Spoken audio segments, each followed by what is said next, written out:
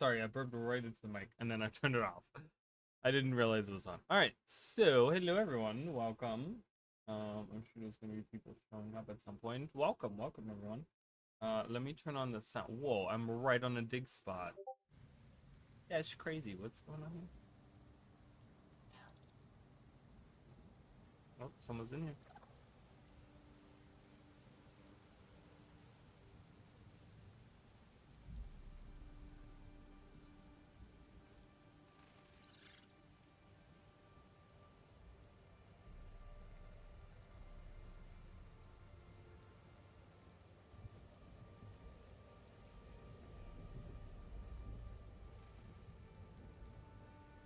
Okay, hold on. New hairstyles to show up. Nice, okay.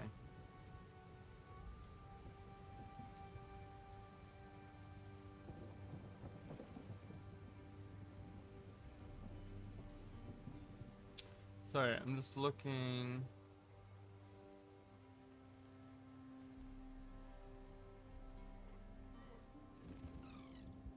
There was like a bunch of stuff, I guess that was,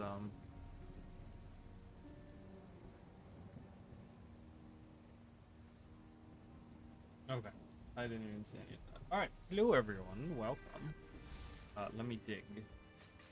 So, return. We have the return 2 as well. I do want to see what the rewards are. Abomination weapon and 5. I mean, these are really not interesting. I don't know if I'm gonna be doing these. Abomination weapons, I don't care for those at all. So, but hello everyone. Welcome, and I hope you all have a. What is this? Oh, it's the weather conductor thing. So I hope you guys are all having a good day.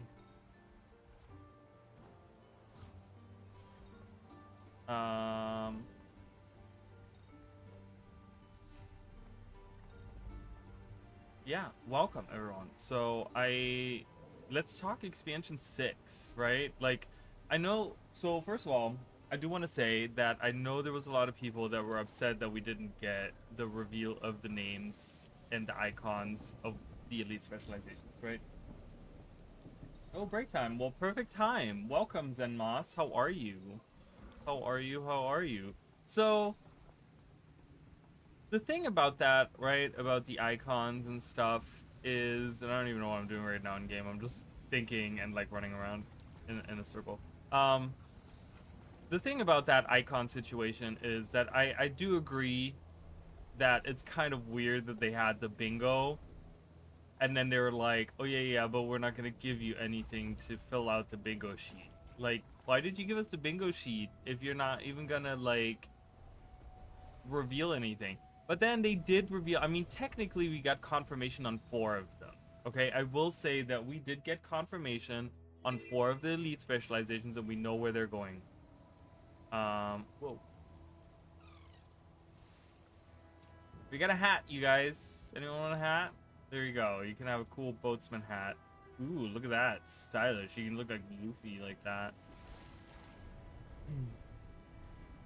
But yeah, so are you guys excited for the 4? So the 4 that we have seen, we only got to see a tiny little bit of those. Like a tiny little bit of those, right? Nothing specific, right? But yeah, it's looking kind of exciting. I think, you know, out of the 4 that I saw, I don't think any of them really, I'm like, yes, I want to go for that. You know, of course, that might change based on how much they're going to show us later down the road. But the 4 that I did see, I was like, I wasn't mad about it, but I'm like, yeah, this is none of those are really, like, anything that speaks to me, right? Like, Elementalist getting, like, a pet, I'm like, okay, I might be interested in that, and I don't know how that's gonna work. That might be interesting to me. So we have a lot of stuff going on in Discord right now. We have discussion. I have a new referral code, just so you guys know. That is in my about on Twitch and in my description on YouTube. You guys will have the referral codes, so make sure to use those if you're buying the expansion. Or if you're trying the game, if you haven't tried out the game, there's 2 different links down below. So one is for purchasing the expansions, any of them. And one is for trying out the game if you haven't tried it. So, but yeah, I'm excited. We're going to Castora. They haven't shown us where the island is. Castora? I don't know. Is this gonna be Castora right here? What do you guys think? What do you guys think, Castora? No, you know what? If it's a long forgotten island, it's gonna be random. It's gonna be somewhere randomly in the middle of nowhere, isn't it? Isn't it? What the fuck is that emote? Listen, chicken. You guys can't see the messages. It's people on Discord are talking right now, and chicken is being. Oh, okay. I missed it. I thought we were. Chicken, don't be mean.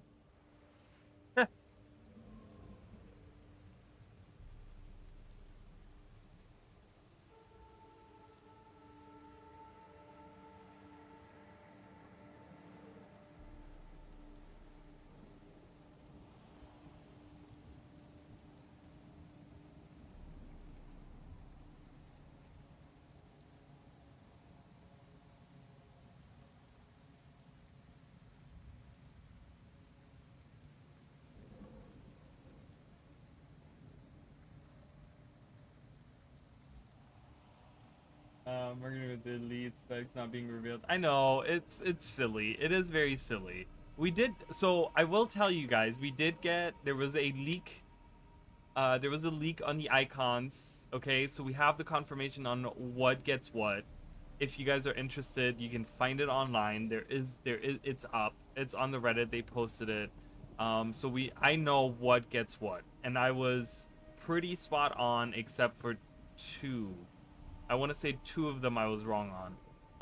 And those are swapped. But other than that, I was right on everything. Yeah, but it's up there. We got at least official confirmation from Marina out on 4 of them, right? We got confirmation on 4 of them.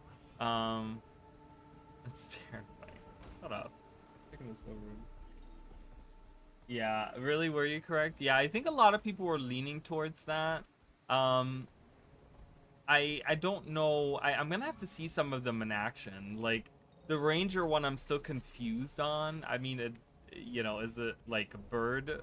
Is it like all about birds? And it's weird because in the description it talks about one of the where did I read it? It said like a swarm of seagulls. And I'm like, those are definitely not seagulls. Those are definitely like dove models. Those are not seagulls that you summon. That are summoned on that image, right? So I'm like, those are not seagulls. Those are doves. Like they look, or like pigeons or something, like white pigeons or doves or something. Pigeons are like the dirty doves. I feel like they're like the dirty, nasty doves of the world. But yeah, I know that it's kind of silly giving us the like countdown on the days, and then on the very last day they give us a bingo sheet only to be like, oh yeah, we're not revealing those. It's like, wait, but you were doing that like to hype us up, right? Needs a ranged spec. Is that what it's gonna be though? Is it gonna be focused on range? Do we know that? We don't know that, right? It could be like, I mean, I guess it's an arrow, a bow and arrow, but yeah, I don't know. It's really interesting because I feel like many of them, I don't know. There was, you know what? I'm gonna be honest with you guys. Do you know? Speaking about elite specializations and the weapons and all that stuff, do you know what the most surprising thing for me was in the trailer? It was the offhand scepter. The offhand scepter really threw me off because no one wields an offhand scepter, but there was 100% a character wielding an offhand scepter, and I don't know what that means. So that is what it really threw me off. Like the other stuff was fine, you know, we didn't get full-on reveals, and it's totally okay. They're trying to kind of drag it out, really be like, I understand where they're coming from though, because if they had revealed everything now, they wouldn't be able to keep us hyped for 2 months. If they had revealed everything, if they had revealed what the skimmer gets, what the maps look like, even more, I mean, they gave us, you know, pretty much a lot of stuff there, but you know, if they had revealed all of these things, the elite specs and you know what the abilities are and what the skimmer is gonna get and the new homestead. I mean, I think one of the images was supposed to be the new homestead, the one where I was like, oh, it's a shipyard that has like that sideways ship that's like on the like on the shore there where it's like it looks like a building. I think that's supposed to be the homestead, I want to say. I'm not sure 100%, but that's the impression that I got of that because it felt so out of place.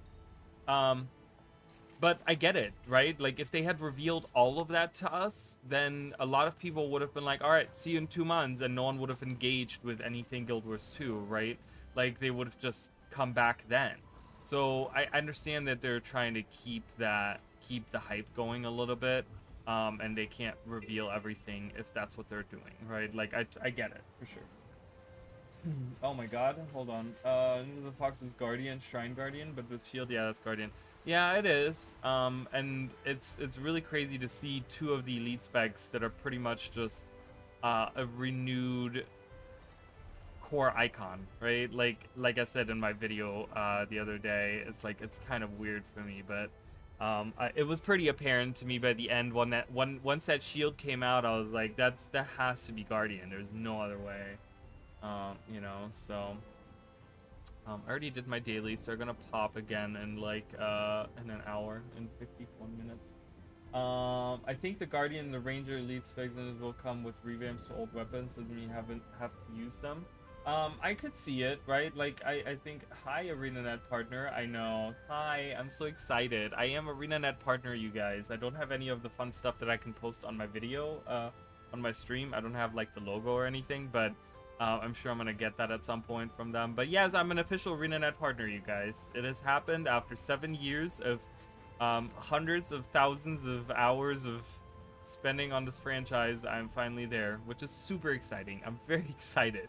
I might not sound super excited, but I really am. I'm one of those people, like, when I make it to something, I just, like, I'm like, ugh. It's, like, more like, I don't get hyped even more. I'm, like, I'm there at that point, and I'm, like, I'm just satisfied, right? Like, I'm just, like, you know, obviously there's more work to be done, and I'm gonna keep doing more and more stuff now, but yeah, overall, that's really fun. Ritualist for Necro might even revamp the dagger and or scepter.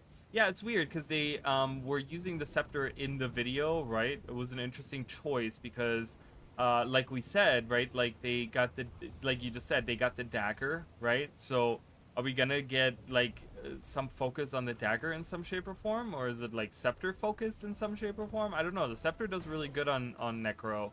I don't think that it needs a rework. I think it works just fine. It's been one of those weapons that I think has worked just fine. It's not, you know, it's not like, oh my god, it's the best thing ever, but I think it's fine the way it is. So, Offhand Scepter, I wouldn't think too much. NPCs wield stuff, honestly, like building up from Aslan and Catacombs, he wields 2 scepters. Yeah, but it's such a rare occurrence that happens.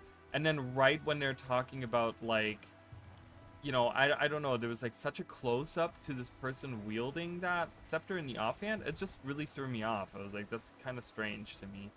I don't know, I feel like that stuff like that hasn't really happened in a long time, so I don't know. But maybe maybe you're right, maybe I'm reading too much into it. Maybe it's I need to not focus on that too much, and I need to just kind of think of the other stuff.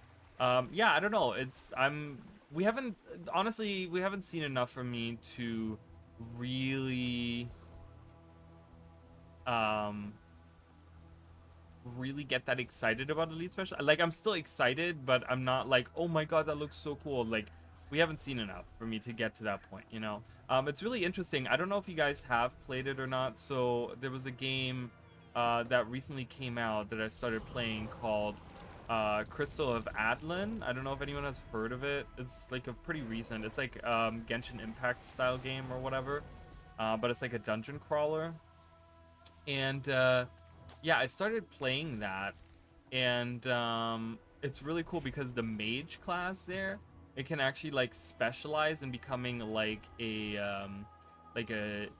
it's all about card magic. Use like card magic, and you're almost like the circus kind of guy, because you have like, you throw your hat and you throw like these balls that come out, and they just like, they kind of explode and stuff. It's all very, very like circusy and stuff.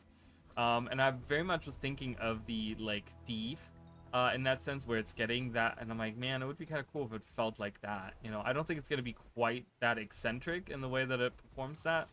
But yeah, it's gonna be interesting to see what's going to happen with those elite specializations for sure.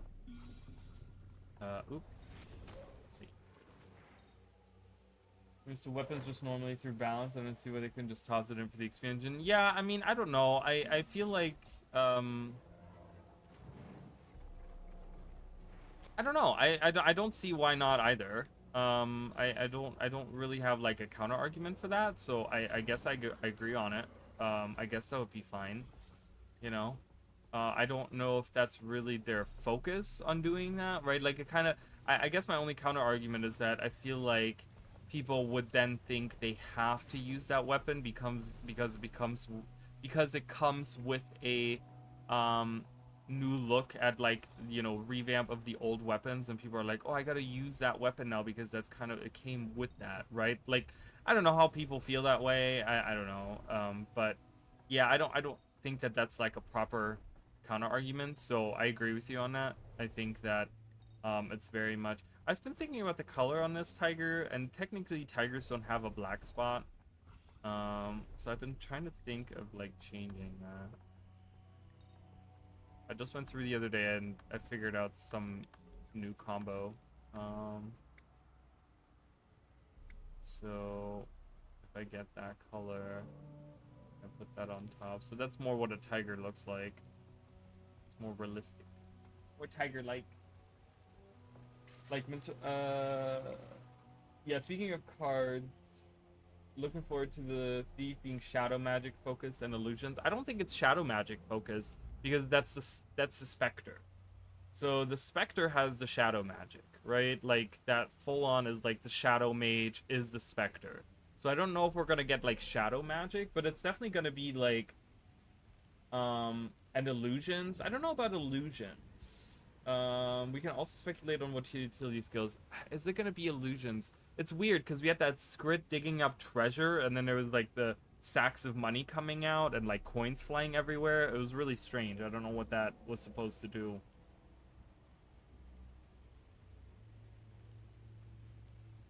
Like I'm thinking like here's a weird thought. What if we get like wells or something for the, oh no, we have wells on Spectre, so it's not gonna be wells. What if it's, I don't know. I was thinking like maybe that's like you summon this little script on the ground and he like digs, and like the sacks of money flying out and the coins and stuff damage enemies or something.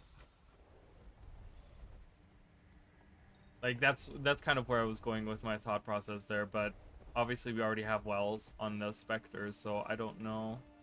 I don't know, there's so many, it's so hard because I'm gonna be honest with you guys, when it comes to specifically utility skills, Arena, I'm gonna be honest with you guys, Arena always throws me for a loop with those, where they say or show one thing, or not show one thing, but where they, I don't know, where they make it feel like one thing, but then they like reveal it to be something completely different or something.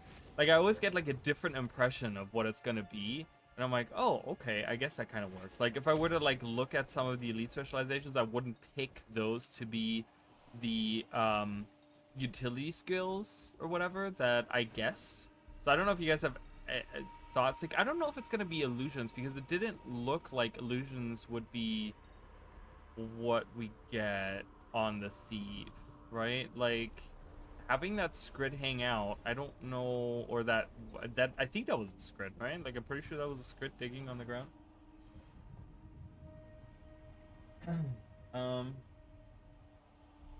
I know Spectre with shadow magic was more healing and corrupt, healing dark. Yeah, but then like how do you differentiate between that? I don't know if that's really, if they're gonna make it feel like the cards will be more tricksy and deceptive. Yeah, I can see. Do we have deception skills? Deception skills are a thing, right? Still in Guild Wars. Do we have deception? Isn't that a skill type in Guild Wars? And thieves already have deception. Yeah, I don't know, man. I don't know what it. That's the crazy part. Um, it's a skill type. So what skill types do we have? Let's take a look here. So if we look at, let me see if I can pull this up for you guys. Let's talk a little bit about this.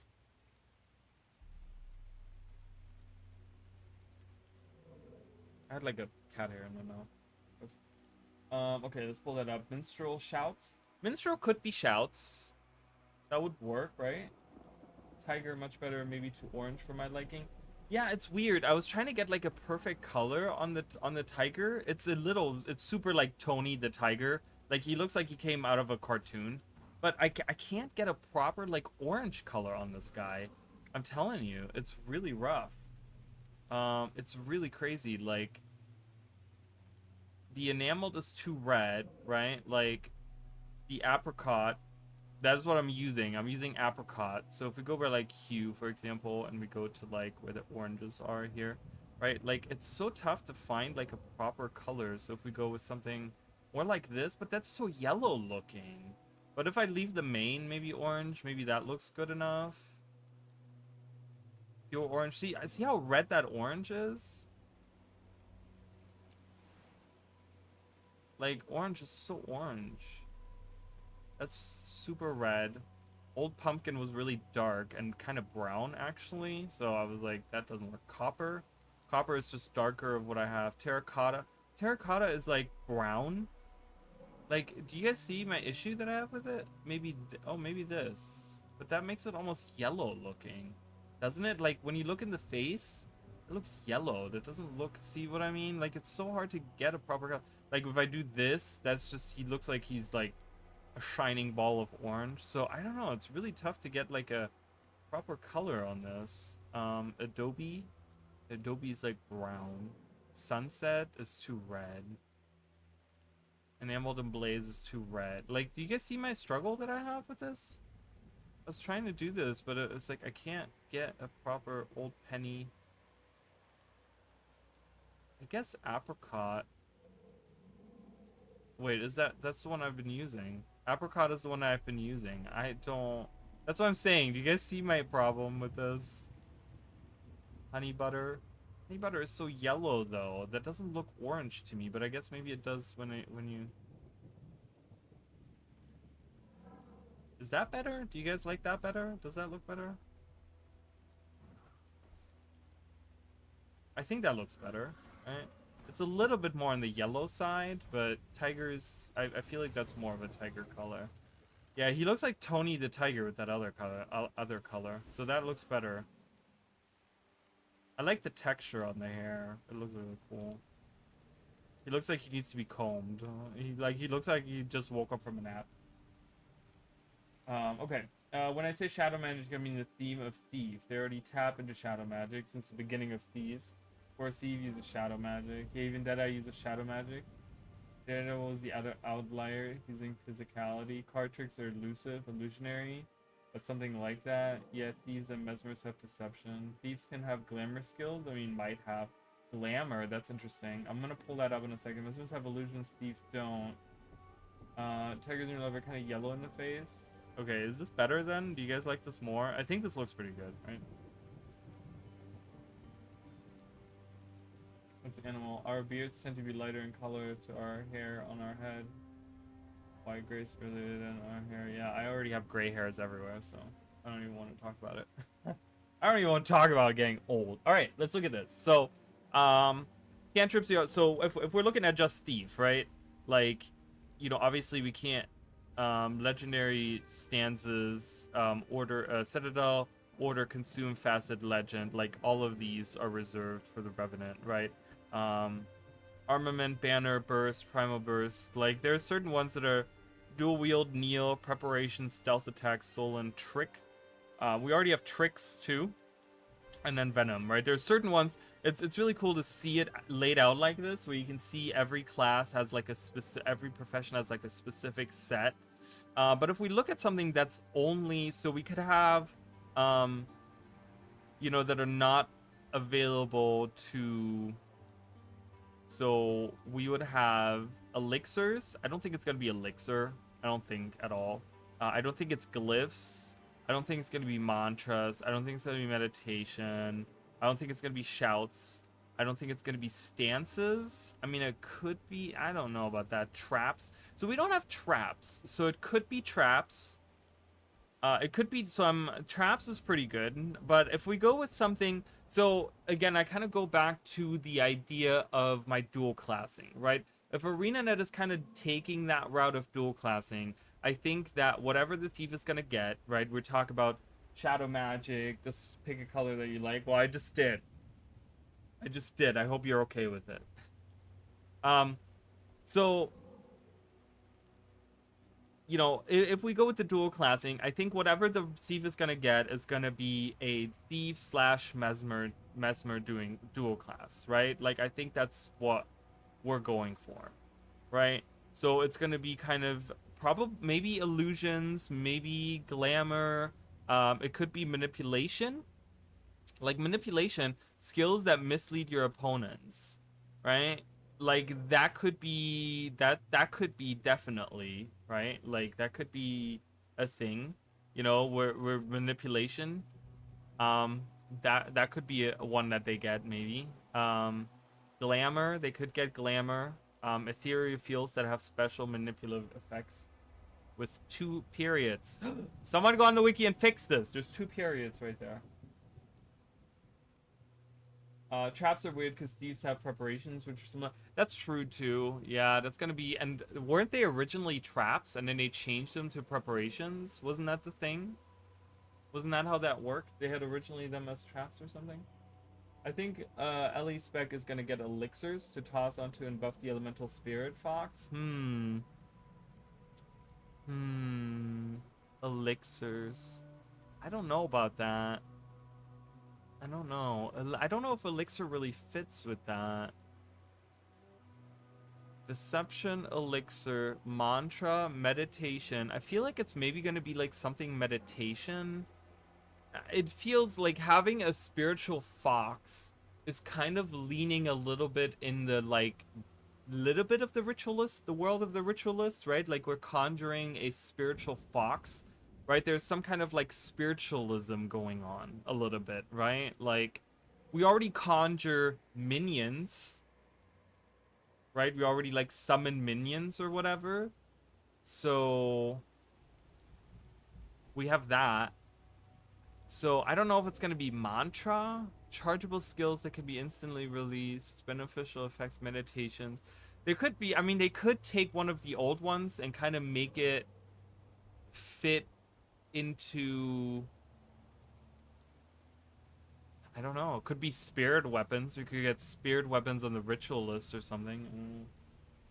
Manipulations, that's it. Ellie can command commands like, can get commands like ranger. Oh, that's a good point. See if we're getting a pet. That would be interesting, right? Command skills. They also have spirits. Do you guys think we're gonna get spirits or spirit weapons on the ritual list? What do you guys think we're gonna get? It has to be one type, right? So we can't have... Okay, here's my thought. What if ArenaNet doesn't give us just one type of them? What if ArenaNet gives us, like, different types?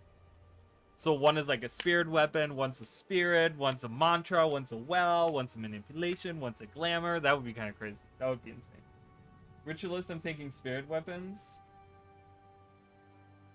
It used to be traps, Arena worked them into preparation, so yeah, we'll never get traps again. Oh yeah, commands could work for Ellie. Yeah, commands is a good idea. I like commands if we're getting a pet, right? Like I'm gonna kind of stick, like, I think going crazy and thinking like they're gonna get different kinds of, it's never been that way. There's no reason to believe it's ever gonna be that way. I'm going a little crazy here. But yes, if we're getting something like a pet, if we're getting a spirit pet, and Mish King already said earlier that on I think it was on Discord. I think you messaged me on Discord, but it was about the pets or the spirit fox, like based on which attunement we're in, it probably changes attunement with us, meaning that, you know, if it's when we're in fire, it's this fiery one, when we're in water, it's a watery one. Like the spirit fox changes attunement with us, right? So commands would go really well with having a pet.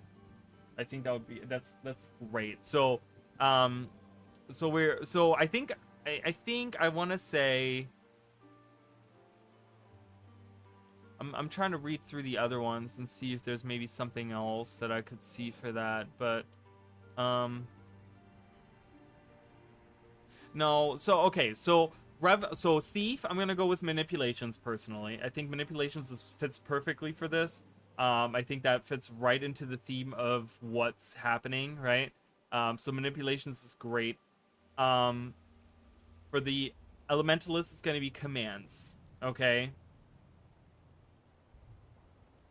What are we thinking for the bard or minstrel? We're thinking shouts, we said? Right here?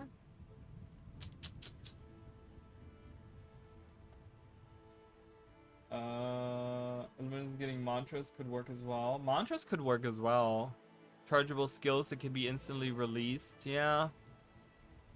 I've never been a huge fan of mantras. I'm glad that they've never really gone like ham on that. Maybe new spirit will get like firebrain tones, but 3 skills per element instead of 5 because it's too much work.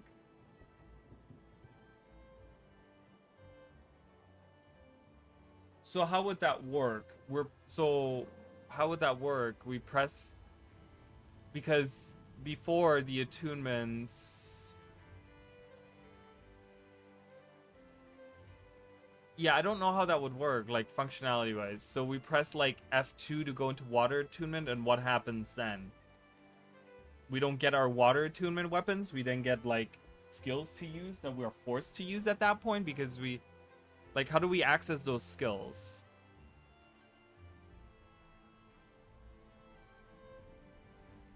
Spirit weapons with the necromantic theme would be neat. The elites could be spirit weapon, would be fantastic. Being a spirit weapon would be fantastic. I would really love, like, rather than getting I don't know, but I want spirits though. I want spirits for the necromancer. I'm really torn because I would love, like you said, I would love well thought out spirit weapons for the necromancer, for the ritualist. But then the problem is, I want spirits. I want spirits. I want not nature spirits. I want spirits that do attack. I'm a literal scythe for one person to grab and one for you to wield. Wait, what? But that's different. That doesn't. But that's, you're talking about conjures. You're not talking about spirit weapons. You're talking about conjures, which are, I think those are only elementalists, right?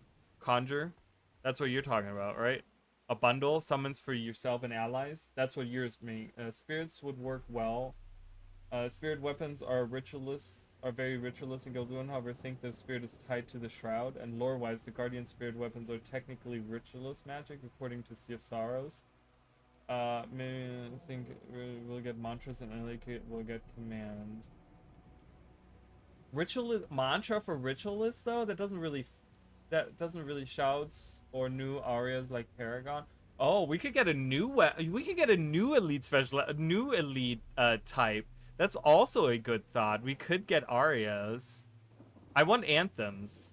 If ArenaNet, is it arias or anthems that do the, like, the wing effect? I think it's the anthems that do the wing effect, right? Or is it both? I don't remember. But I want whatever gives you the wing effect in Guild Wars 1, right? Which is like the anthems or whatever. Like that's what I want for the Paragon. So I want a new type. So for the okay, so I'm gonna make a note here. So we're saying, I'm gonna write this all down. So we're gonna say thief.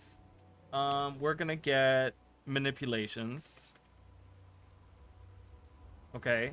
You guys can make your own list. I'm just making my list for reference, and I'm saying it out loud so you guys know what I'm typing. So for the Ranger, no, not for the Ranger, for the Ellie, we're gonna get commands.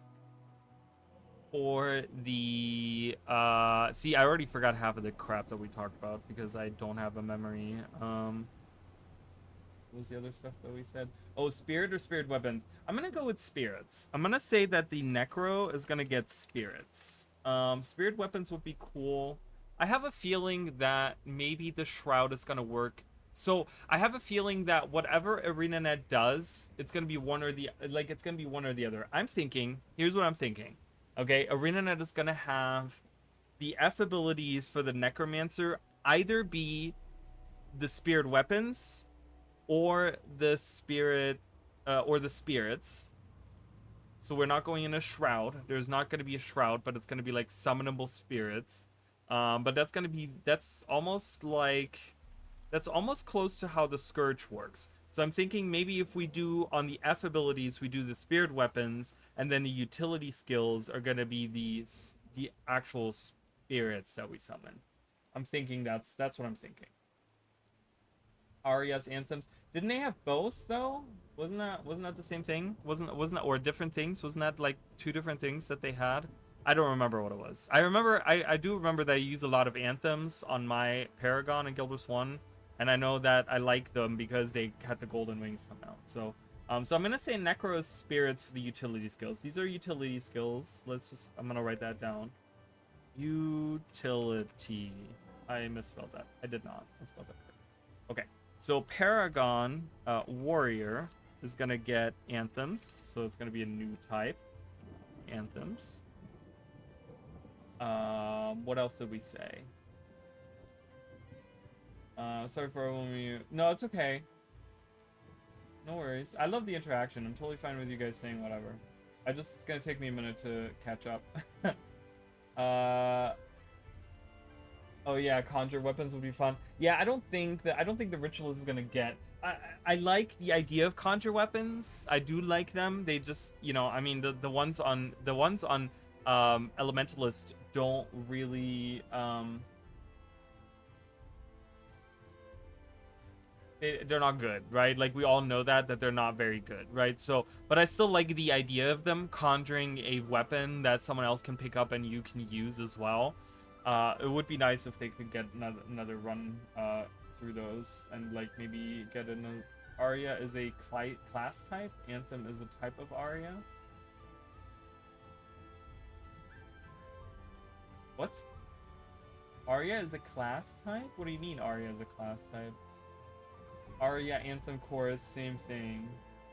Yeah, I mean, I'm thinking it's gonna be anthems. Yeah, anthems would be great for Paragon because we already have shouts and we don't have anything else that really would fit the Paragon. I feel like, and they did highlight in the art they highlighted the golden wings, so I have a feeling it's gonna be something focused on that.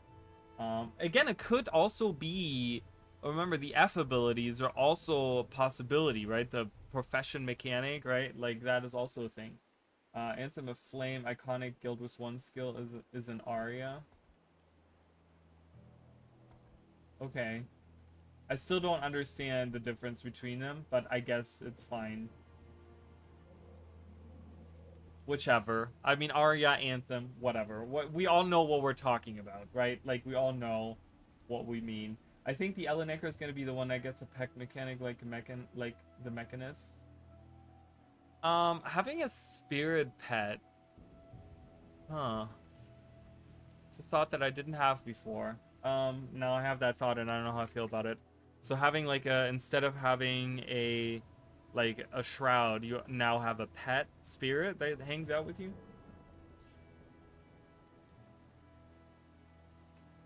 No, I think that would be too similar to what the Elementalist looks like, because the Elementalist, you guys see that in the video, right? The Elementalist is just standing there, and that pet, that spirit fox or whatever is just hanging out. So I don't think that that's like a skill. I think that that's actually a pet, and I don't think we would get two elite specializations that have pets. So I think we're gonna. I don't think that. Like, I think we're gonna get like a pet type thing on the elementalist, but the ritualist is gonna get something different. I think. Um. Maybe even both will get it. Yeah, I don't think. Which I'll never understand. I love having a pet. If the pet is well done, I think people get pissed off because it is kind of lazy. Like, when the Mechanist first came out, it was super overpowered. And even now, it's like super easy mode to play with that because that mech is like really powerful. And also, people were pissed off about it because it was so much better than the class, the profession that had pets originally, right? Like, pets, if you compare the Mechanist to the Ranger pets suck compared to the Mechanist, right? So I think that's why people were mad. That's why if another gets improved conjure weapons to show they can do it good, they revamped them for Ellie later. They're called Chance.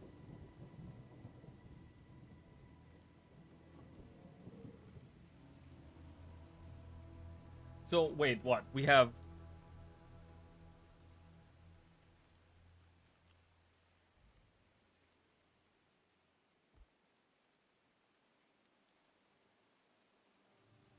Oh, I see. Oh, okay. So, oh no. Okay, so yeah. So, chant is a type of skill, but there's different variations of it.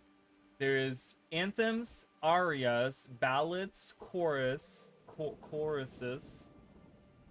lyrics, song, and that's it. And then there's one miscellaneous one that does it's a monster skill.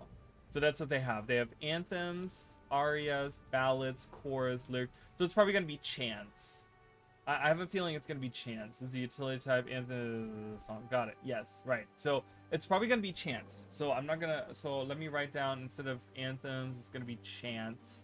I have a feeling it's gonna be chants. Do you guys think that the Mesmer is gonna get chants? Because of like musical, like chants are musical, right? Like, I mean, chants aren't necessarily musical. Like, you can have like a magician can be chanting a spell, right? Like, chants aren't musical, but do you guys think it's gonna be shouts or chants or something new? I kind of want to go with shouts on that. No, you're fine. Don't worry about it. Listen, I was wrong too. I was so like it's anthems in my head, but it's not. You're right. So,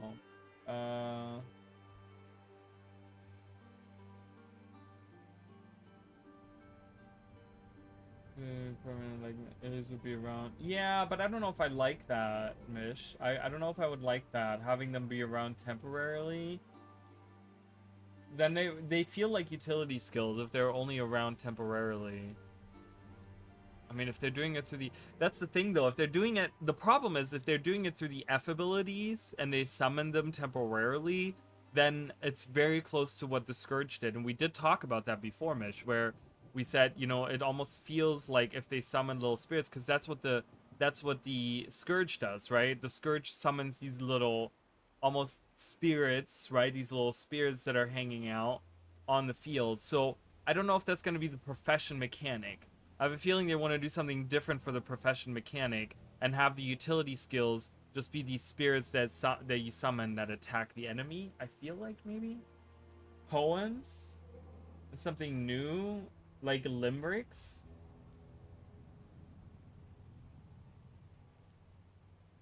Maybe because chants are musical. I mean, chants can be musical, right? Like, I have 2 days for having new elites. Yeah, I don't know. So it's very difficult to kind of like come up with like a decisive thing, right? Like if we're giving, is there something else that we could give to the Paragon that isn't a chant? Even though we're all very excited about getting chants on the Paragon.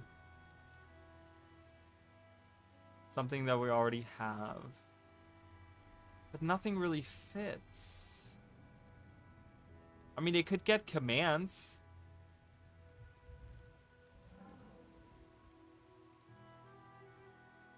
Right? Because they're like, technically, they're like commanders in a way.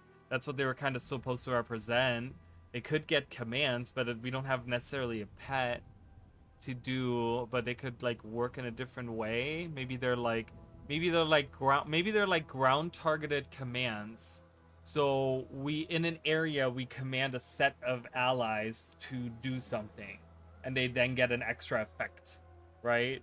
So like we command and we do like work harder, and now they get like super speed or something, or a quickness or something, right? uh I think the element pet is permanent and change color depending on the element you have. Yeah, I think that's pretty safe to assume. Commands does sound good too. I don't know, because I feel like the reason why I lean that way is because, like I said, the the Paragon of Guild Wars 1 had like one of the lines that they had was oh my god, Guild Wars 21 is what I just typed in. They had command was one of the lines that they had. One of the attribute lines was called commands. I mean, what if it's a healing? What if it... Can you... Oh my god, are you serious? I want to have that. Okay, hold on. Hold on, you guys.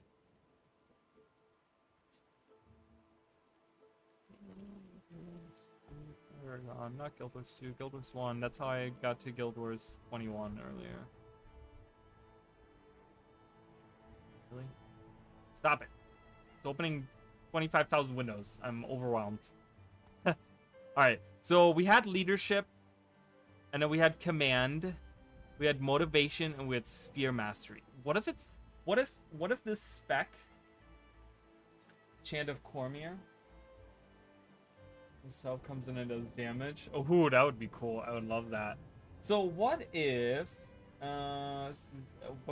found of the elite Paragon is to summon a Paragon commander like the Thieves Guild? Maybe Cormier herself. That'd be kind of cool. We're not having chances of missed opportunity. She comes down like an angel of badassery and wrecks shop for 10 seconds. Honestly, as a lover of Cormier, I love Cormier as the god. I like Cormier. I always enjoyed Cormier. I thought she was really, really cool. You know, it's not a bad idea. Gives Boon this name is the long-awaited support spec. That's what I'm thinking. So what if they're like, it's all about like healing, right? Like we don't have, that's the thing. All of the specs on Warrior are damage dealing. Okay, so if we go again with another damage dealing thing, like I really feel like, you know, the motivation was the healing line for the Paragon, right? It was all about healing, right? Like remove all conditions, right? And we have chance on there as well. You know, I mean, I don't know. I don't know. I mean, they could still get chance and just be heal based on that, like healing based ones, like party members in earshot gain health the next time they take damage. Like I could totally see this work in Guild Wars 2. Lyric of Purification, Lyric of Zeal. With their next signet. I mean, I could see like allies in earshot lose a condition next time they attack or something. See, there's not that many skills either. Song of Restoration, party members gain health with the next skill. Totally could see this being a thing. Right. Hi Jacob, how are you? Motivation was so bad. I know motivation is bad, okay, but I love it. I love using it. I have a motivation Paragon in Guild Wars 1. Not me personally, but in my team. New skill type motivations. Yeah, I don't know.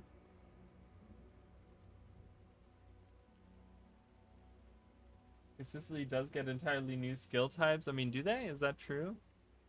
So they got armament with that, and then they got that.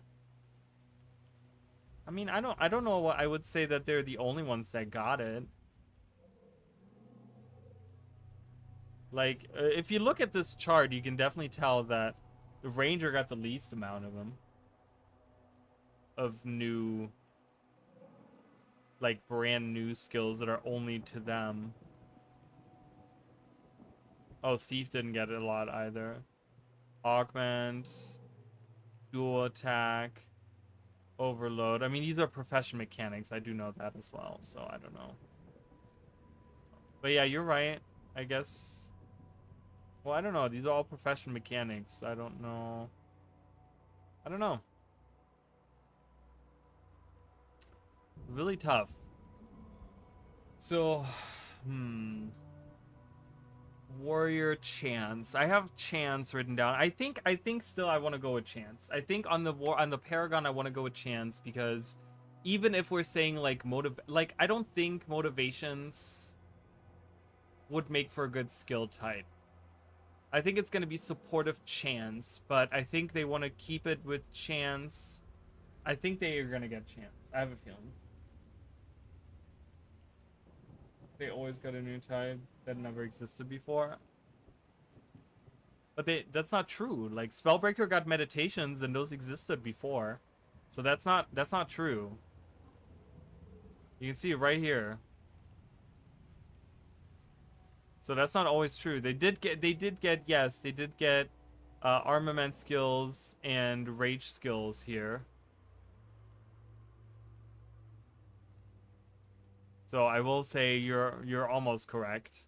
More so than you're still correct in the sense that like more so than other professions they did get like more, I want to say. So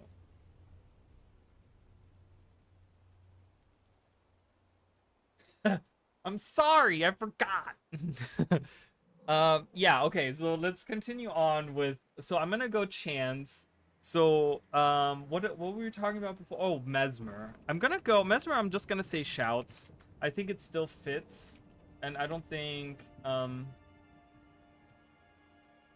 yeah, I don't know. I don't know. I could still see something else there. I don't know if I'm 100% shame. I don't know if I'm 100% convinced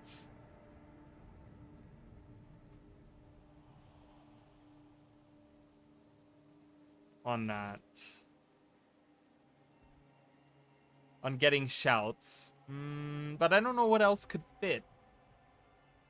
I don't think they're gonna get another new type. Like, I don't think they want to add another new type. There's so many. Look at how many skill types we have.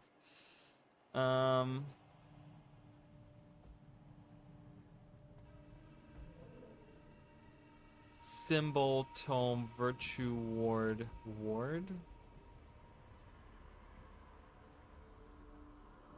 Oh, that's right. They do have... See, the Guardian has some, like, interesting core, even in core, because they get Symbol and they get Ward ability.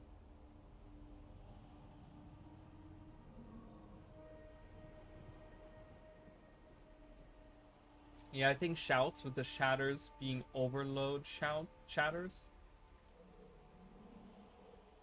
Overload? What do you mean? Overload Shatters?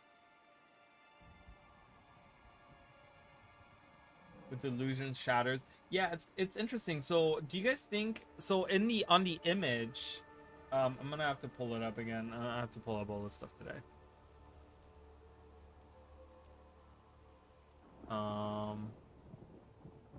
So on the thing, right? Like, I'm gonna pull it up for you guys. Oh my god, again, I did the same thing I did earlier. It's so annoying. Okay, make that smaller or move it. No, not over there. Do what I want. So here, so this image, right? So this was the image, right? She looks lustfully. She's like, yes, look at my instrument. It's so cool. That's how she looks, okay?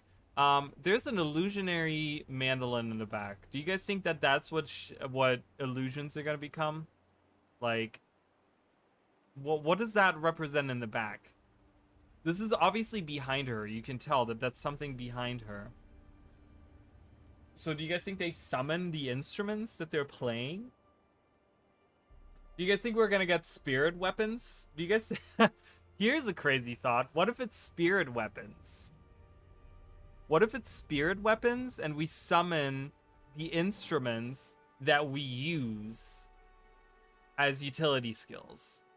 So you have utility skills and you have, like, you know, you have the mandolin and you have the flute and you have the guitar and you have the, like, drums and you have the whatever, right? Like, you have all these different ones, and it summons that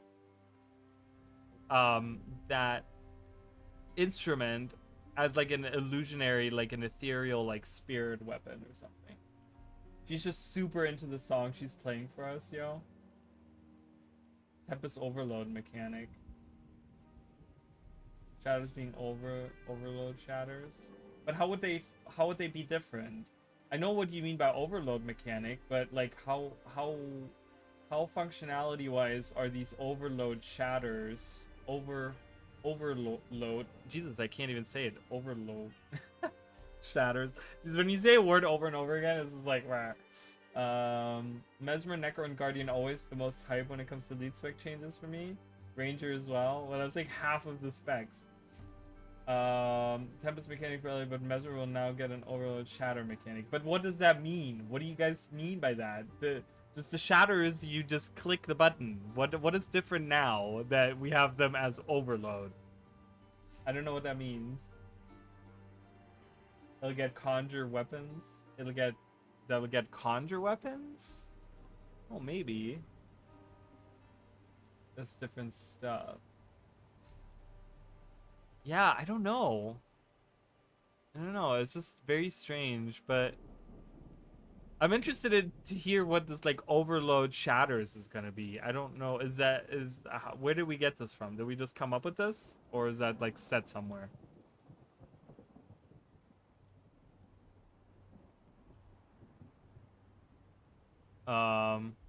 Yeah, I don't know. Spirit weapons. So you guys, I mean, I would keep a list, you guys. Shatters become channeled abilities, girl. Okay.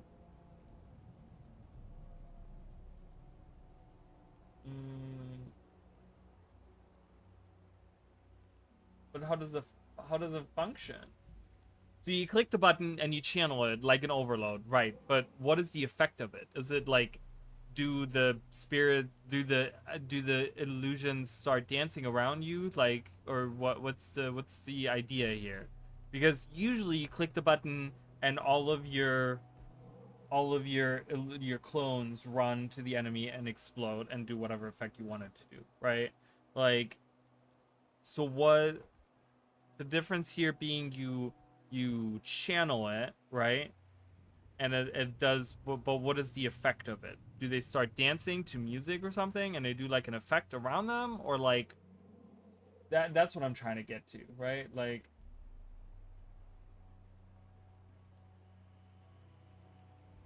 objects, weapons for us to wield, illusionary weapons, objects. But that looks massive. That doesn't look like something you can wield.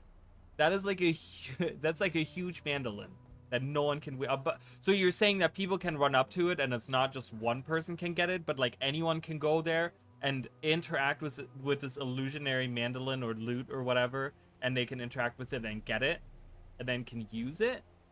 I love the musical notes. They look so cute. You don't... Okay, so one, you don't generate clones with notes. Okay. I like it. So far, I like it. I like the idea so far. For step one, we're doing great. I love it. No, just one. Just like Ellie. Yeah, but that's massive. If they're just gonna conjure, like, one, why would that be so huge? Like, that's a huge loot that's hanging out behind her. Unless it's, like, a perspective thing and it's, like, directly behind her. But it looks like it's in the background with how blurry it is. Like, it looks like it's like, behind this, like, grass, even. It's hard to explain. That's okay. It's hard because you have to type it all out, too.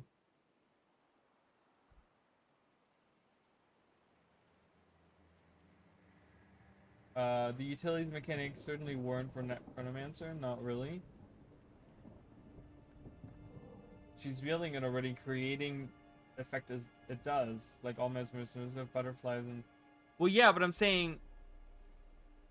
Yeah, I know she's doing the... Like, do you think this is just an effect? Like, I don't know. It's to me, what it looks like, she's conjuring a giant loot that's in the back. That's what it looks like to me. I don't know, it looks to me like she placed some kind of something behind her. Okay? Like, I don't know. I don't know. Like, it looks like a giant thing that I don't think we're gonna really get to the bottom of this until we actually find out what it is that they get. But I'm still trying to figure out what it's gonna be. I don't think it's a conjure. I don't think it's a conjure weapon. I don't think that's what it is.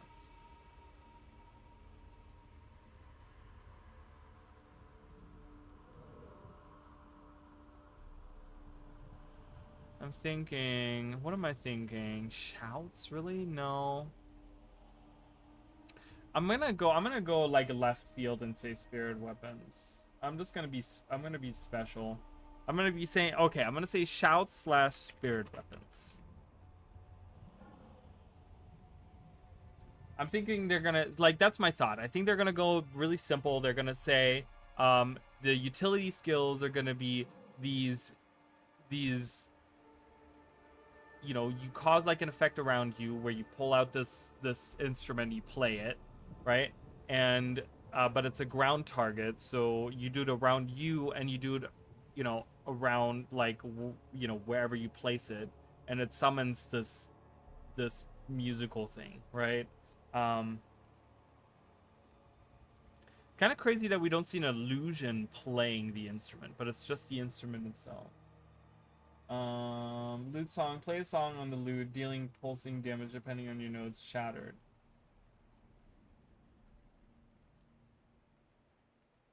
Something else, but there's shouts under the hood.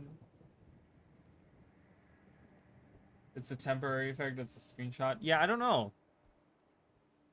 Yeah, maybe it is. Maybe it's just a perspective thing. It just, the reason why I say that is because it doesn't look like it's directly behind her. Like, this looks like it's like they're using like a long lens, I think, right? That's the effect you get, right? So things look like closer together, but it's the thing that throws me off is how blurry the actual illusionary one looks in the back. That tells me that it's way far behind her because of how blurry it is. When you compare it to like the grass, for example, the grass that's directly behind her isn't as blurry as this illusionary thing. And even though, yes, I do understand that it's an effect, so it could just be the effect itself is blurry, I still think that that's like actually farther behind her. In some weird form, I think that it's like way behind her. I don't know why, like, that's the perspective that I'm getting, but... Well, but, okay, so, yeah, not kits. I don't think kits are gonna be a thing either. But, you know, you call it overload mechanic, but all you're doing, like, the F1, these F abilities, dealing pulsing damage, I mean, the pulsing damage is different. Your F2 functions pretty much exactly the same way. So you're saying that instead of, like, instantly happening, they're pulsing the effect around them or something, or around their notes that they summon or something like that, which I guess I could see, right? Like, it really has to depend on what they're doing with like the clones, right? Like, that is the main thing. Like, are we gonna get clones? Like, we haven't seen any blades above her head, right? Like, you know, when we think of like virtuoso blades and stuff was the thing, right? So like, do we still get clones? Like, we haven't seen a clones, or clones like replaced in some shape or form. I don't know. I don't think they're gonna be kits either. Something else, like how wells on Scrapper are called wells, but actually are actual drones. Oh, the enemy with clones would be crazy fun. I mean, I would love for the clones, like I said earlier, for the clones to start dancing, like, around the enemy. Just, like, while you're channeling, and they're just dancing to the music, and then they're doing different things to them as they're dancing. I would like that. Okay, so I'm gonna go left field. I'm personally gonna say spirit weapons. I'm not gonna talk about mechanics, like class mechanics, because I think that is like profession mechanics. Like, I don't think I want to talk about that, because I think that they could go any different way with it, right? So I don't think I want to talk about that, because I think we could take any of these professions in any different direction. So I think that's going to be way too crazy. Okay, so we have Thief, Elementalist, Necro, Warrior, Mesmer. What else do we have? Ranger. What do you guys think for the Ranger? So the only thing that we saw for the Ranger was the this thing. So I did read the thing, and it said like seagulls. These are doves. These are not seagulls. I just want to point that out to you guys. I was it the article? I read the article. There was an article on like WoW Blizzard or something, like one of those like MMO websites. There was an article, and someone said, "Oh," and the article said, "Yeah, and the ranger looks like you can summon a swarm of seagulls. These are not seagulls; these are doves." So I just want to point that out. But you summon a swarm of doves around you, and your Phoenix looks on like, "What the fuck is happening?" That's what this Phoenix looks like. Literally, he's just staring off. He's like, "Oh my god, is this really happening? There's so many birds. I don't know. Let's don't look at it. Just don't look at them." Disco Queen, that'd be so fun. Were there traits that give boons on shatters, so F skills overload post boons, for example, too? Oh, that'd be kind of nice. I would like that. Disco techno dance enemies to death. We talk about class mechanics, we can spend years for sure. Rangers Venoms? So you think what's happening here is the class mechanic and we haven't seen the actual... You don't... So, do we think this is the class mechanic, or do we think that this is a utility skill being used? What do we think? I saw an elephant or a mammoth in the teaser video. You said that earlier and I was like, what? I didn't see that. I was like looking at that and I'm like, I don't see that. You saw a pet elephant or mammoth? When and where? Not here. Not here. Whoa. What's back there? I didn't even see those people walking up. Fucking hate the stupid... Get out of here! I can't see who that is. It's just people walking. Tell me where you saw this elephant / mammoth. You see the raptor guy. Why is it so laggy? It's like really laggy. I don't know why. It's super laggy right now. I don't know why. I don't see... I see the scepter offhand. Yeah, so the elementalist right here, like I think this, like she's not doing anything, and this fox guy is just hanging out. So I'm really thinking that that's a pet.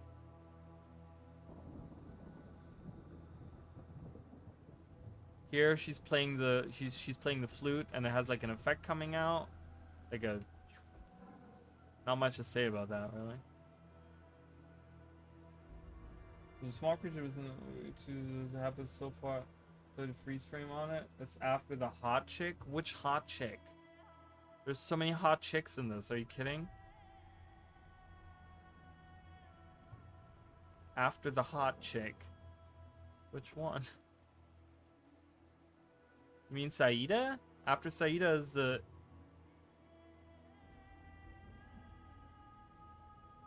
Where's Saida? After Saida? Saida is Saida the hot chick? Is that what you're talking about? No. After the hot chicks over here. Playing the flute. There's nothing... I mean, this one right here? Right before the flute. That's the scrid. So that's what I was talking about. It's like a scrid digging in the ground. Okay? And there's like these coin bags coming out, and it's a scrid digging in the ground, and there's like coin bags and coins flying about. There's another one on the right side here. There's another scrid. So I don't know if this is like, I don't know what the skill type would be, right? Like we have multiple scrid. There's another scrid over here.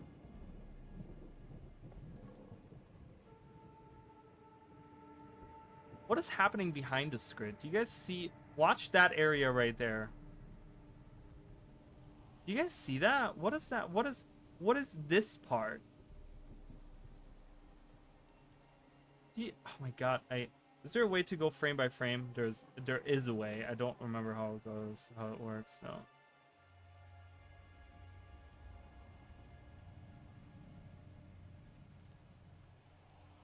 I thought that was a tusk. That's actually really funny. No! I missed it again. I'm trying to freeze frame right the frame before it switches to the flute girl. What is that? It's like this weird black mass. When you guys look at it. It doesn't look like that's the actual, it's like almost like a bubble coming out of the ground. We are gonna get new pets. That's very true. I don't know what that is. But yeah, that's definitely the thief. That's definitely the thief here that's hanging out, right? He's like the scoundrel. That's probably going to be the name of it. It's probably going to be scoundrel or something. But there's like coin backs coming out and coins flying about. So I don't know what that is all about. So, but let's go back to the Ranger. So the only thing we see of the Ranger, so this was what I was talking about. I think this might be the home. I think this might be the homestead. I'm thinking. Maybe? I don't know. All of these pictures have like names too, don't they? Like if I save the picture, it says Island. This picture is named Island. This picture is named Ranger. So it is 100% the Ranger, which we already knew. This is named Camp at Night. Camp Night. This one is named Skimmer 2. This one is named Castora Ruin. This one is named Castora Float. This one is Visions of Eternity Dock.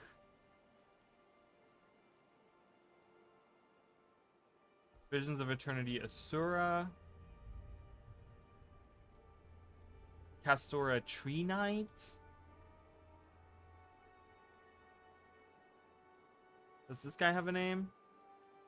Combat. Just says Combat. Doesn't say anything else. This says Min. This says Spec Min Bar Tro. Min Bar Tro? So it's M-I-N. Okay, hold on. I need to... So this is what it says. I don't know if this pops up for you guys. This is only on Twitch. Where's my chat? I don't even have my chat box up. Why is my chat box up? Okay, for whatever reason you guys can't see my chat box. I don't know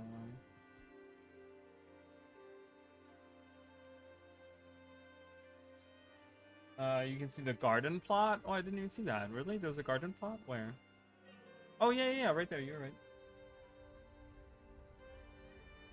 Hunters. Yeah, they're like the script treasure hunters. That's right. Yep.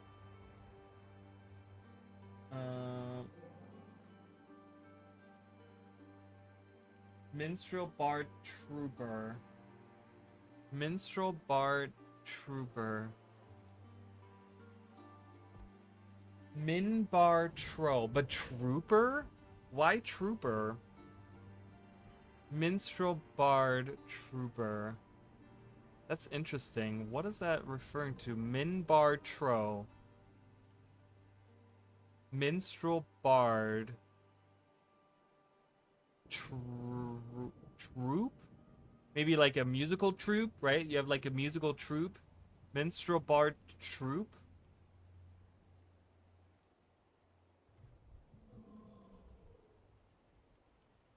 That homestead is fucking beautiful. I mean, it looks nice, but imagine you have to build on it. There's no flat land. Where do you build on it? That's what I'm concerned with, is like if you're building something, like you have all these buildings here that obviously we can't, these two buildings, right? And we can't remove those, which is fine. But if people want to build something on it, like this doesn't make for, this looks pretty, but it doesn't make for a lot of land to build on. That's what I'm worried about.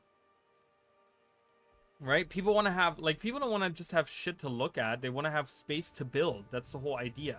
Like, I'd rather have a completely empty island where you can build whatever you want on it, right? Like, why is there a ley line mountain in the back that's kind of messing with everyone's, like, building ability? I don't know. Troop.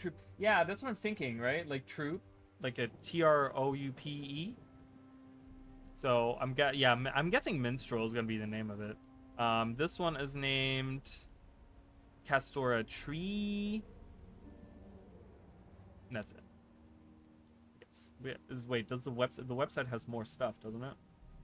But I can't save those images. Can I? Can I? Oops. Save as.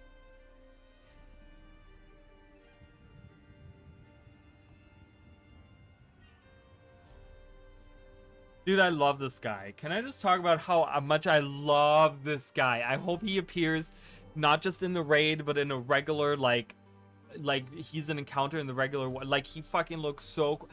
Like, I literally, the whole time when I was looking at this, looks so freaking cool. Like, doesn't that look amazing? Whoever this guy is, he looks cool as hell. All right? I just want to say that.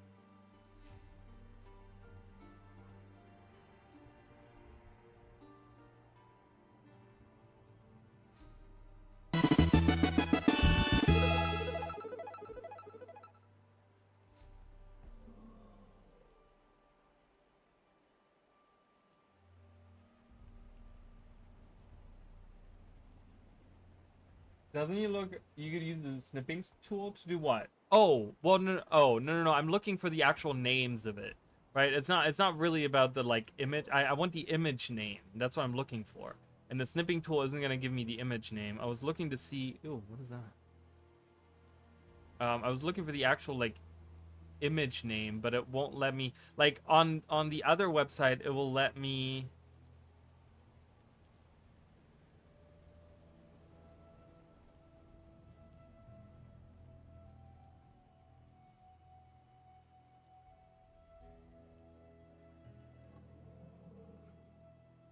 Slide 4. It's called slide 4. Oh, you guys can see it. I'm looking over here. So you can see you can inspect the different elements. Carousel background. BIWMC entered loaded. I don't know what any of that means. Carousel content.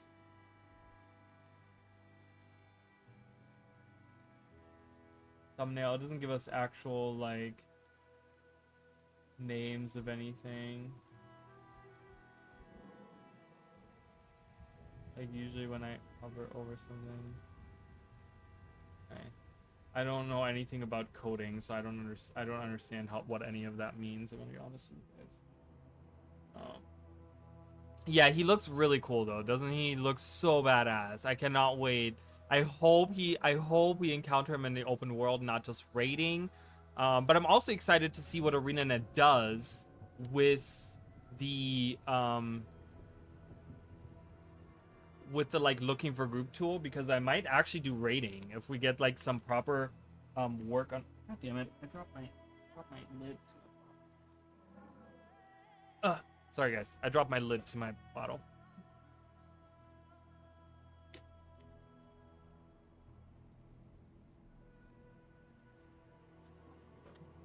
Why is my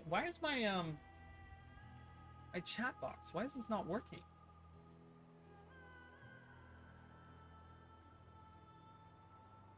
I don't understand why it's not working.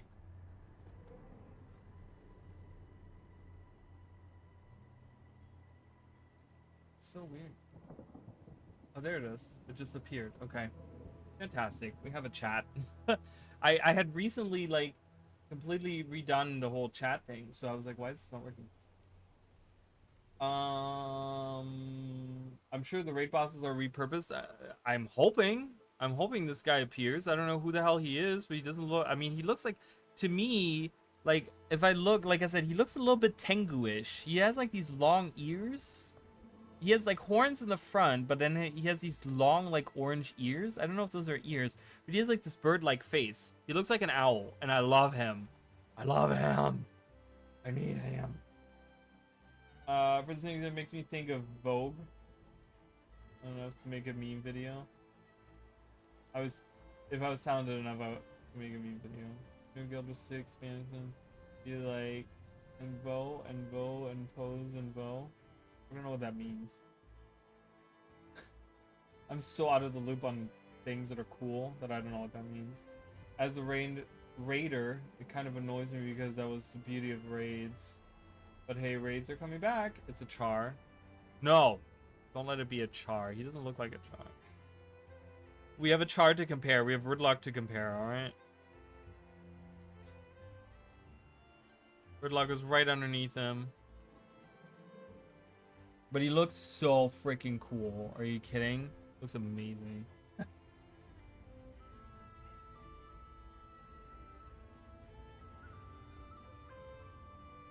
Raids been back? Yeah, I guess so, right? Raids have been back. Okay, let me... I kind of want to finish talking about this. So, Ranger... I don't know what Ranger is going to get. We kind of get completely off track with all this fun stuff we're looking at. I don't know what this could be. An effect that summons birds all around you. Low polygonal birds. I mean, they're kind of like... They're kind of low... They're very... Oh, I got mail. Did I just get mail? Oh, did we have reset? Yeah, reset just happened. Got it. Reset just happened.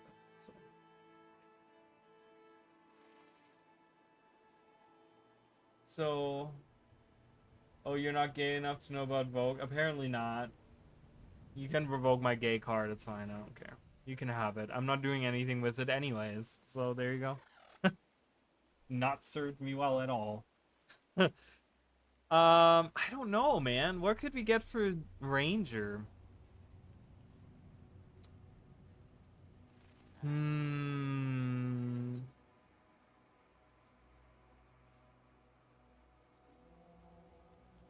Something mantra meditation? Maybe mantra. Maybe she's charging up a mantra. No, I don't know. I don't know.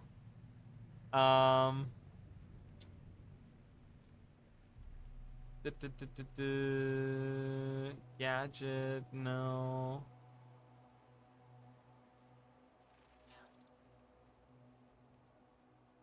Venom.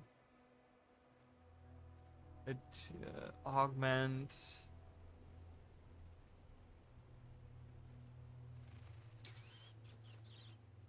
I don't know. I don't know what I'm very...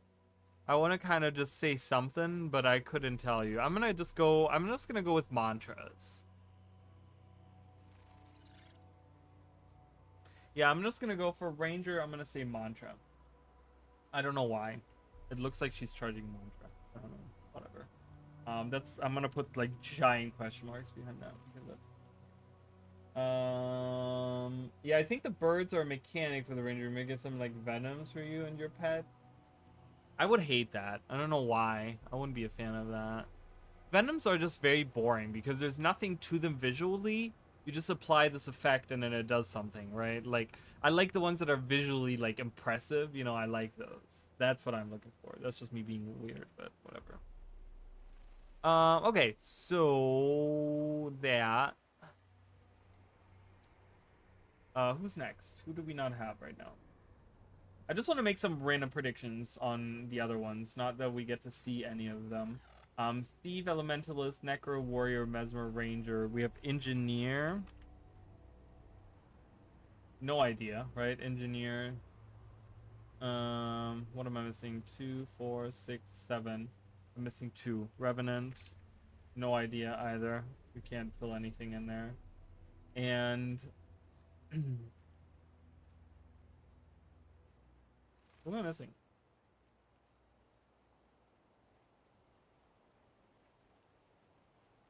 Guardian. Yeah, I don't know. Those they haven't shown us anything of. Those are the... I mean, they've shown us 5. Right? They've shown us 5. No, they've shown us 4, and then 1 we're kind of speculating on. Create a flock of birds in an area like a murder of crows. Interesting. That's a good idea. I like that. That's a good idea. But yeah, they showed us 4 elite specializations and then 1, which is the ritualist, we're kind of like speculating on, right? Like, or 2 of them we're speculating on, which is the paragon and the ritualist and the paragon. What yeah, I don't know yet. I mean, that's like, I'm so curious because I like, you guys know, I hate Revenant. I don't hate Revenant, but I I don't like Revenant. I'm not a huge Revenant fan, but I want to love it. I want to love Revenant, but I feel like I can't. And I don't think it has anything to do with the legends. It has more to do with the weapons, in my opinion. But I don't know. I don't know. We're going because the thing is, we could have surmised something if we had known the location we're going to. But Castor has never been a location that's ever been mentioned, even. So I was thinking of something really, really cool. Speaking of that, okay. So here is an interesting thought that I have, and I didn't mention this in the video, so you guys are going to be exclusive to that thought, because I had that thought like a couple hours after the stream, or after the video, after the recording of the video, which, by the way, took way too long to upload to YouTube today. I don't know, I don't like the energy systems. And that's my core problem with it, right? Like, and I talked about this recently. I had a long rant about it. I hate that the Revenant, like, just to put it mildly, I'm not going to do a long rant about it. I'm just going to kind of just, not mildly, but short and sweet, right? Like, what I dislike about the Revenant is that we have the energy system that both deals with weapon skills as well as utility skills when we're already forced to use a specific set of utility skills, right? And weapon skills and utility skills both have energy cost and a cooldown. It is completely, but the skills themselves aren't overpowered, right? They're not stronger than other professions, but there's more limitations on what the Revenant can use, and it drives me crazy. I hate it, right? Because the Thief has the initiative system, which works on the weapon skills. First of all, it's only on the weapon skills. It's only on one side of your bar that the initiative works on, so that's already nice. And also, you have the initiative, but you don't have cooldowns. So that kind of works in a sense, right? Because then that way you already have a built-in cooldown because you have to manage your initiative, right? But with the Revenant, you get cooldown and you get energy costs and everything, and it's just to me it's too icky. It just feels too icky. I'm not a fan of it. Like, well, that's the thing. Energy is not irrelevant. Energy is super relevant because you're using the energy, and if you're using high cost energy skills, then you can't use other high cost energy skills, but you're locked into using specific utility skills, and many of the utility skills that are actually worthwhile using cost a lot of energy. So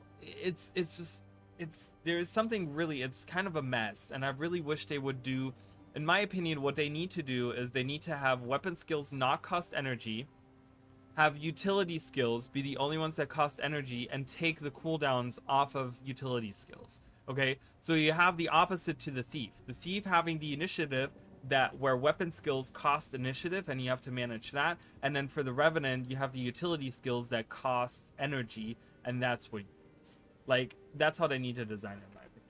So yeah, it's Rev gets 2 elites, but yeah, but you have to like swap, and then you still have a cooldown on your swapping of the elites, and then many of them, like when you look at the Shiro one, it costs you what? It's like 50 energy. So if you swap into Shiro and you use your elite skill, you can only auto attack for the next few seconds because you've used up all of your energy. Like, it's a mess. It's just a mess, in my opinion. Like, design wise, when I look at it, Revenant is like such a mess. Because it's so overcomplicated just to make the energy, just to make that energy bar call back to Guild Wars 1. And it doesn't function the same way. Like, energy skills, yeah, it just doesn't work in my opinion. But anyways, so that's how I feel about Revenant. I want to love Revenant. Obviously, as someone that loves the lore, that has made hundreds of videos about the lore, I want the Revenant to feel really cool and really, like, you know, like really fun to use and stuff, but it's just not to me. Okay, it's just not. So it drives me crazy. So but that's the thing. So I want to talk about something. I want to hold on, let me pull it up here. Let me see if I can find it. So Metu the Wise.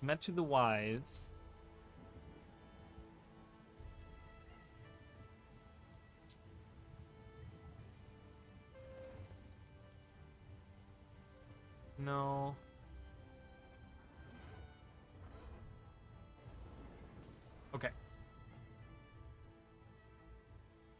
Yes, that is the correct page. That's what I'm looking for.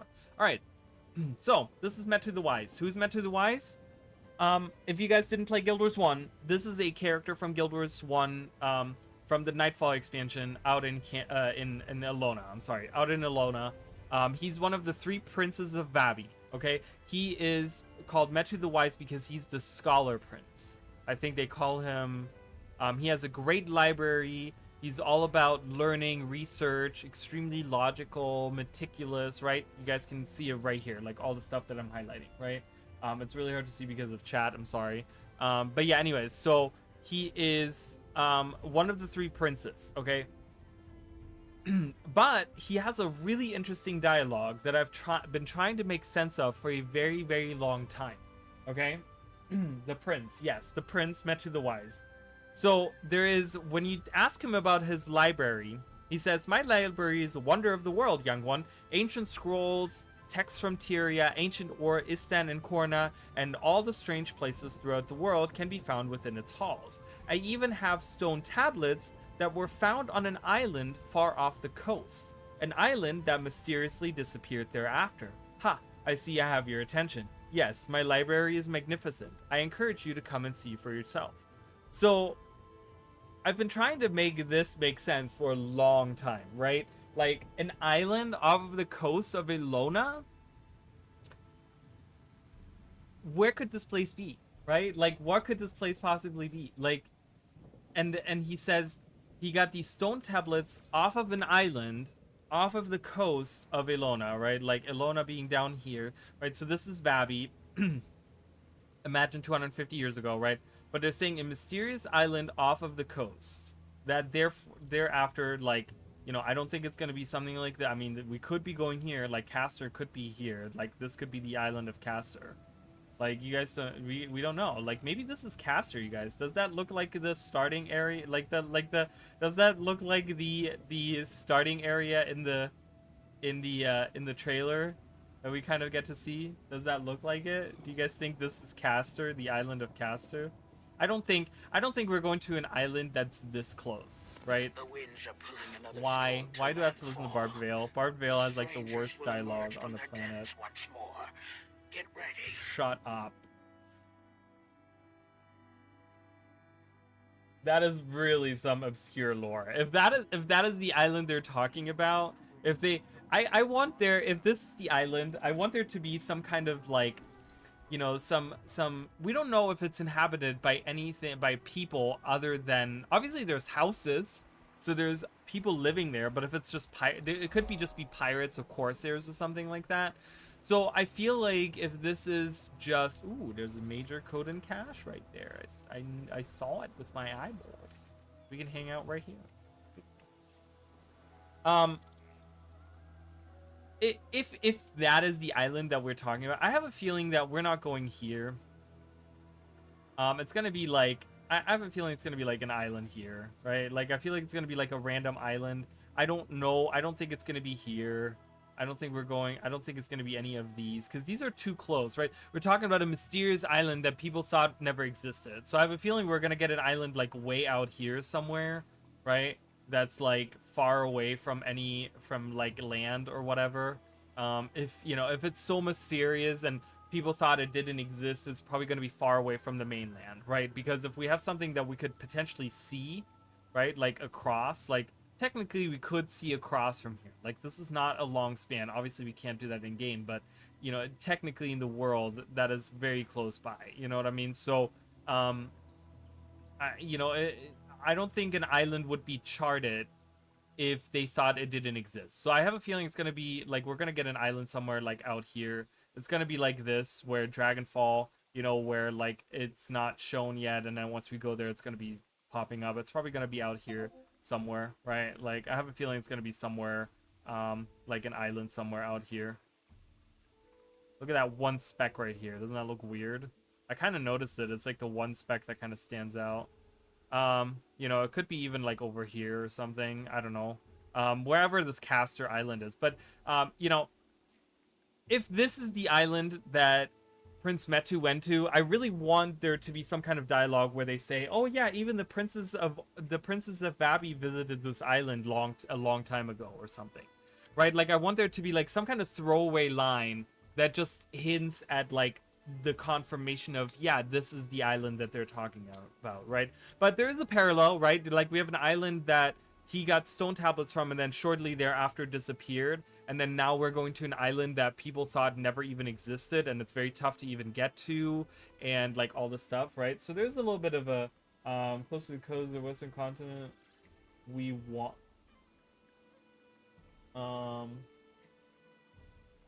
the islands. Yeah, I don't think it's a battle. I don't think we're going to the Battle Isles. I think that's been, you know, obviously. I don't think they're gonna rename this as, oh, this is Castor, and people didn't know. Like people would know. We know the Zaishin Order. We know Balthazar and stuff like that. This is not forgotten lore. So we're not. I know that this is the Battle Isles, but we're not going to the Battle Isles, right? Like obviously someone didn't watch my video recently. So you better get on that. All right, better watch my video. I'm just kidding, but is there and I'm totally kidding. Don't. I'm not being serious. What Mitch said. There's an island in the west of. There's an island west of Janthier. Is there an island close to the coast, the western continent we want to go to? An island close to the western continent that we want to go to? So the western continent is over here. It kind of stretches all the way up here. So it's right outside of view. But there's no island here, right? Like I said, this is the only spec that kind of stands out to me. But there's no island anywhere. I think there's some up here, but I don't know if we're gonna get to. I don't know if they're gonna stretch it that far out. I think they're just gonna add an island somewhere in the middle of this. I'm gonna be honest with you guys. Like I could even see this become like they repurpose this tiny little island and make it into something or whatever. Like I could see it just be plop right in the middle. Like I could certainly see that be a thing where they plop it right in the middle, and it would be kind of cool. So if we put it right in the middle, this could be a connector between like all the other places, right? We talked about how we get specs from two different places, right? We're getting a spec from Ilona, we're getting a spec from Cantha, right? Like this being like the middle part between these, right? So if we meet here, and then this would be a close step to maybe the next expansion then taking place on a new continent, right? And saying like, oh, well, you know, maybe have some more lore about something that's going on out west. Maybe have some people that are on the island that came from the west and giving us some lore on what's going on this continent, and maybe having the next expansion actually go there, right? Like I could see that. There's an island. If you look at the world map, yeah, but I don't know if they're gonna stretch it out even further.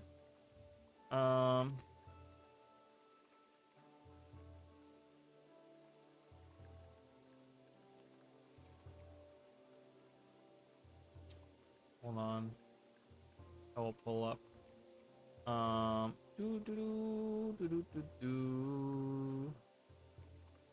You're talking about this right here? Whee! I love that I can draw on this. Hi, Emily. I'm doing well. How are you? So you're talking about this island right here? Or are you talking about like this whole thing? Oh, why can't I draw?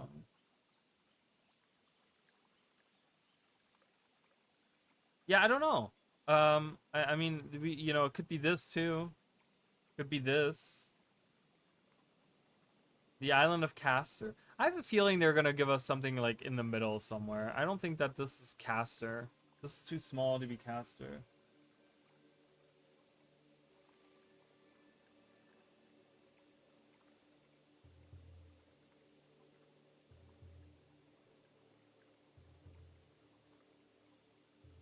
There's also these islands down here, but so I don't know. I don't know. I have a feeling we're gonna get like, it's gonna be like this random island that just appears that's like not been charted at all.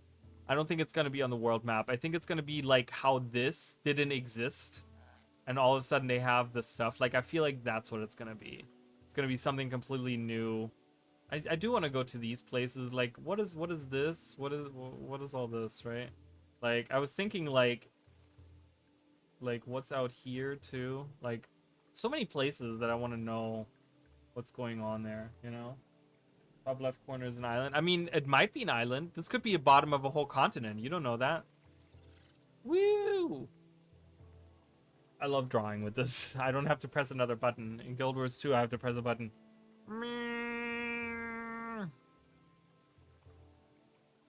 Yeah, I don't know. It could be a whole nother. Have we seen the world map? Have we looked at the world map? Do we know how the world map lines up with this? Hold on, let me.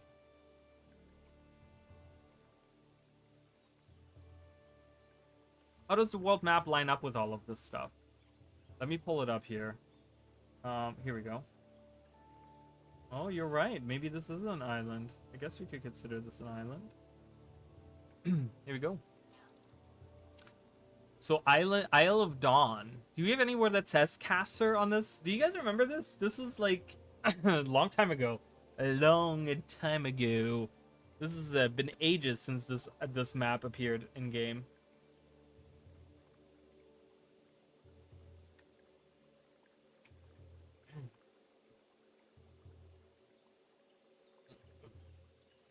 I mean, I don't know. Would you consider that? I mean, it's an isle, right? But it's called the Isle of Dawn.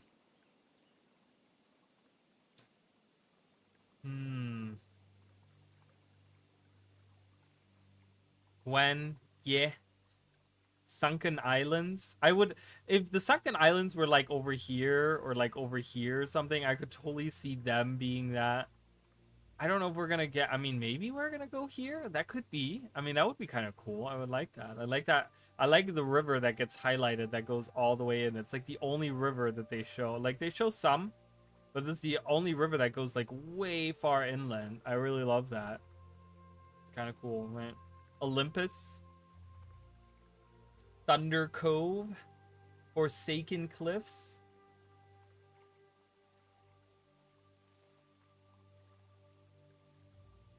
I wouldn't take the names canon. I'm not taking the names canon. I definitely am not.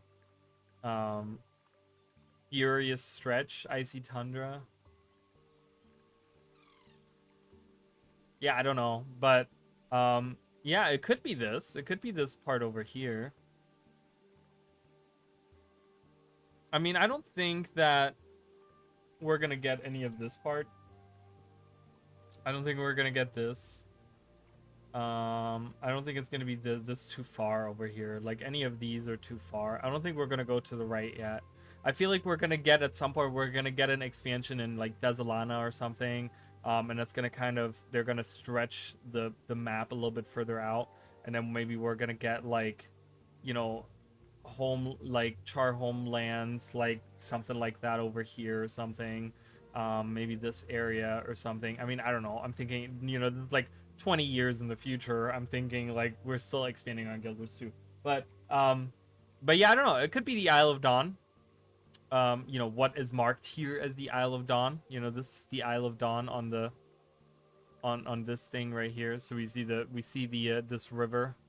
This is that river that is being shown right here. That goes all the way inland as like a little delta. It's the only other place that has a delta too, by the way.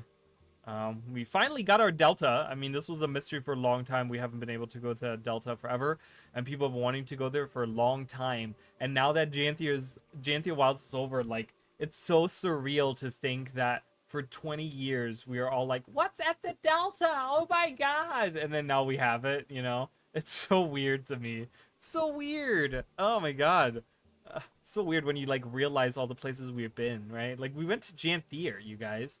It doesn't matter how you feel about the story. It doesn't matter how you feel about the outcome. Like, we went to freaking Janthia, you guys. That is so weird to me. But we're going back to Ilona, and oh, we're going back to Cantha. Like, yeah, Cantha was super fun to think about as well. But, which I still think there's plenty of stuff they can explore here. There's so many places still that they can go. But, yeah, I don't know. You know, is it going to be out here? Is it going to be out here? I don't know.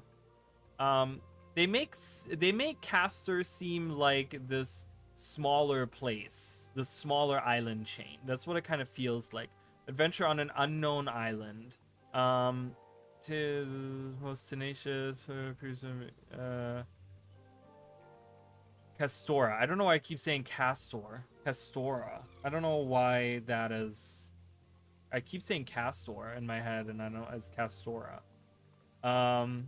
An island so remote it's long been thought to be inaccessible or even non-existent. So remote.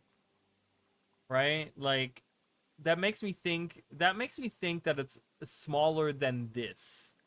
It could be this, but it makes me think of a smaller place. It makes me think of an island that's maybe the size of Jantia, right? Like this first island of Jantia. I feel that Castor is going to be big. Remember, they have the house, at least 25 new hero point challenges and 2 maps. Yeah, but you got to consider, like, what if they layer it, right? Like, what if they go vertically with it, too? What if the first map is, like, this beach-themed map and it's more flat, right? But then the second map, like, what if it's layered more? What if it's, like, a Maguma jungle map, right? Like, what if it's Auric Basin?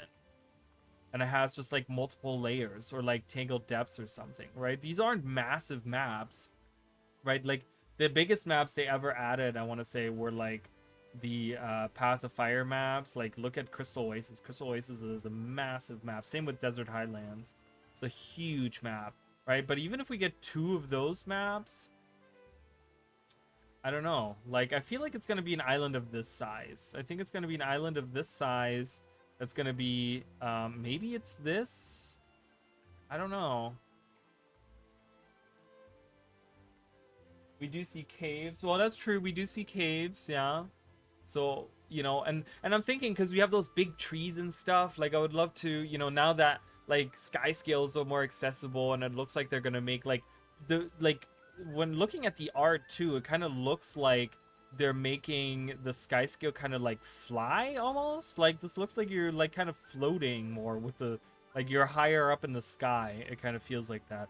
This looks so cool. This art, like the art team, the like specifically the concept art team, and I said that recently in a video too. It's like there's certain times when I look at like Dry Top, for example. Dry Top has like this concept art where I'm like, I don't really like this, but like over the last like 2 years, like Secrets of the Obscure was okay. I don't think Secrets of the Obscure was that great, but Janthia Wilds and then now Visions of Eternity, they really are doing, like, I don't know if it's new people working on it or what, or if they have new technology or if they're using new techniques or something, but it looks freaking amazing. It looks really freaking good. Cannot undersell that. Skimmer can already kind of float if you use it. Yeah, that's true, right? So what if we get something where it actually gets to go like even higher now, right? Like, I don't know. So I can see Arena going into that. Hi, I'm late. Did we talk about professions yet? We did talk about professions. You are way late. You're way late. I'm just kidding. You are, but I'm just kidding that. So, just to give a rundown of what we... Oh, I don't have it pulled up. Hold on. Hold on. Hold, please. Hold, please, for the next available customer representative. Okay, so we did talk about professions. So here are my thoughts.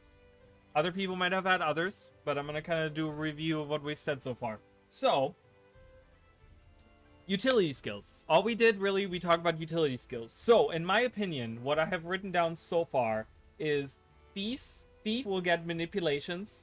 Elementalist will get commands because that fox spirit thing is going to be the new pet for the Elementalist. Necromancer is going to get spirits. Warrior is going to get a new utility skill called Chance, which is something from Guild Wars 1 Paragon. Mesmer is either, in my opinion, going to get shouts or spirit weapons. And Ranger is going to get maybe Mantra, but I'm not sure about that. And the other ones we didn't see anything of, so I kind of left that blank. I didn't talk about that because we didn't see anything. I'm excited. I am excited too. I am super excited. I'm very, very excited myself. I can see Arena going in further, maybe letting us do a double jump in the sky or reach even higher. Yeah, that would be kind of not crazy jumps. Like, yeah, I'm thinking like, what if we get to use those little spirit spring things that that we get to use, where like on the ground, like with the Warclaw, you can jump up, right? And like in Mistborn Barrens and stuff, you can do it where you can jump up. Like there might be something like that for the skimmer. Right now we're talking about the island, just so you guys know. We're kind of talking about where we're going. This is the world map that you can't see in game. So if we lower this, we go in game, right?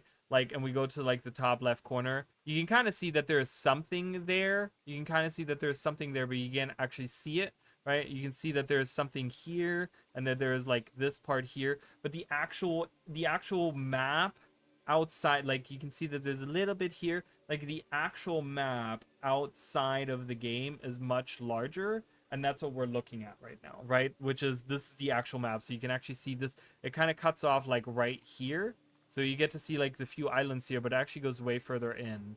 And you get to see like this like poke out here, but there's actually like a whole island. So we're kind of deciding on where we were kind of talking about. One of the things we talked about is Prince Metu the Wise. This is an NPC in Guild Wars 1 Nightfall. That he was one of the princes of Vabi. You can find him in Vabi. He has a big library. He has a grand library. There's all these texts, and he's this very like scholar type, right? He's extremely logical, meticulous. He's cold and calculating. Like, this is the type of guy he is, right?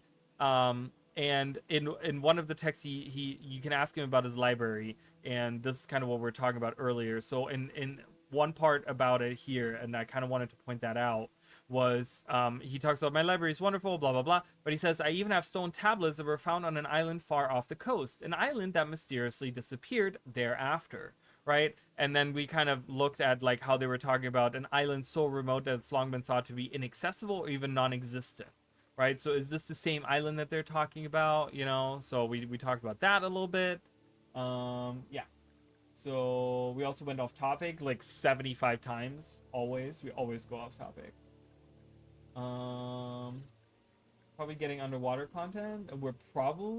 Are we getting underwater content? That's the thing. I haven't seen, there's nothing underwater. There's nothing that says underwater, because the first map to me looks very beach themed, and as you move in you get to see more water, but I don't see any actual underwater content. But maybe we are, right? Like, all of this is in like shallow waters, but nothing is like, there's no character that's even inside of water, right? Like, everything takes place on like the beach. Everything is like the beach or like inland jungle type, which I'm not against. I absolutely love the theme of this. I'm a huge fan of this whole theme. Okay. As a PC gamer has another spec teased, I think I'm the most hyped for it. What? PC gamers holding out on us. What's going on? News, please. Why is that not on the front page? PC gamer. All right, let's find it. Where is it? Why is it not giving us the fuck? Hello. Okay, do I go on news? Nope. Thought it was there, but it's not. Apparently they didn't think it was important enough to put on their news page, so World Wars 2 PC gamer news article. Okay, there we go. Oh, because it's under MMO and we don't like MMO. They're teasing another. What are they teasing? Wait, do they write about it? Hold on, we're gonna have to read through it. Squirt over here has all the details. Mesmer is a bard now. The ranger is making friends with birds. A few weeks ago, blah blah blah. This ranger shakeup build Spark 373 or whatever. What's the name of the Spark in Halo? I would laugh if Ranger gets minions as secondary pets. Oh, that would be crazy. Zookeeper spec. I would personally love that. Having like a bunch of like little animals, like zoo animals, like hanging out with you. I would love that.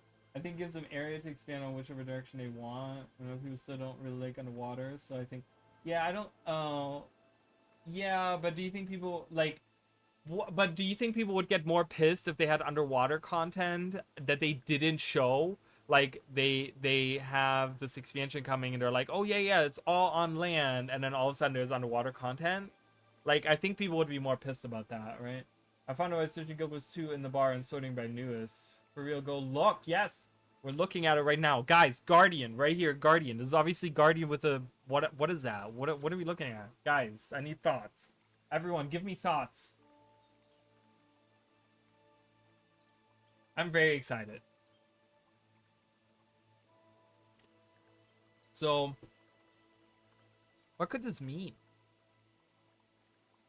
What could this mean? Is there anything else? Is there like another... Is there like another...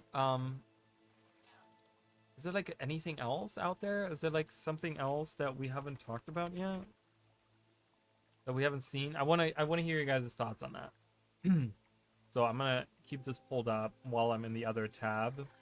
And you guys can... I wanna hear what you guys have to think.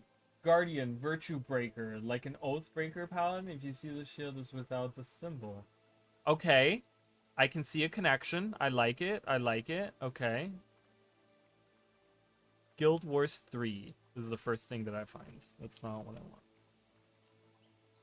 Okay, I don't know why. I already had the page up. The expansion logo looks great. The new skimmer.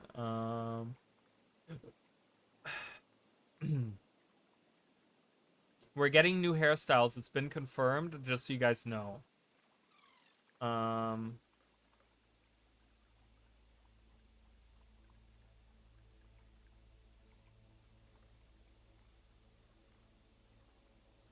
There's a Guild Wars 2 documentary or ArenaNet documentary in the works, just so you guys know that as well. That's kind of crazy. I don't think there's anything else that we saw, so that I haven't seen yet. Okay. I don't know what this means. Like, I don't know how this could function. This doesn't look like a skill to me. This looks like a mechanic. Every spec came with some kind of new customization. I don't think there's been much. I only found this one on Steam page as an additional screenshot. Oh my god, off to Steam we go, you guys. What? What? Visions of Eternity. There's an additional screenshot. Ooh, this is a higher res image. Ooh, I like it. Okay, okay. Ooh, ooh. You guys, I gotta show you this. Hold on. Let's see if there's anything else. Okay, there's one image we haven't seen. Is there a way for me to download said image on here? I don't know if I'm allowed to do that. Cool. Can I pull it up then, at least? Hold on. Let me see if I can pull it up for you guys. I want a window. Get me... No, I want a new one, please. I want... And Steam. There you guys go. Alright, you guys can see my Steam. Look at this, you guys. This is the Ranger thing. They summoned some weird... It's way over all over my head, so... I kind of make it smaller, I guess. I'm gonna make it tiny, so we can all see it and then see my beautiful face. Maybe switch to get a lantern like a light in the dark. Dark Knight, super hype. Dark Knight, I mean, it seems weird, right? So there is this additional image. I don't know if we can really infer more, but it looks like we're getting some kind of illusionary... So maybe not... Well, that looks like the mechanic... I don't know. I don't know what to think. It's very bird themed, right? There's a lot of feather stuff. There's a lot of feather imagery going on. Right? Like, there's a lot of feather imagery going on here. I don't know what to make of that, though. Ranger bow icon. It's been confirmed. So, just so you know, all of the icons have been confirmed. I was almost correct. So, just so you know, there was a leak on the icon colors. I was correct. So, if you watched any of my previous videos, I was almost correct just that the Elementalist and Ranger were swapped. Other than that, I was correct on all the other stuff. So, or us, or whoever, you know, I'm saying specifically me because I made a video about it, right? So, if you look at that video, you just swap the Ranger Elementalist. You already know that, but everything else is the same way. So, the helmet with the wings is the Warrior. The shield is the Guardian. The weird jaw-looking thing is the Revenant. The weird dagger is the Necro. The cards with the initiative on it are the Thief. The orb-looking thing with the Quicksilver discussion that we had, that's the Engineer, right? Like, that's all been confirmed. Looks like Ranger is getting the Blade Sworn mechanic, but it's a spiritual bow. I would actually like that, but how would that work with a pet? Do we not get to control the pet anymore? Or does the pet, like, turn into the bow? What if the pet turns into the bow? So instead of... guessed all correctly, so now I'm hyped. Nice.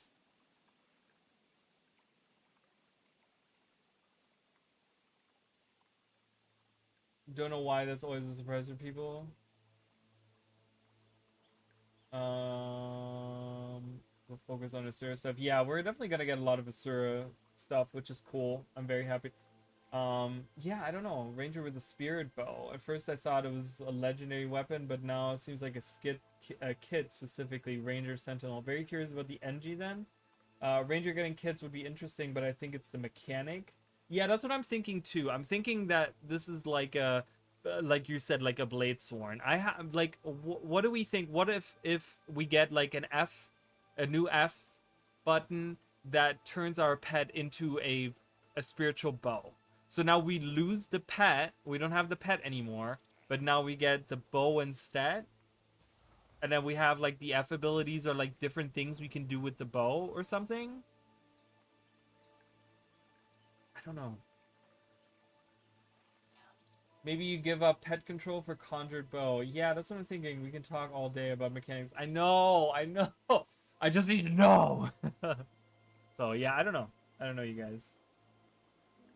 I'm gonna take Steve out. So, and then we have this, and then we have the Guardian, and I don't know. I think this is a mechanic thing. You know what I hate about this? You know what I hate about this image the most? Is that they used the stupid armor. I mean, it's not a bad armor, but they just used the whole armor set from the anniversary set, and then they used the most basic greatsword that they could find. Like, that's not hype at all, bro. Like, how's that? Like, this looks cool. I mean, I know that this is one of the OG sets too, but I don't know. I feel like it doesn't look that good. I think they could have done a better job there. These are so low res too, these images. Like when we look at this, it's like way higher res than this. Look at how blurry this is. It's way blurry. I don't know, man. I don't know. Yeah, we're looking at all the like skill distributions as well. Give them hyped sword. I know it bugged me too. Wait, I made a ranger, but giving up your pet for a bow is so soul beast. It is, right? Like I was thinking that too, but it's like it's almost like the opposite of the soul beast. So rather than coming into you, it's now conjuring into a weapon. It might be a little different, but I don't know. I don't know how I feel about that image with that spiritual bow, you know? Beach said homestead, reworked mount. Yes, Fanny did a legendary aqua breather. Swamp, useful swapping. But it also sounds useful for creating and saving seasonal variations for your house. Yep, okay. Ignorance same launch. Hell, most of my characters still rocking a rare tier aqua breather. And yet I'm absolutely going to chase this. As usual, the launch was just first part of the expansion. Taking board player feedback. This summer I was focused on quality of life features. To be honest, Arena had me with the new elite specializations. Oh, look, it's Phil. Remember, we've read so much about Phil, in some of these things when GNT Wilds was coming out and stuff. Secrets of the Obscure as well, right? Like Phil was like, we read like he wrote a lot of articles at that point in time. So I don't know, but yeah, I do have the new skimmer. So this is the new skimmer skin, by the way. I don't know if you guys have seen it. It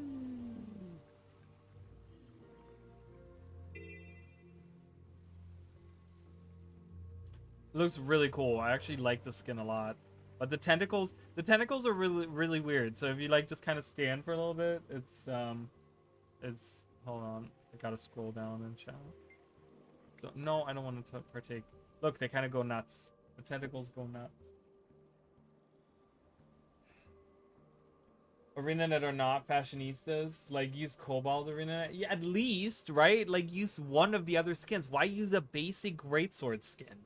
Like, that's so lame. Like, you're trying to hype up people. Use a different skin. Ranger getting Blade Sworn Spiritual Longbow mechanic with minion utilities, calling it now. Minions? Really? You think it's gonna be minions?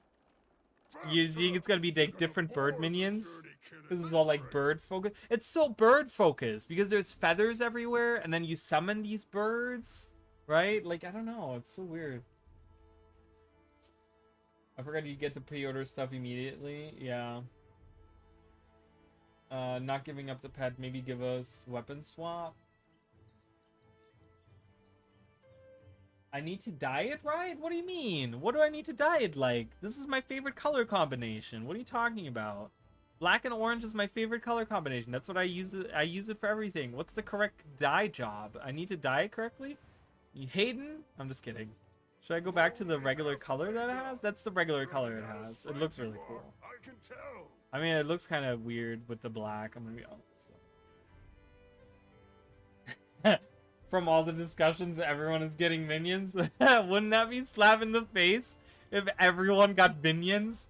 Like a Paragon gets like human minions or like Paragon minions that they can command around.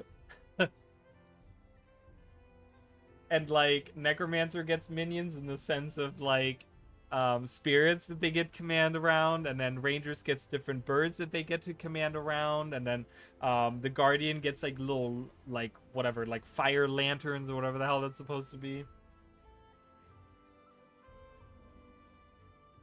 Yeah, I don't know, they're all over the place. Like I have a tiger looking one, I have this thing that's the basic colors, I have my orange, and I have my chocobo looking guy, I have this guy, I have my turtle that I don't give a shit about, and I hope he dies. I hate the turtle, you guys. Top, fear, crystal. Bottom, fear, tsunami. Dye those. Okay, do I have those? Let's see. Let's look at what dye job you're giving me. So, fear? I do have fear. Fear's that deep purple, right? So, oh, that looks cool. I like that. Fear and what? Crystal? Crystal. Do I have crystal? I don't have crystal. You have something other than crystal? I have Glint's crystal. Whoa, do you see how that, like, look at that. That changes, like, everything on there. I don't have, okay, can I do, okay, let's do different, like, a different color like that. So crystals, we have branded that looks pretty close to that. Nah, I don't know. Surprised you haven't given up already. You're still not finished. Fear again, so we want fear here. And tsunami? I don't know if I have that. Time's up. Okay, I do have that. Was that really your I don't know. best? I don't know if I like this. This looks like a Metroid like kind of creature from space. Like a Metroid space. It's like looks like a little alien. Whee!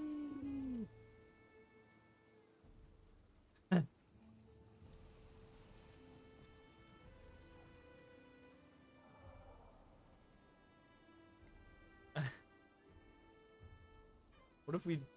Whoa, doesn't that look cool? Look at that! Look at this! I like that. Thinking, hold on, let me do this. And then let me do Tsunami WW. Tsunami WW.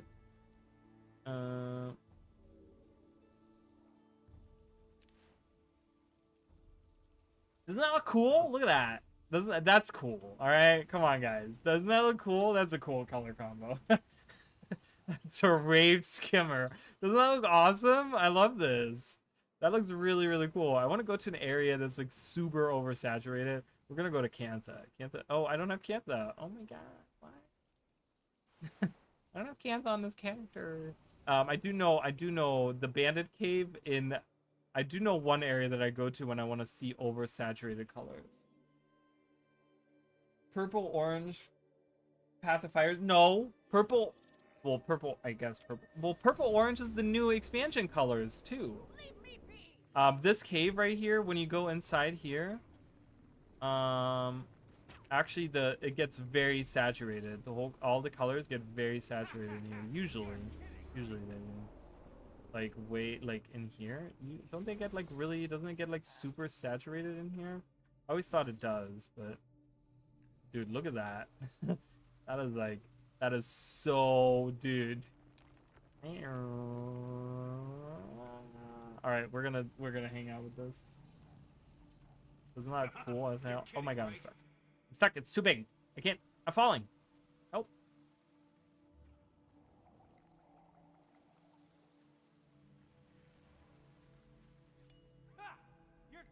I just exposed as a not a true Guild Wars 2 gamer at all. You're supposed to complete maps on all characters, every map on every. This character has world completion on the core maps. This is my. By the way, this is my very first character. Okay, this is my very first. This is my second character that I ever made. My very first character I deleted. That was my 3-day head start character. I ended up deleting him. He was a Sylvari thief. I deleted him because I wasn't very happy with him, which, you know, now thinking about it is like kind of silly. But back then I didn't have 28 slots or 30 slots or whatever I have now, character slots. But this was the second character. I made that character on release day. So, I'm still thinking there could be like a color variation. I'm thinking of like a different color. There needs to be something different with this color. Trying to think. What if I can't be in the house? Stupid as hell. What is those super saturated area? Does anyone know? Like an area where like the colors really pop that I can go to? Is all of End of Dragons super saturated? I don't remember. I can go to like Arborstone.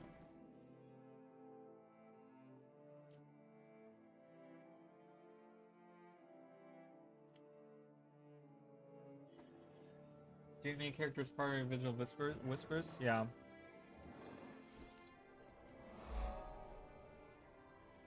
Give it a second. Give it a second. Give it a second. Give it a second. Oh, there we go. It loaded. I'm thinking like, what if? Because I have 2 purples.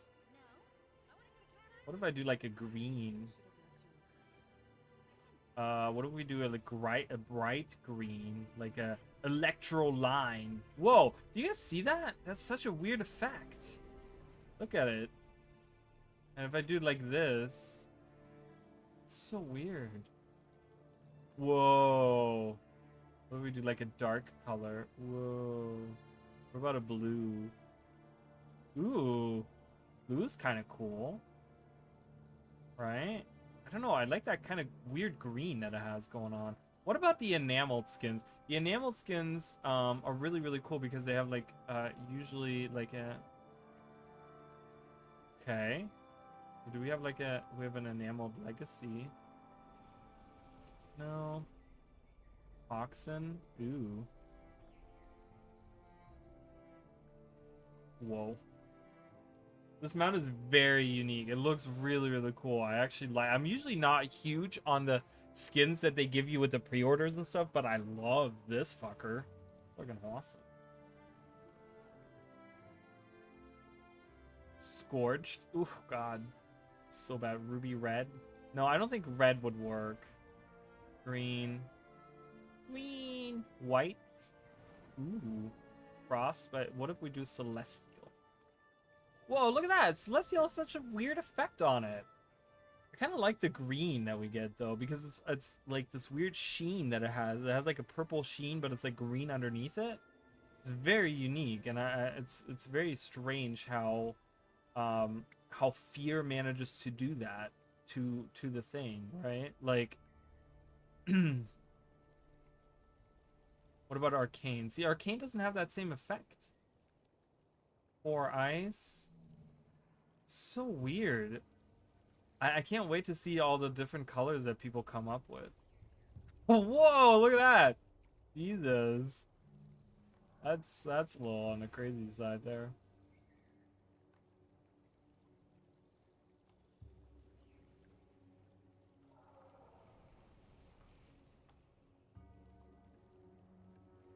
I'm trying to do like just a little bit more unique because I feel okay. I'm still kind of thinking about green a little bit. Nightmare.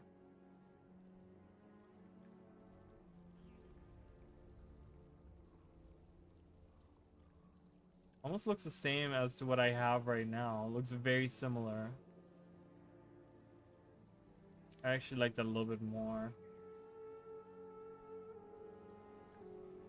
Looks like a dragonfly will get in the exchange will have inter.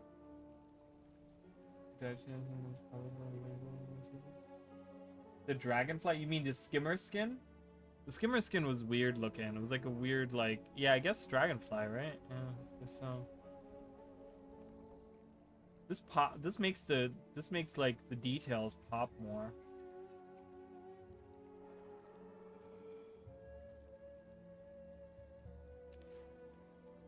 This is kind of cool. I like the details on those.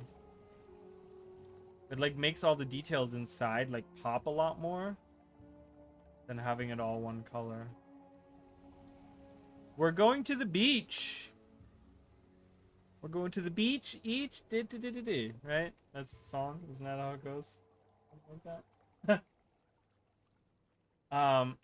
that. But yeah, so oh my god, that was like you know, it's so much fun talking about all of this stuff. Is there anything else? Yeah, like you're talking about that guy.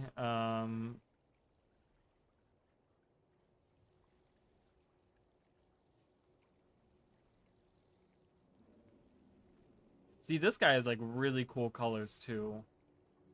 Like this guy has like some really cool colors. Absolutely love that.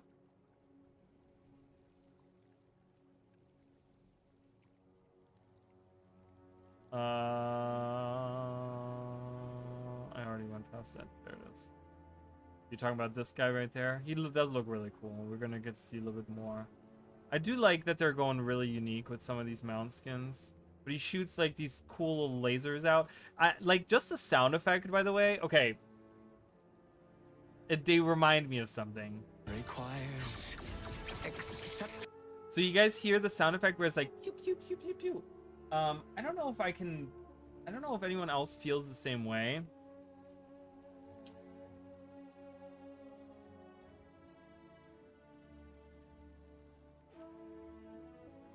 I don't know if I can find it.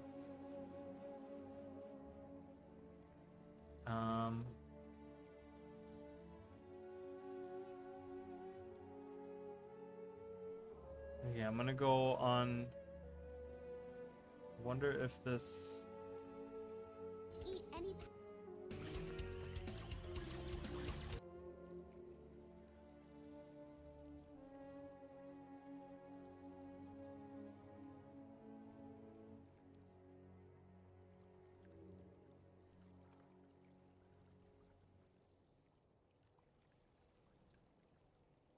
I don't know if I can. It's all the So what I'm thinking of, what I'm trying to look for right now is sparks from Spyro.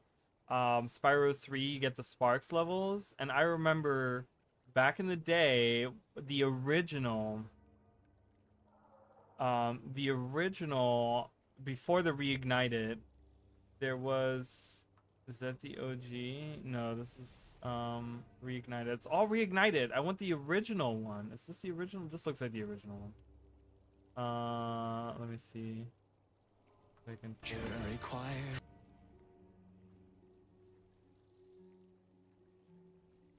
Let me see if I can pull it up. You guys. A hole that leads to a crawdad farm. Okay, so this is Carl's 493 7 years ago posted this. But I wonder, it reminds me of like when you shoot. I don't know if you can hear it. Now for the hard part. Being a move with the. It reminds me of that. And it's weird because it's also like a dragonfly. But that's what the sound effect reminds me of. You'll notice butterflies. Right? Like that sound effect versus this sound effect. Exceptional. Like that's what it reminds me of.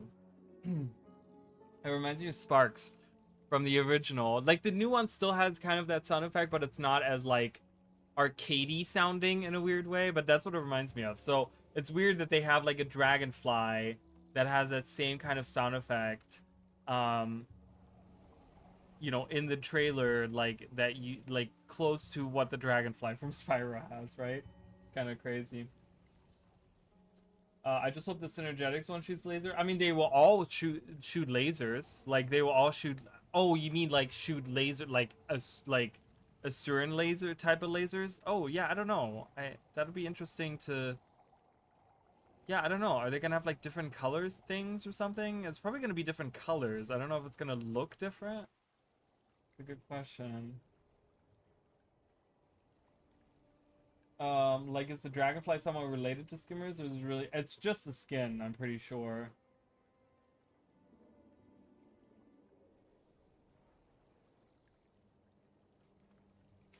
Is it jellyfish? No, this is called. Hold on. Sorry, I'm like way behind.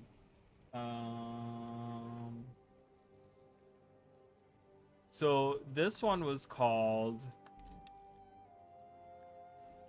This is called the Castoran Tentacled Skimmer. Is what this is called. And yeah, I think the dragonfly is just this. It's just the skin. It's just the skin. Yeah, we have the hummingbird. I do have the hummingbird one as well. It's gonna be just like that. It's just gonna be another skin. And with Warclaw upgrades in Gen 3, we got a new Warclaw skin, but you can see a bit of relation to the original Warclaw. But with this dragonfly, there's no relation to it at all to the original skimmer. There might not be, but there might be some. I mean, there might like. I don't know. There might be like. Yeah, I don't know. That's an interesting question. I'm not sure. What is this skin? Oh, it's like a shark. I've never seen this one. Spotted predator? Dude, I love this guy. What? He's awesome looking. I've seen this guy. He looks really cool. I love it. I don't have a lot of skimmer skins. I do have the Synergetics one. Yeah, I don't have a lot of skimmer skins, but I guess it's gonna be time for me to kind of load up on some skimmer skins for all my characters, so I can see a lot of different a lot of these are really cool. I like the Umbral Demon one is really cool. I like that.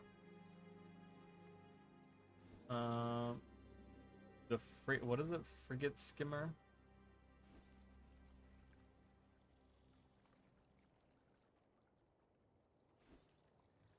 Spooky Mad Realm. These are all the original like basic ones that they had.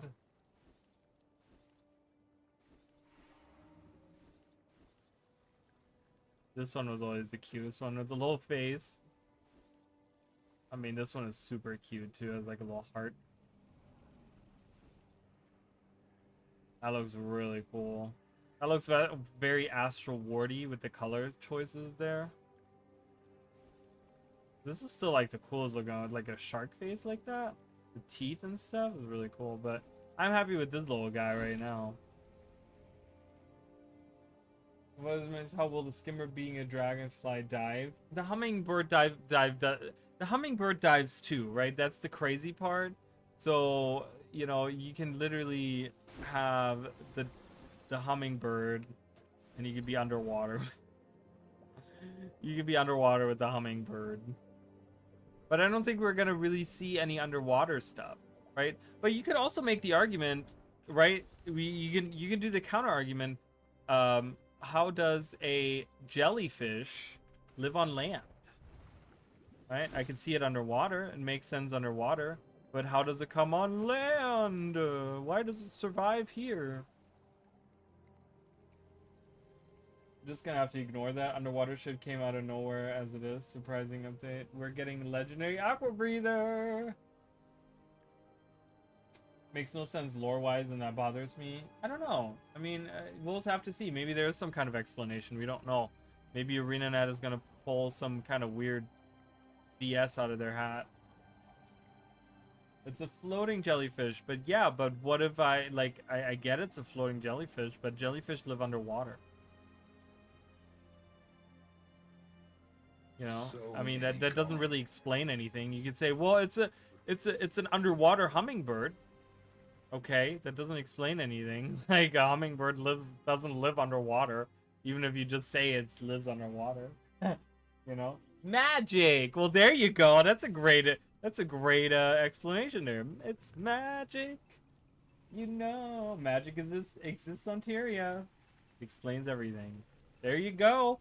How does the hummingbird live underwater? Well, we just strap an aqua breather to it. The end. They say we'll have 4 maps, right? It seems so far we only saw 1, the island. So my prediction is that we saw 2 maps, okay? So again, someone didn't watch my video today. God, what are you guys doing with your lives? Not watching my videos. That's what you're doing. I'm totally kidding. I'm completely kidding at all. Like, I'm not at all. So my prediction, and I tried to do the same. I was spot on with the Janthia Wilds one. When I was doing the same thing with Janthia Wilds, I was trying to figure out who was gonna get, like, what we're gonna get in Janthia Wilds, like map wise and stuff. So what it looks like to me is the first map is gonna be all of these like shallow water with the beach. There's gonna be floating rocks. It's very bright. It's very vibrant, right? This could potentially be map 1 as well. Like right as we go to map 2, I feel like it's gonna be somewhere over there. You know, this is map 2. Map 2 has a lot more rock formations, and it doesn't look... You can actually see, and I talk about this in my video from today as well. I'm totally kidding. You do not have to watch my video. I'm totally joking on that. But you can totally see a difference. So obviously we have this, right? Oh, I got to turn off the sound. We don't want to hear it. So you get to the first map, right? It's very vibrant. It's very colorful. It's very just like, you can see a lot of like bright colors, right? It's beachy, right? Like very tropical, high saturation, right? But then you look at this and it's very gray, brownish. You get a lot of like darker. I think this is still map 1. I think this might be map 2, more inland. I feel like the first map, this is definitely more inland. This is more inland. I think all of those shots are going to be the second map. So I have a feeling that the first map is going to be all beachy themed with like, you know, waterfalls and that type of stuff. But then when you get to map 2, it's going to be a lot more jungle themed and a lot darker, and there are going to be more cliffs, and there's going to be like caves and stuff. Like, you know, you can see a lot more verticality here. This is map 1, right? There's like, map 1 has a lot of like shallow water that you walk through, right? So we can see that here. This all looks like map 1, right? This looks like this is the meta event or meta boss or world boss or something on map 1, right? Like all shallow water. There's not a lot of, there's some verticality. There's some like isolated islands and stuff like that that are sticking out, right? You can see that. But it's very beachy. But then you go to like, this looks like map 1. It's very bright and colorful, but this is map 2, right? This is where the Inquest lab is. You can see a lot more rock formations. There's not any, like, there's no beach here. You don't see any sand. There's still a lot of water and stuff, but you see a lot more trees. It's a lot more dense with trees. You see a lot more big trees. We don't see really a lot of big trees early on in the first map. So this is like map 2, right? Like this feels like map 2 to me, right? There's a lot more, like, it looks a little bit arid, right? It looks like obviously they've completely destroyed the environment to build their little thing, but it's a little bit more rocky, arid, kind of like that. And I think that, so that's map 2. So you can kind of differentiate between the two a little bit at least, right? Yet to see it and watch so many partners today. I mix up stuff. Oh, I know. Everyone's been live. I know, like earlier today when I first, it was so funny because when I first got up, oh, Guild Wars 2 followed me back. Yay! Finally. About time that they do. Now that I'm a partner.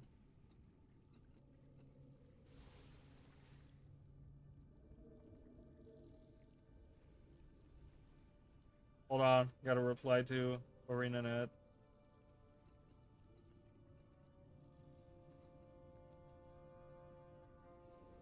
And I have a... what? No, okay. Sorry, guys. What were we saying? Oh, yeah. It was funny. So I got up this morning, and the first thing that I did is I was like, okay, maybe, like, I'm checking to see if the news are up or whatever. And the first thing is that I see Mighty Teapot is streaming at, like, 10 a.m. my time. And I'm like, oh my god, this fucker is gonna be live, like, all day long. I'm like, I'm not gonna do that. Like, I'm gonna make the video because you guys voted, just so you guys know, on my, I had on my YouTube channel, because that is like my main platform, right? So on my YouTube channel, I had you guys vote on what you wanted to see. So you guys wanted to see videos, so I had to record the video. Whoa, look at this person. Look at that color. That looks awesome. That's great. Look at that. That is really, really cool. I love that with the back piece, all the different colors and stuff of the rainbow. That's freaking cool. Love that. That's great. That's a great job, whoever that is. Hal Olafson. But yeah, I was like, I'm gonna make the video and then I'm gonna take a break. I had some stuff to take care of, and then after that, I'm gonna sit down and stream, right? Like, I'm not gonna be live like 10 hours like these guys. Like, I can't do that. You know what? I would love to, but I can't. I don't know. Usually my cutoff time for when I completely lose steam is usually after 5 hours. 5 hours, I'm like, someone call a hospital. I need to go. Like, it's not. I don't know why, but it's just, you know, it takes a lot of energy, you guys. Not that this is hard to do. I will say, like, I have a real life job that I do. I'm not a content creator.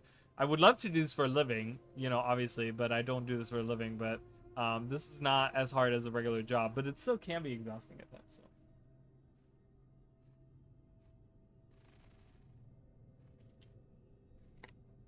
Homestead doesn't count as a map. We will get 2 big maps and release and 2 more big maps later. We'll get bigger maps according to ArenaNet. Oh, is that right? Did that say bigger maps? Where did that say bigger maps? Did they say bigger maps?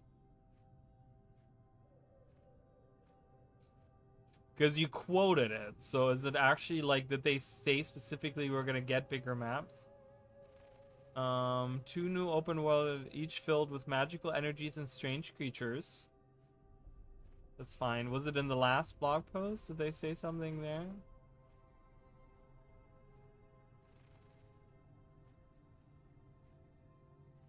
Org endgame offering.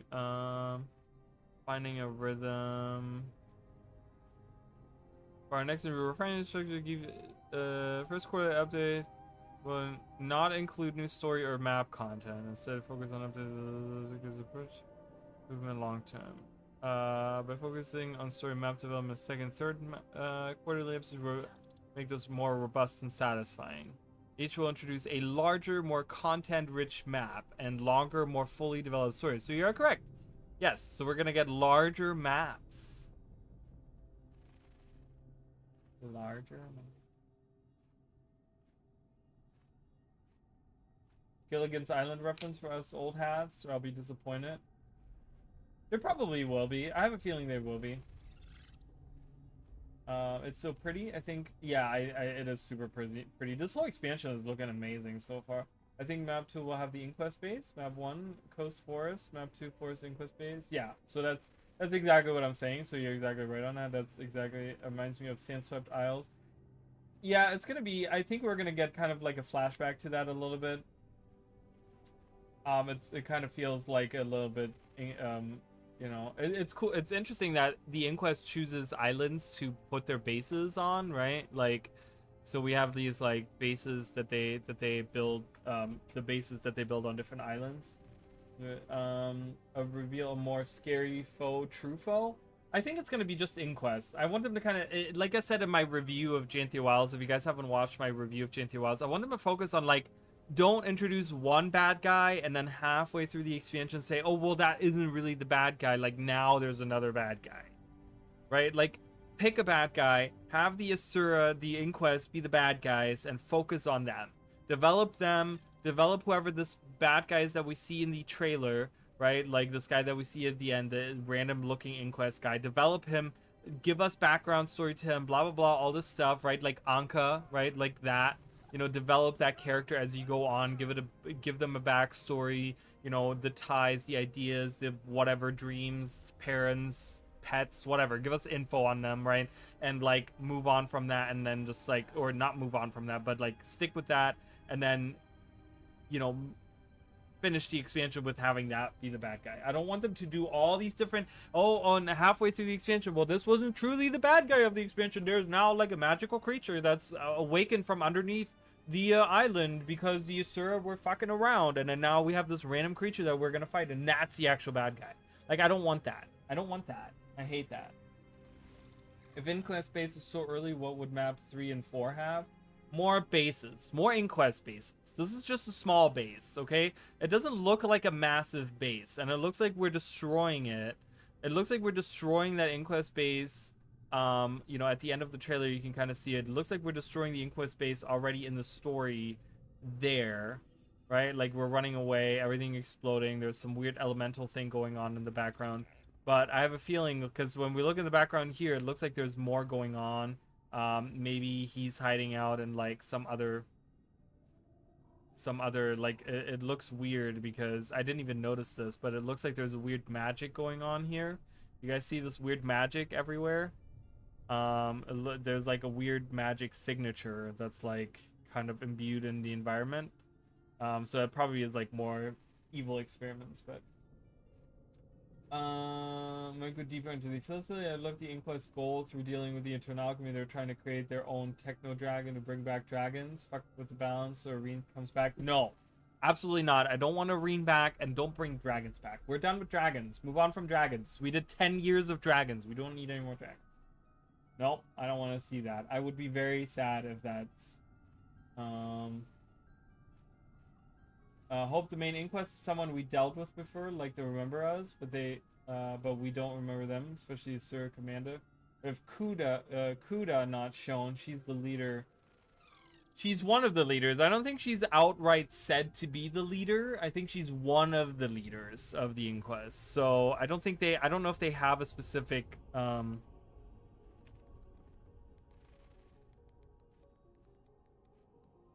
I don't think they have a specific leader. Overseer Kuda.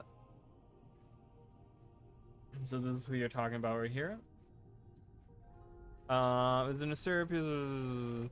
Father's work combining okay. It's Kudu. Yeah, so Kudu is her father. She's an overseer. I don't know if that is like Overseer doesn't sound like she's the leader. She sounds like she's high up in the ranks, but I don't know if she's like the leader, right? But then we had Kudu, who was the original guy from the main story, right? Does the guy look like Kudu at all? Like, is this like Kudu's son, maybe? Could this be Kudu's son, do you guys think? Like, does he look kind of similar to Kudu? He could look similar to Kudu a little bit. He could be like his son or something. So, like, Kuda could be his sister, but then they would, like, this could be Kudo or something, right? Like, Kudu is a high-ranking member of the Inquest. I don't know.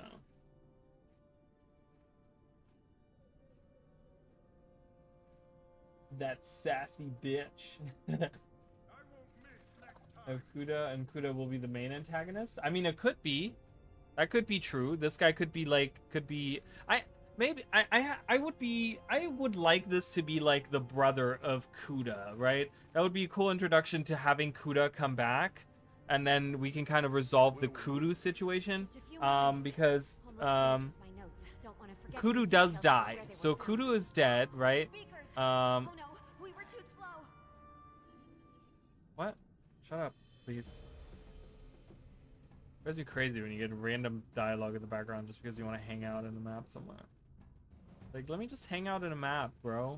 You don't need dialogue every 10 minutes. It cost me 10 silver to move. I don't know if you guys saw that. You guys didn't see that. Maybe you did. I don't know. However, the most ultimate perish and Zoro pretty fled, denying Kudu his revenge. Yeah, so the monster kills him, right? Kudu was corrupting his captives and you turned him into...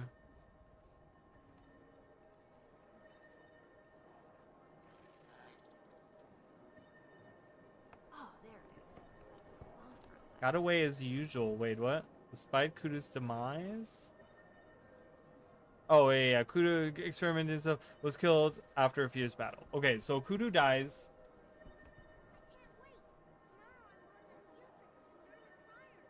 It could be Omad's son. And like, wow, okay. Omad's son? I mean, that would be kind of interesting. Do we know that Omad had a son?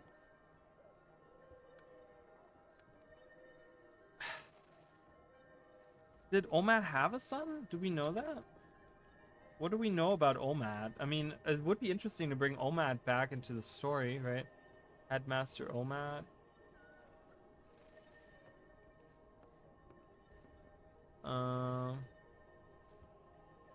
As an individual to 3 colleges, was banished. Inquests. OMAD. Looking for to bring her. Allow her. Blah blah blah. Machine. Seems to she not could have when putting together pieces of a journal. Some letters are capitalized. This machine that enabled one to see the eternal eye was discovered within the cavern. Those bodies nowhere to be found.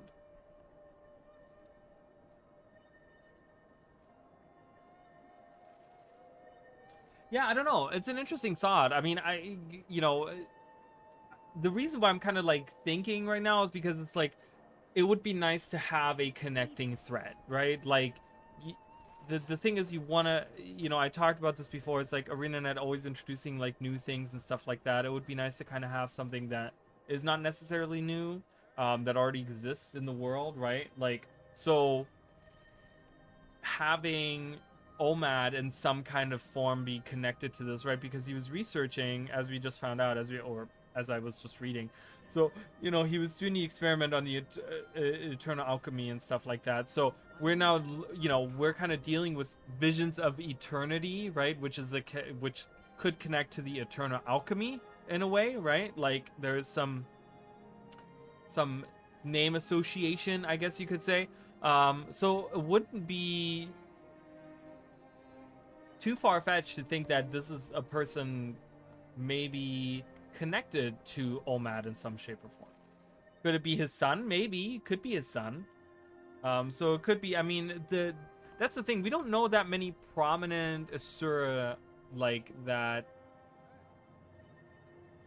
We know our regular guys. We know that there's been hints that Flax is a member of the Inquest. There were hints, just so you guys know. I'm pretty sure that there was hints, right? Like, wasn't there Voed, Mig? Wasn't there hints that he...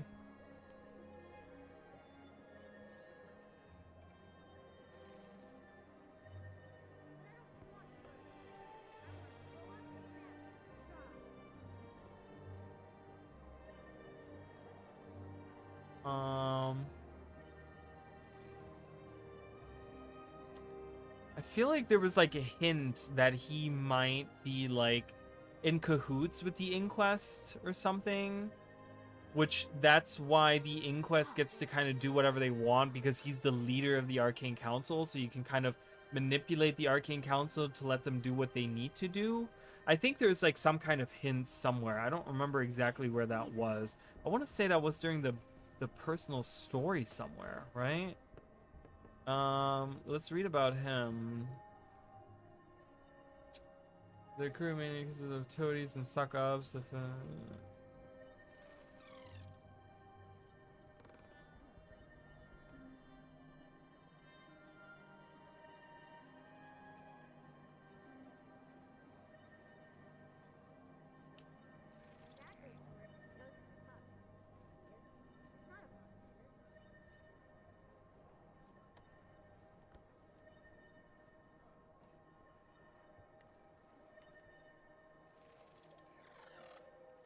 Yeah, I don't know.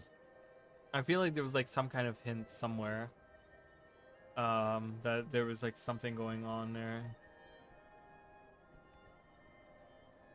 Globally prefers non-Inquest inventions over Inquest as long as they're effective at their job. Maybe not. Maybe I misread into that. But so he's a high-ranking, right? We know Ludo. Where's Ludo? Is Ludo not on the Ula, Thud, Clab? We know. Obviously, we know Flunt. I thought there was others, but yeah. All this they do. Yeah, so I don't know, but yeah, I mean, it would be interesting to have OMAD come back, so that's not too far-fetched. But I'm thinking, like, if we're dealing with Inquest, I think it would be really interesting to have Kuda, because the thing is, Kuda, we only see Kuda one time during Sandswept Isle, and we don't actually see her. We just see a hologram of her. She appears one time, and then she kind of disappears, right? And so it would be kind of cool to have her come back as actually a bad guy. So having, you know, having maybe this guy be connected to her in some shape or form, right? So that he's not just like a random underling of Kuda, but that he's like, you know, like I said, maybe he's the brother and he's the son to Kudu, right? And like it's Kudo and Kuda that are like doing Kudu's work, continuing Kudu's work or whatever, and they end up being the bad guys or something. I don't know. You know, he does say they will remember us. Not just him. He's not talking about just him, but they will remember us, right? That he does say that. So is he talking about the Inquest in general? Because people are remembering the Inquest already, but is he talking about like more than just him, right? Like they'll remember us forever. They'll remember us forever, right? Like after this done, they'll remember us forever. So I don't know. I don't know what we think there. So, but it's cool that the Asura are coming back, right? Like, I'm very happy that we're getting some Asura stuff. Or maybe it's Anka's brother. Okay, we could have Anka come back as well, yeah. And that's also a good thought. I mean, you know, building some connections between different Asura would be kind of nice. Just because the Asura really have been falling to the wayside for a long time in general. So, it'd be really interesting to see some Inquest Asura and then maybe not Inquest Asura. Like show us some other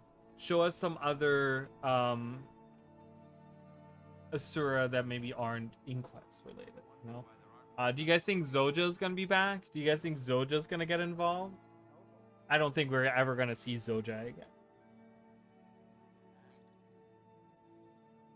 Having another female villain and an Asura at that, another instance of Petha, even though she turned out to be not villain and Ankam.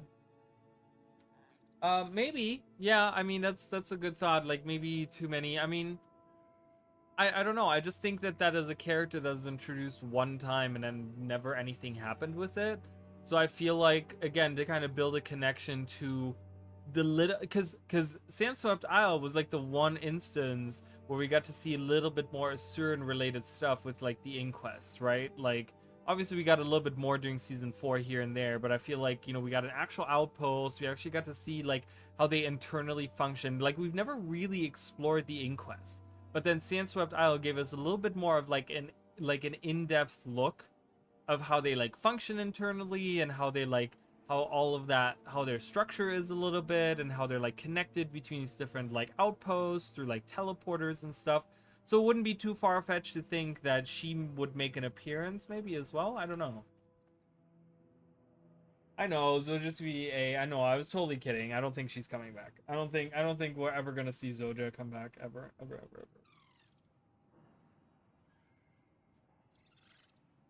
What I keep getting? I can't dismiss these messages. Followed me back, liked that, replied, and liked. Okay. Sorry, I have all these notifications from my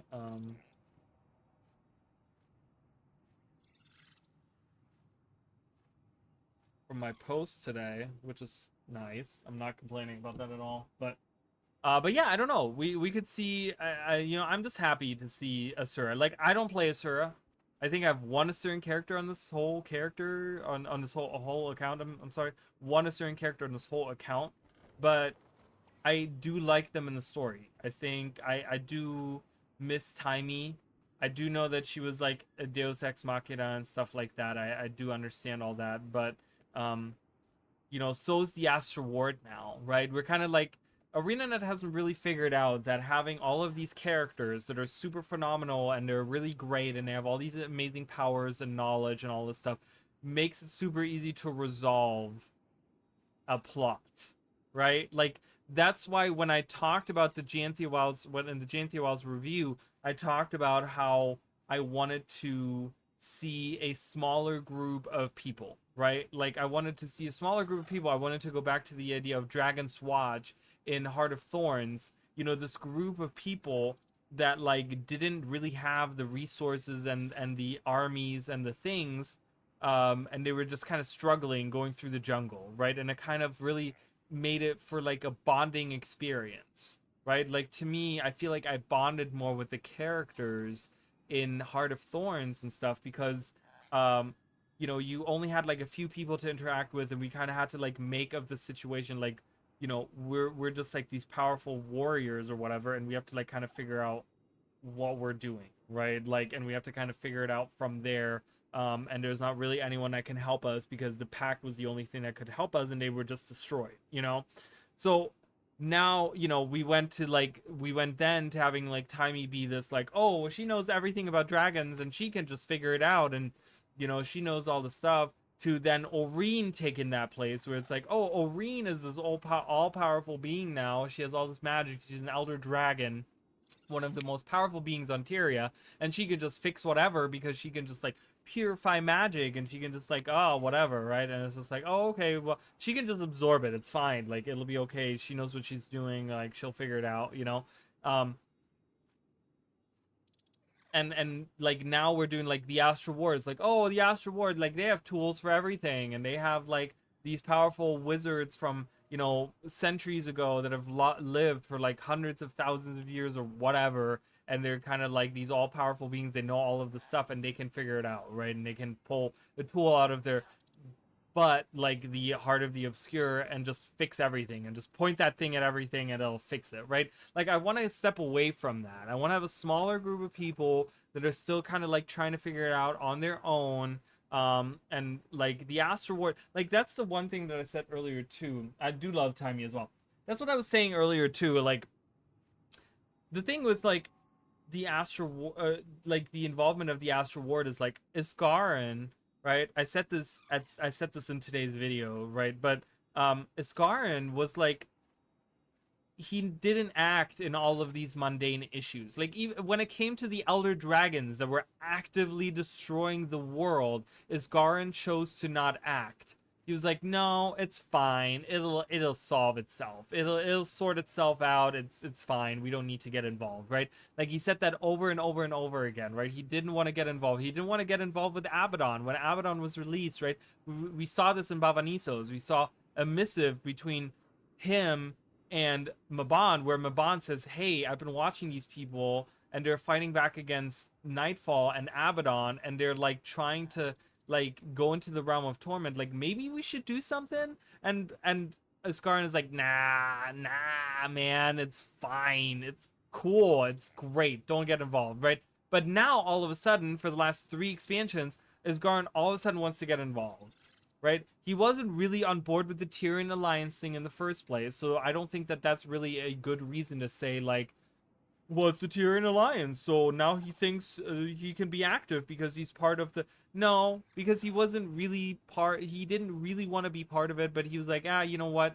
The Tyrian leaders are trying something, so I kind of want to reveal myself and kind of want to like be out there. But now he's actively helping us in all of these things, and I'm like, he wasn't doing that before. Why all of a sudden is he doing that now? Like, why is he not, after Secrets of the Obscure, pulling back and saying like, well, we helped you with this issue? Like, he even says himself that the issue with Eparch was personal because of their connection that they had. Eparch having been at the tower and knowing probably a couple of secrets of the Obscure, you know, knowing secrets from the tower and stuff like that, and you know, having the ability to like expose them to the world, which at that point they were trying to like hide away still, you know. So I get that at that point, Iskarin wanted to get involved and wanted to get the Astral Ward involved, right? But even then, he was hesitant to send them to Nyos. But then Janthia Wilds, there was no issue. Nope, we're all full force going to Janthia Wilds, and we're hanging out there in the Astral Ward. We have all these people there, and you know, we're sending the armies. Send the armies, send everyone. It's fine, just go there. It's okay. You know, it's a volatile island. God knows what dangers are lurking there. You know, Titans are about. It's fine. Just send the Astral Ward is okay, right? Like, it's like, okay. And then now we're going to this place, and it's like, and they're still actively doing that. I'm like, step away from that, ArenaNet. We do not need the armies to come, right? Like, if we're going to a small little isolated island, right? Like, remember guys, think back of like Sandswept Isle. When we did go to Sandswept Isle, who went to Sandswept Isle? It was like 3 or 4 of us that went. It was Dragon's Watch, a couple of members of Dragon's Watch. It was like Bram. It was Bram. It was Rocks. It was Ridlock. Maybe, like, I don't even remember who it was, but it was like Dragon's Watch people, right? It wasn't a whole army. We didn't get the like after the fact. Yes, we did get like the Corsairs involved. You know, they got an airship and stuff, right? And they helped us at the end of that because we needed to attack the cube and stuff like that, right? Like the Omicron helped us and all that stuff, but those were local people that we asked for help that like they were being threatened by the Inquest at that point, right? But it was like the small little adventure group that went out to this island, right? Like we teleported to that island, and yeah, and it's just I don't know. It's weird to me that we're now again sending the armies. Like it's like, oh man, you know. Yeah, I saw from a video about Ascarin, but he said that HW will take a more active approach beginning. That he will take a more active approach beginning gently while and try not act and kill them all, so to speak. Yeah, I mean, I guess I don't know. I still think that because the thing is, like, any issue that we have, we will always have a solution at hand, right? So there's like it kind of lowers the stakes a little bit, right? Because it's like, oh, the Inquest, well, we can just, I don't know, use some Scepter of Ore tool from the Astral Ward that they have in their vault or something to just flatten the Inquest. It's an isolated island somewhere out on the ocean. No one cares if we explode it. We could just take everyone away from it and explode, right? That would be my solution to having the Inquest destroying the wildlife out there or whatever. Just blow up the base. It's fine. You know what I mean? Like, I feel like we need to get back to the whole idea of like we're an adventurer struggling, right? That was the whole thing early on in the personal story too, right? Before we got the pact up and running, right? It was like we had the orders, but the orders weren't all powerful. Yes, they had their connection, they had their resources, but we still had to like figure out the things, right? Because they weren't giant armies, right? Like the Vigil were armies, but they didn't have the Whispers, you know, information and you know, infiltration stuff or whatever, and they didn't have the knowledge of the Derman Priory and stuff like that. You know, then we formed the pack, and even then the pact wasn't all powerful because there was still struggle between having those three work together and then having Traherne be the leader, who was never really a part of a group like that. So there was still this like struggle going on where it's just like, well, they're not the immediately all-powerful thing, but they're trying their best, and they're coming together, and they're forming this like whole thing, you know. So I loved it when it was destroyed during Heart of Thorns, because I was like, okay, we have this all-powerful army that we can just send in, let's just fucking destroy it. And I love that idea, right? Because we then went back to being the little adventurer that we are, and we're going in, we're having to struggle with it, you know. I like that. I'm a fan of that.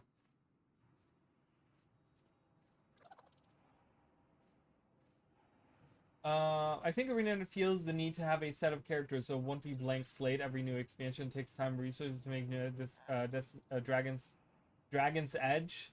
I love the combination of Destiny's Edge and Dragon's Watch. Dragon's Edge. That sounds really cool. Every single time people need someone. I do agree with you. You stop the power of army friendship because it really gets stale. Watch out, Blue Lantern, that Guardian picture. It's gonna be Jadebot skin. Oh my god, wouldn't that be? But it's not, because it's not in the same position. It's behind him. It floats behind him, so I don't know what that means. We shall see where the story will take us. If the Inquisites are dealing with beings of the mists or tearing the fabric of reality to see eternal alchemy for world domination, then Ascarin would fit. I suppose Ascarin would fit there, right? Like, I get that, and I understand, like, that he wants to take maybe a more active role. You know, I get all of that, but I just, you know, I don't know. Again, we replaced the... I kind of got tired of having the pack to be everywhere doing Season 4. Right? Season 4 had, like, the pact was like, oh, we have pack people here, and we have pack people here, and everywhere's the pack people. Nothing felt like an adventure, because everywhere we went already felt like we're here. Like, there's already presence of people that we already know here. Right? Like, that's why I love the Lowland Shore, because it was like, oh, we have a small little outpost of Astral Ward, and we go around, and we're kind of just like, this is all very foreign, right? Like I love that idea, right? I still hated that the Astral Ward was like present everywhere, you know, but I kind of want to go back to like, I don't know, like I get having a group of people. I don't know. It's hard because I know the involvement of having the same characters over and over again, but there's so many counter arguments to that. Like they talked about how they want the expansions to feel more isolated and more like not isolated, but like they're supposed to tell their own stories. But then Janty of Wiles finished many stories that started in Seekers of the Obscure. And my fear is bringing those same characters back again. We're going to be finishing even more stories that we heard back then. You know, what's not to say that we're going to not hear about something that they started, some kind of something, a story that we maybe heard about during Secrets of the Obscure that they're now continuing, right? Like, that's the thing. It's like I want like if you're gonna do isolated expansions or you're gonna do these annual expansions that are supposed to be these like standalone, there's no like living world to bind them all together, then like make them like separate stories too, like separate characters. And like, you know, you can bring back characters, that's fine, right? Like it's fine to bring back Ascarin or like other people, but like I said, like many parts of Janty Wilds don't make sense if you didn't play Secrets of the Obscure, right? Like it's obviously a continuation of that story, you know what I mean? So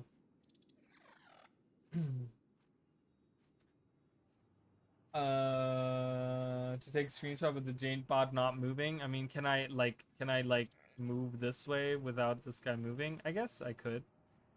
He doesn't move.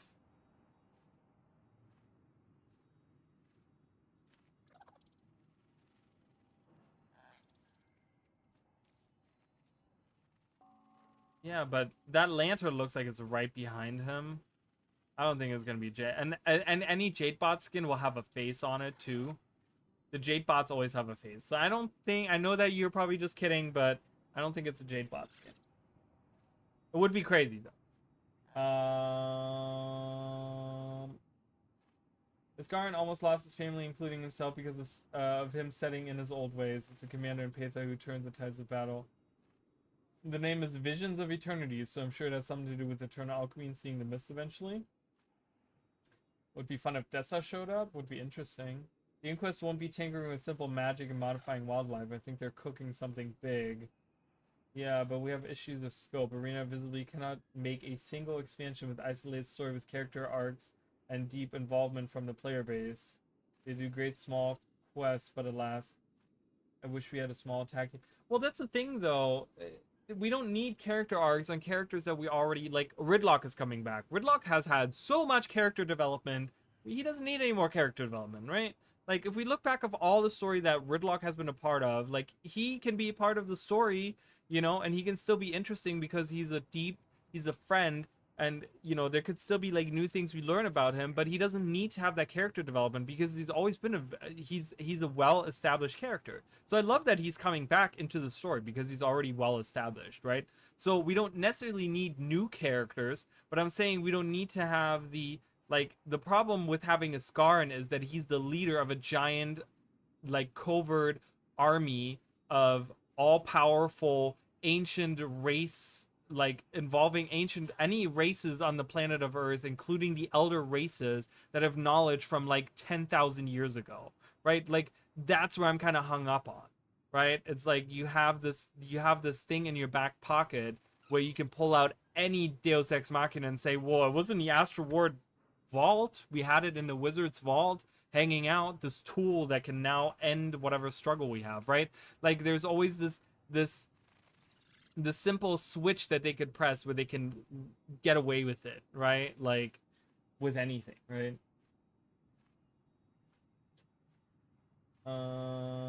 Yeah, but why is Ridlock okay with you and not Ascarin? See, because Ridlock isn't this all-powerful thing. Ridlock, yes, Ridlock has connections, but he likes to do things on his own.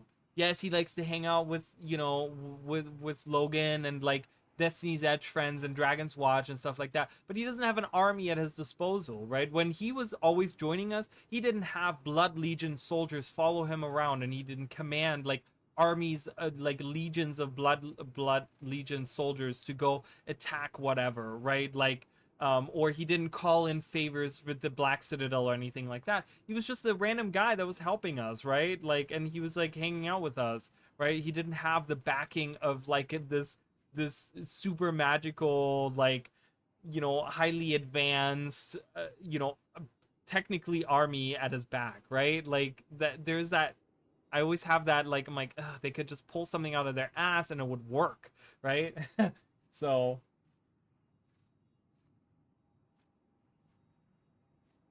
Ridlock's back because Steve Bloom is in everything and is a super easy actor to hire for anything.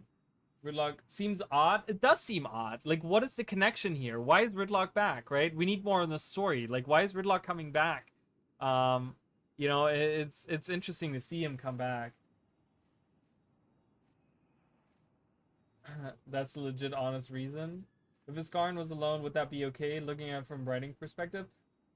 Arena doing Deus Ex Machina is another issue entirely. They always bring up armies at the very end of every expansion. Yeah, so if Iskarin came back by himself, I would be okay with that, right? But the only reason why I already doubt this is because when we look at the trailer, the only reason why I know that this will not be the case is when we look at the trailer way early on. Nope, we don't need sound. Way early on, we can see right here what looks like Astro Ward members, right? This is Alone Intense. I don't know if these is Astro Ward 10s. I think these might be Astro Ward 10s. But these are Astro Ward members. So there's Astro Ward already on the island.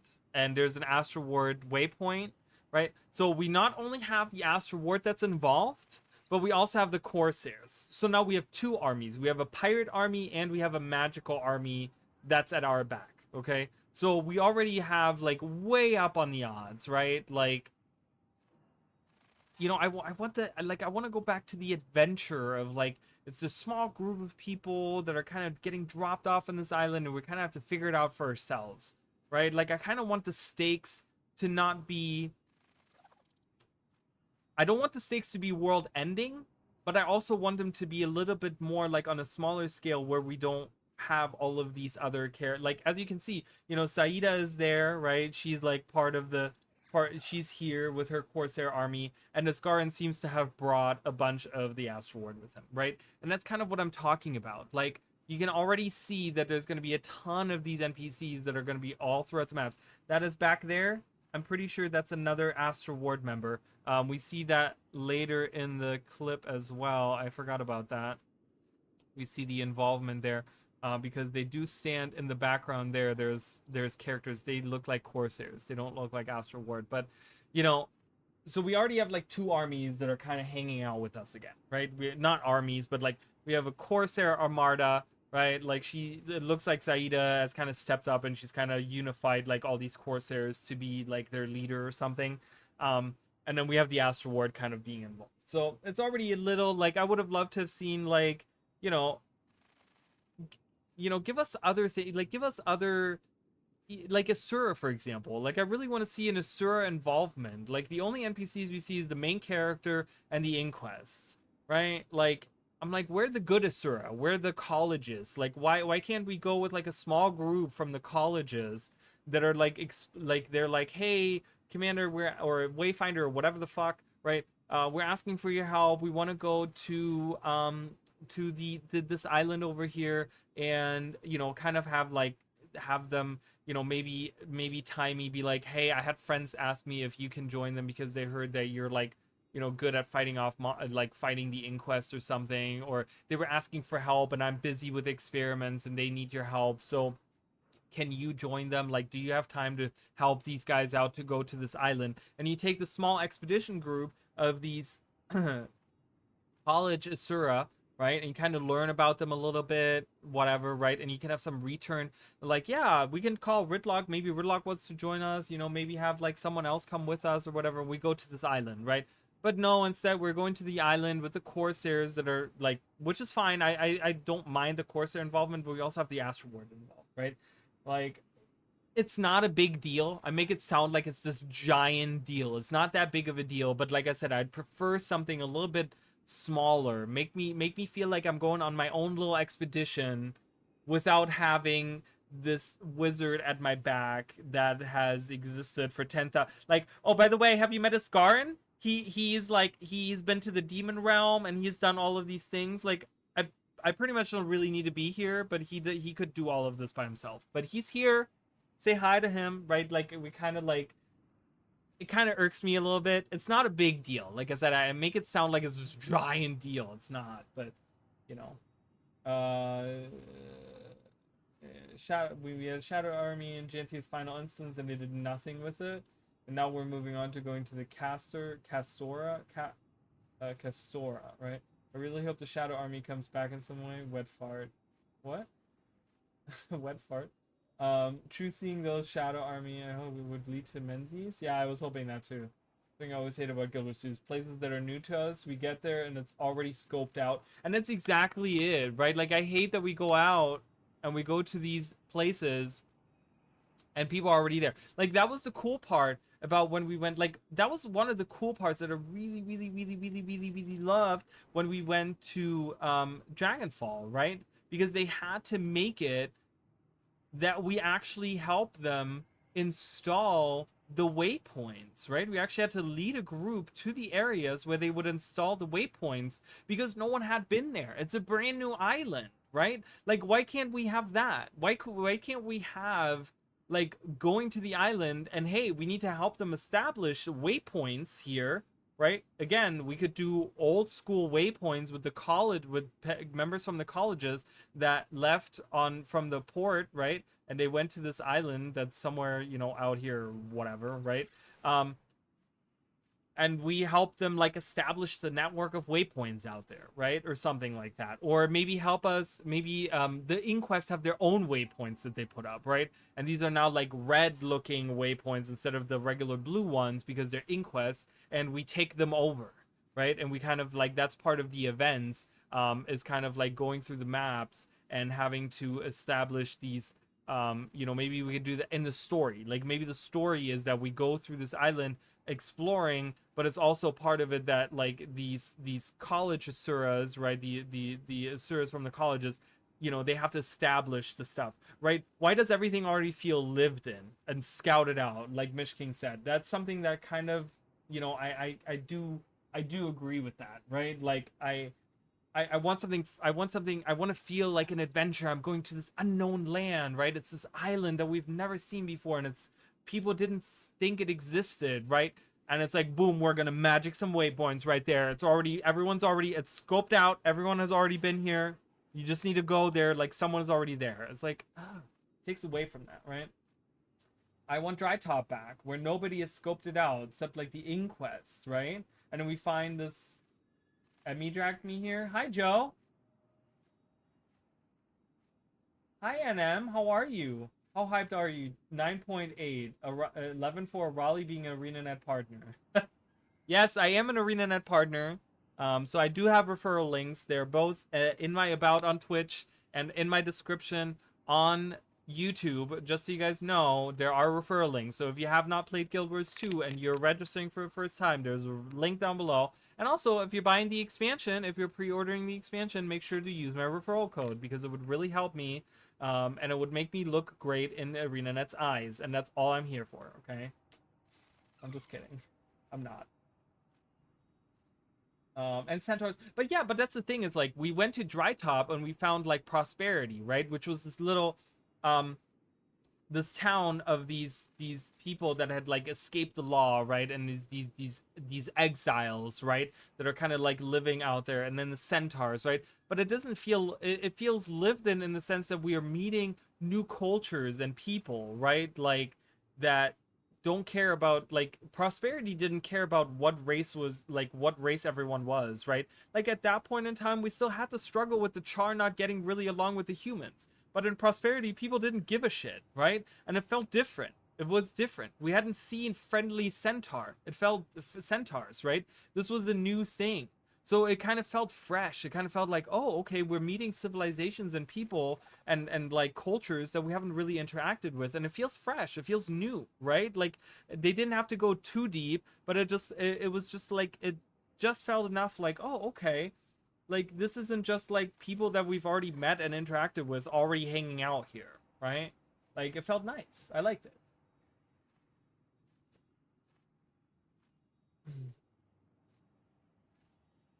Well done being a partner. Thank you. Also known as the Pillow. The Pillow? Is this like your Discord thing? Because I don't know anyone's name from anywhere. Are you kidding? You joking right now? I don't know anyone's name. I'm so sorry. I don't look at anyone's name. I cannot. I have one thing, just so you guys know. I have like really bad memory. Okay, first of all. Why does that name ring true in my brain? In my brain of brains? As soon as I see...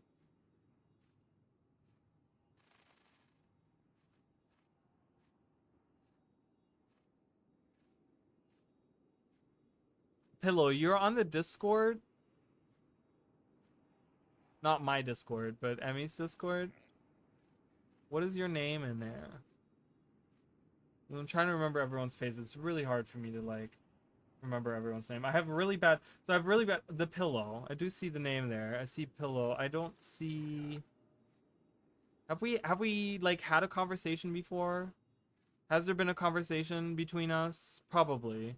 I'm really bad. Like, I'm so sorry. So one of my things is I have really bad memory loss from many years of depression. I've had really bad, like, depression for a long time. And my memory is, like, just completely shot. So one thing that I really can't remember is names. I'm really bad with names. And I'm so sorry if I don't remember you. It's nothing personal at all. Okay? From Discord. Okay, Emmy's Discord. Okay. Well, welcome. Hi, Pillow. What do you prefer, Joe or Pillow?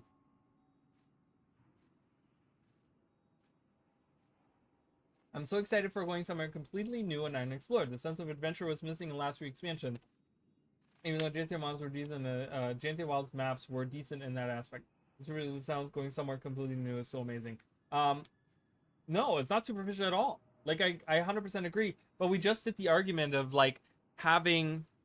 It doesn't really feel new when you already have people that are hanging out on the island that already feel like they've been here, right? Like, you know, I talked about, like, having Asgar in a story himself isn't the problem, but what it means to have him in the story, right? Like, having Asgar in the story means that he has the Astro Ward backing, means that the Astro Ward probably has explored the island, even though it's, you know, it's so hard to reach and no one has ever lived here and blah, blah, blah, blah, blah, right? Like, it sounds like the Astro Ward is still present there, right? And that's one thing that kind of bugs me a little bit. So, hold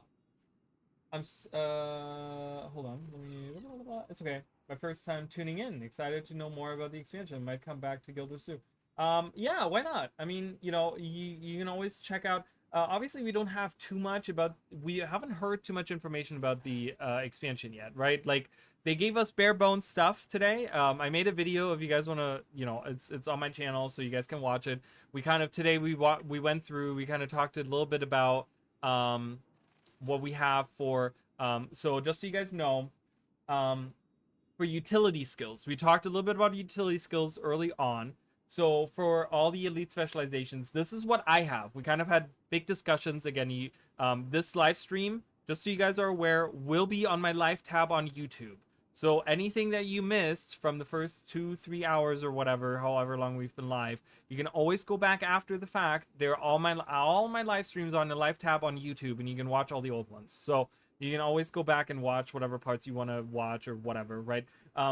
But we talked about the elite specializations, which were kind of... We didn't get 100% confirmation on exactly what they do, right? We got, like, images, and we got, like, you know, certain things or whatever they talked about. But we talked about... So what do we get for utility skills, right? So the thief is going to get the, like, swindler with the cards, the card icon or whatever. I think I'm going to, you know what, you guys, you know what I can do? Here's what I can do. Give me 1 second, you guys. Let me do something here real quick. Is this going to pop up for you guys? It's not. here's what I'm gonna do, you guys. Ooh, this is gonna be exciting. Okay, so this might be a little spoilerish. So if you guys don't want to see spoilers, I'm really sorry. I might spoil it a little bit for you guys. So give me just a second. I'm making something. I'm making something beautiful for you guys. I'm so dumb. Just ignore me. It's fine. It's totally fine. All right. So that there. We save that. Yep, that's fine. Yep, that's fine. And we want to save that as a PNG, please. We do new. All right, there we go. Yep, yep. All right. Let me pull it up here for you guys. Let me pull it up for you guys. For those of you that didn't see any of the trailer stuff, right? I'm gonna make coffee because it's 4 a.m. Holy, a list. No, not a list. A picture. I'm bringing you guys a picture. Hold on. Make some coffee. We're gonna be here in a minute. Meteor file. I need to have a meteor file. I need a elite spec chart. That's how I'll name it. Browse the file. Is it in here? Where did I put it? All media files. Is it in pictures? I can't find it. It's under downloads, so I cannot find it. I don't know why it's saved in downloads. Oh no, I don't want. I want a picture. How do I do a picture? Guys, I don't know what I'm doing. I'm such a bad streamer. Maybe I shouldn't be a partner. I'm such a bad. Image. There we go. Oh my god, I'm so silly. Image. I'm just gonna name it image. It doesn't really. It doesn't really matter. There you go. Look at this. Isn't that beautiful? There you go. So as far as we know, as far as has been hinted at, this is, and this might be a little bit of a spoiler to you guys, and I'm sorry if you don't want to be spoiled, but I guess I'm going to spoil it.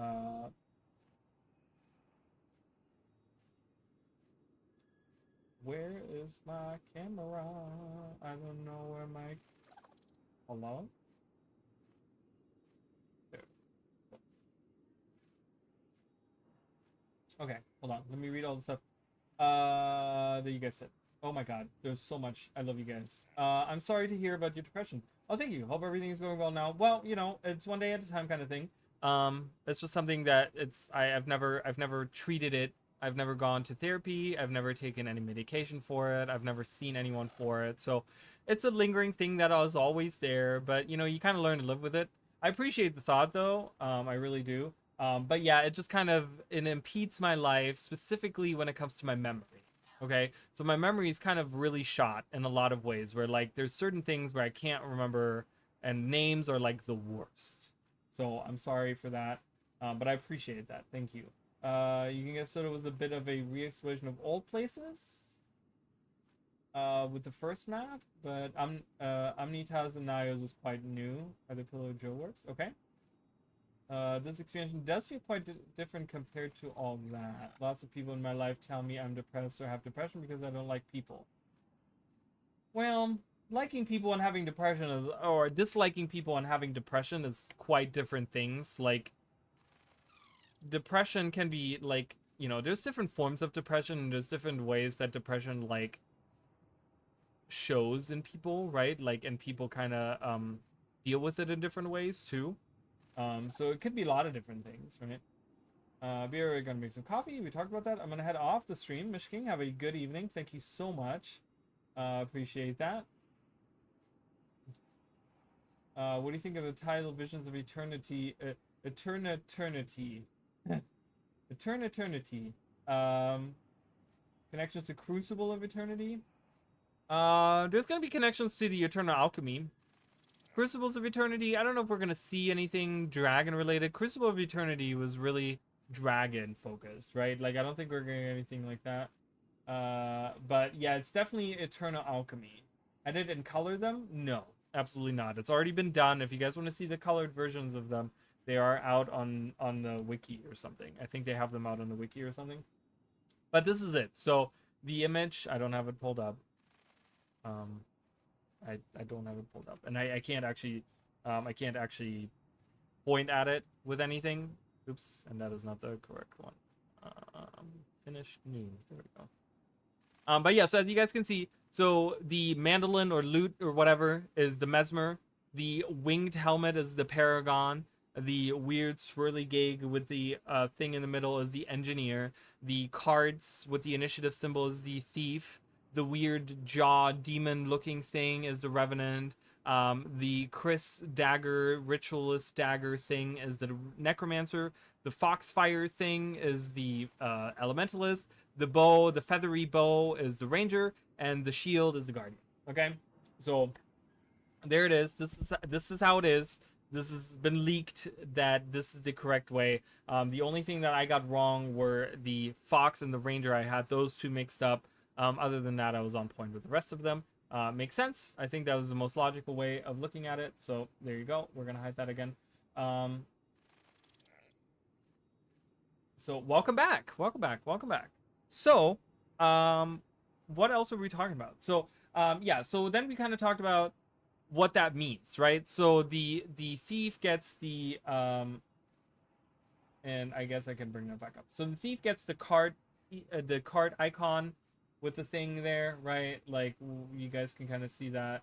Let me see if I can. Okay. So we thought about like what does that mean for utility skills? We're kind of thinking about we're gonna get some kind of utility skills, right? Healing skill, utility skill, elite skill, right? We're gonna get some new skills there, a new set of skills. So what does everyone get? So we talked about it, and I think the consensus pretty much in chat was that manipulations. So when we looked at the different skills, we can actually pull these up as well. I think do I still have those? I think I have them pulled up. So yeah.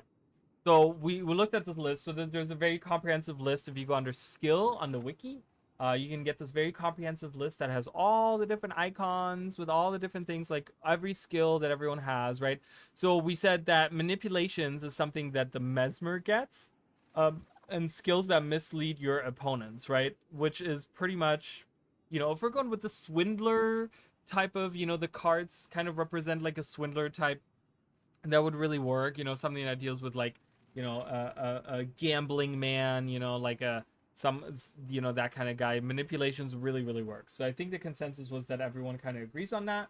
Then the Elementalist. So in the announcement, we saw in the trailer, we saw that they have a pet, or what looks to be a pet, right? So right here, has this is an Elementalist, and she has a floaty Foxfire Spirit guy that is hanging out with her, meaning that they're going to get some kind of pet mechanic, right? We're going to see a little bit of a close-up look of that. So our thought was that commands, right? Because commands are only available on the Ranger, and the Ranger has commands for their pets, right? So if we're going to get some kind of floaty fox spirit pet creature thing, having them use commands would make sense, right? So then we talked about the Necromancer is going to get the spirit, the Ritualist, right?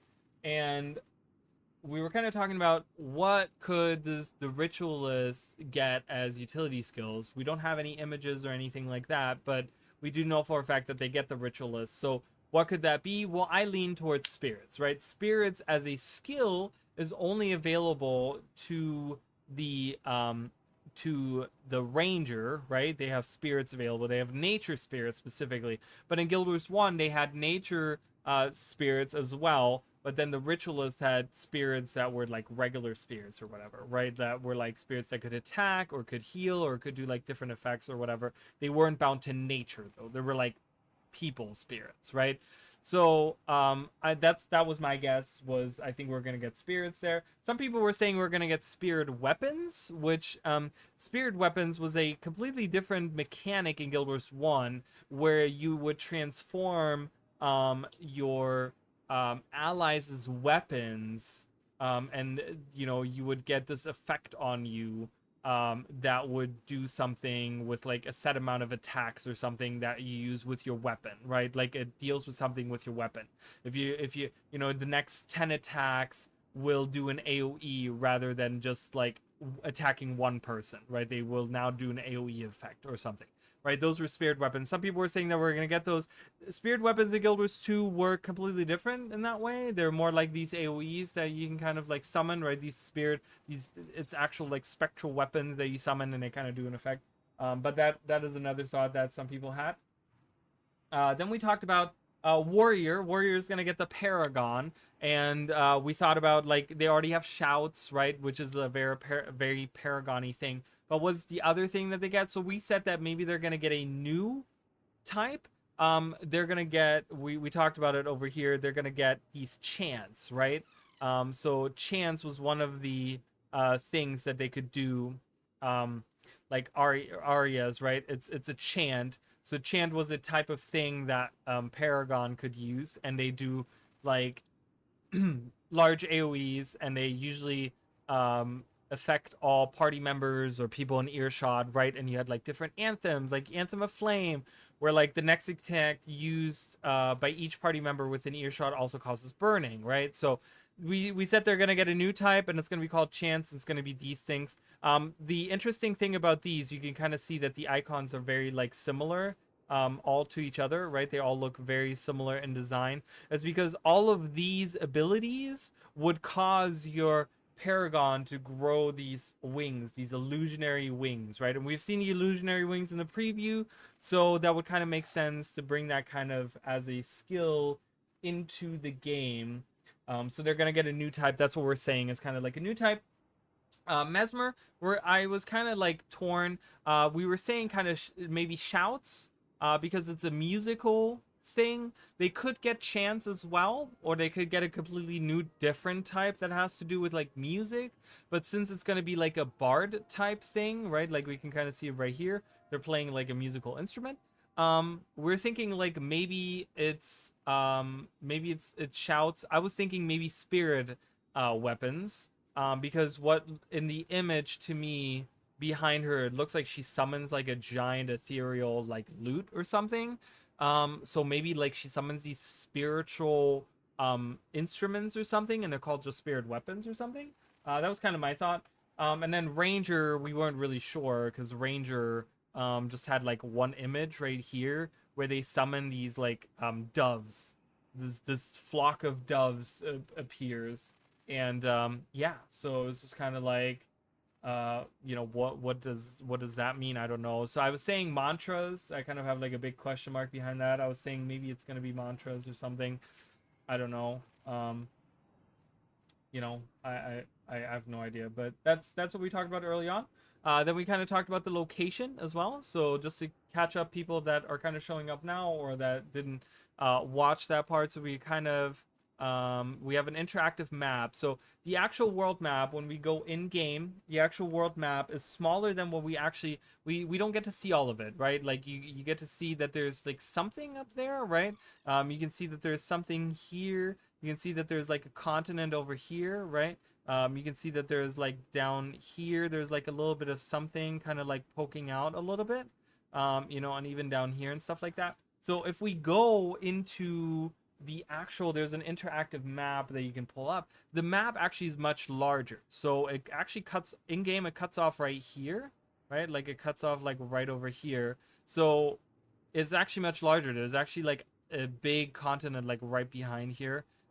You know, and then like we saw this kind of poke out, we saw this come out, right? There's actually like an island back here, right? It's the same on this side as well. Like I think there's a lot of areas here. I think it does it cut off over here somewhere. I'm not sure, but so we're kind of theorizing like maybe this is the island that we're going to, you know, or maybe this island up here. So we're kind of thinking about like, you know, maybe that's the location that we're going to. This is the world map that was at some point in time. I think this was during season 2 or 3 or something. This came out or something. I'm not sure. This looks edited. Like, do you guys see this up here? When was this posted? Oh, 2 years ago. It's updated. Okay, they updated it 2 years ago. to add this in, right? So they added this in.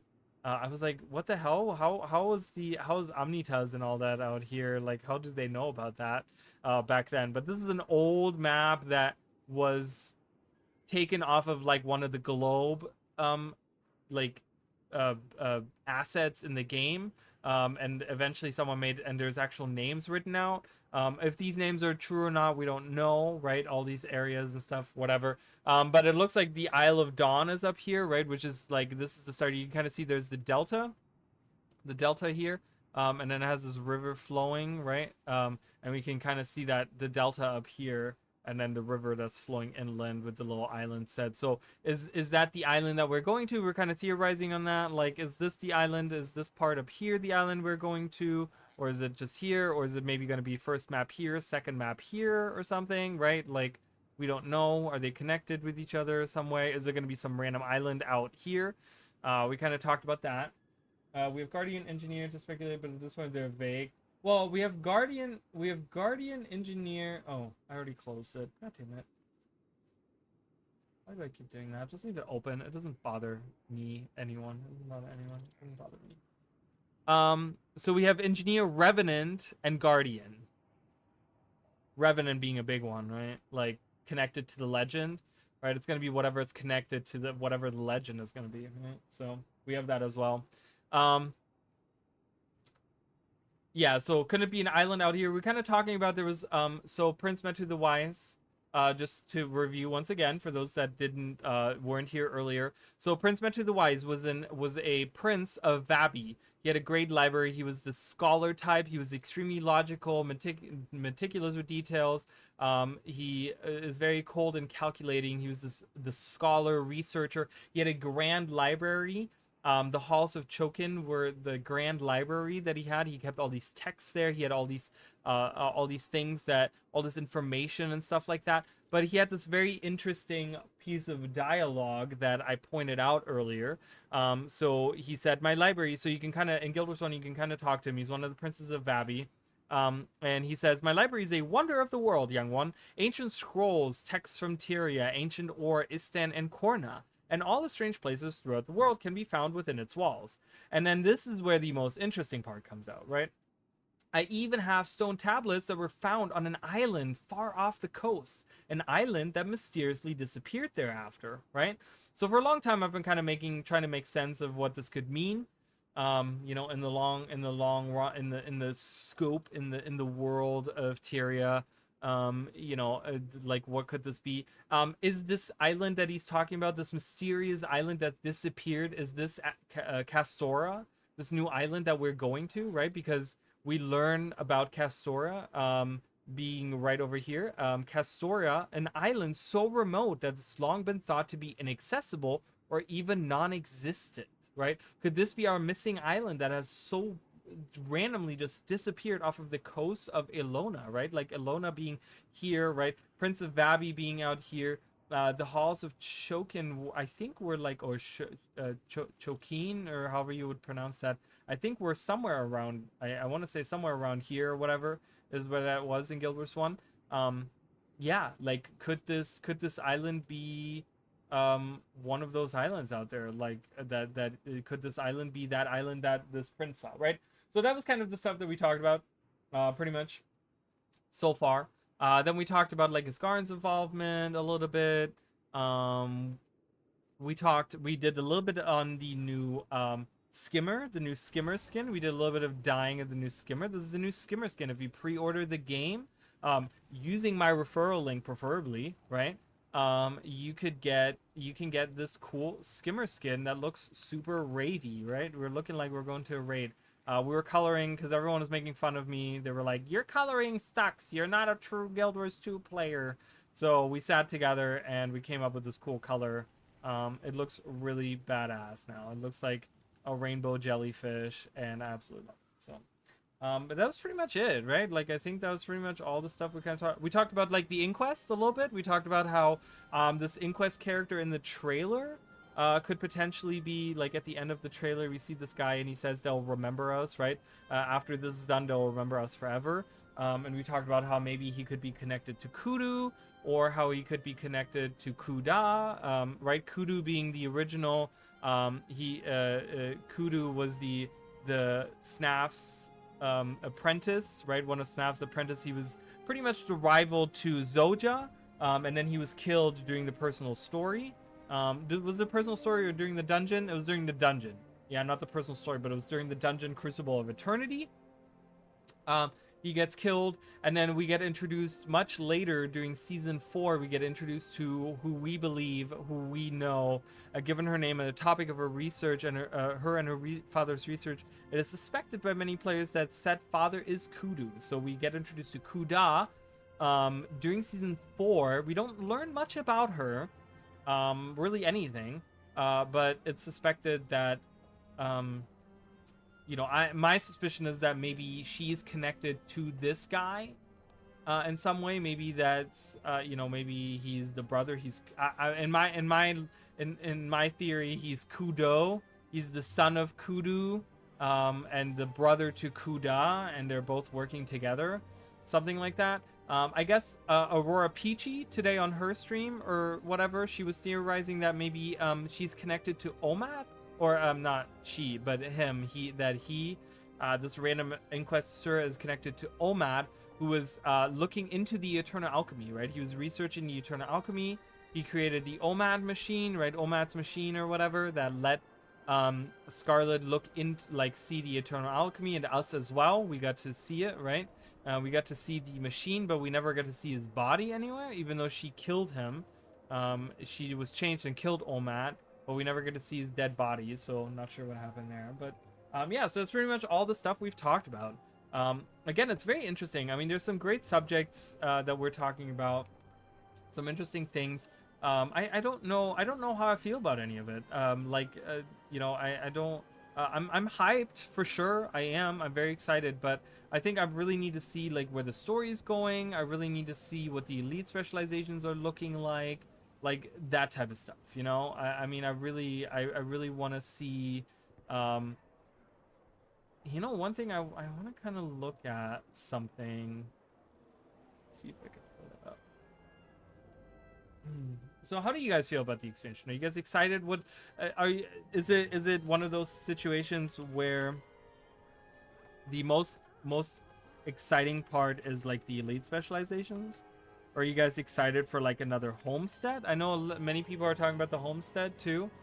Let's go here. You guys can maybe see what I'm doing, maybe not.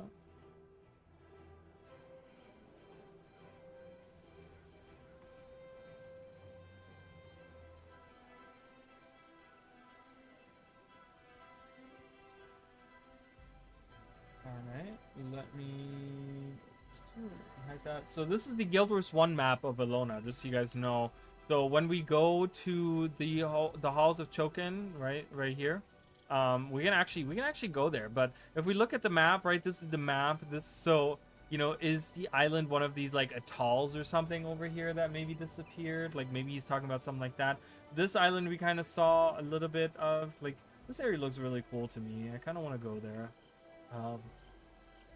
But yeah, we can kind of hang out with Prince Metu the Wise, and we can kind of hang out with him there. I don't even remember what the group setup was that I had here. Did I have?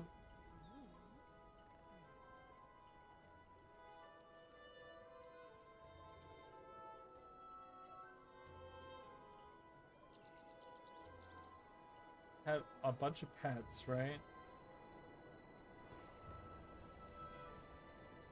I had Vec. Didn't I have Vec with me? I think I had Vec with me.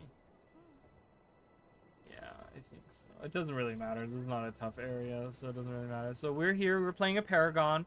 I can kind of show off the illusionary wings from on distant shores of a land unwaking. Answers there.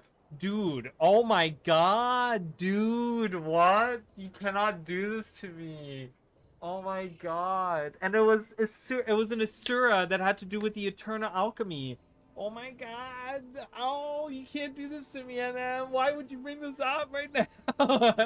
I'm stressing out, you guys. Okay, so if you guys don't know what this is, NM is referencing a video, or specifically a quest in Guild Wars 1 that I made like many videos on, right? So I'm playing a Paragon, just so you guys know. We'll talk about that. We'll talk about that video in a little bit. Okay. Oh my God, Norgu's not even wielding a weapon. Okay, so that I don't need Norgu. Norgu can go. Who can I have with me? Who can I have with me that has a pet? Does no one have a pet? No one? Maybe I can have like Koss. Does Koss have a pet? Koss does not. That's a Paragon. That's a Paragon. I need to find someone that has an R. Who did I have with me? Livia, maybe? I think I had Livia with me. I think Livia was like my healer or something, right? I think that was kind of it. I would be disappointed if we don't see Kakuda. I mean, that would be... I would love to see that connection. I would love to see that connection for sure. Does Livia have shit? Do you guys all have stuff? Are you guys equipped? Are we ready to go? I don't want to have like a total team of losers, but... yeah, this looks fine. Raid encounter and strike. Well, we saw this really cool, like... floaty guy, right? Like we also have that.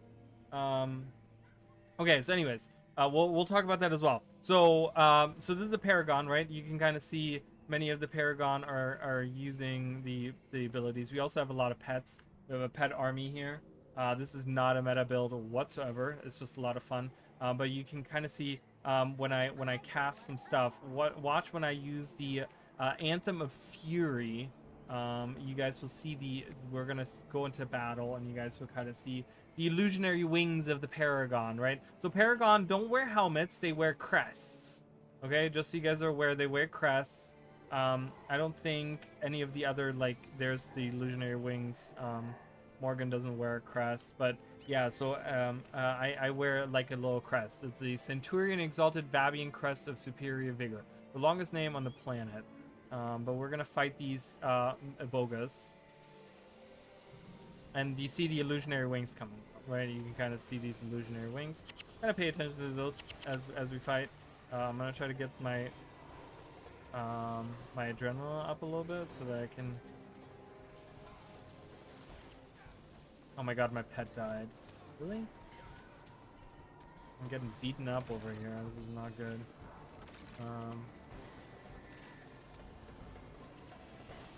Come on. Let's build up Fury and let's use the illusionary wings. Stop not attacking. Attack the new target. I haven't played Guild Wars 1 so long. Alright, so illusionary wings, you guys can kind of see these golden illusionary wings. All the pets are dying right now. This is just so sad. Hi Elvis, how are you? Welcome. You just missed, like, I just did a review of everything we talked about. We talked about a lot of stuff. I'm gonna take a break in just a second, you guys, just so you know. So we're gonna go hang out with the Prince Metu the Wise. Prince Metu the Wise, how are you, Elvis? Are you excited for the new expansion? Have you been watching all my content? I am now an ArenaNet partner, so you better make sure you watch my content. Just kidding. I'm not that arrogant.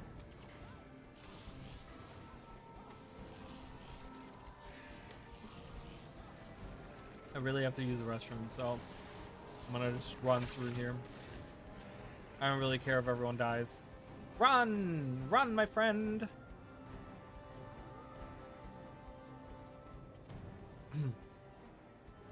Alright, so this is Vabi in Guild Wars 1, just so you guys can see it. Very cool, very cool. This is the the entrance to the library, right? Very excited, and congrats on making partner. Thank you so much, I appreciate it. I'm very excited. It's been, you know, I worked very hard on it, and you know, it's finally there. And you know, I worked hard on it, and obviously I had a ton of support from you guys, right? Like all you guys that have been watching my content and liking my stuff and commenting on my stuff. You know, I wouldn't be able to do that without. Oh man, I miss these carpets. The floating carpets, dude. Freaking amazing, dude. Look at these.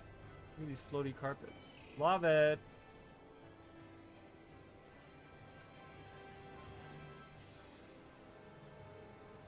So we have music going on like multiple levels. I just realized that. So I'm gonna turn off Guild Wars 2's music real quick. Not that Guild Wars 1 has like amazing music or anything. I mean it does, but I mean like right now. Sorry. So here we are. This is the library, right? It has text scrolling through. There's a librarian, Kanu. And we can meet Prince Metu the Wise, I believe, right? Yeah, he's right over here. It's kind of weird because he's in the side room.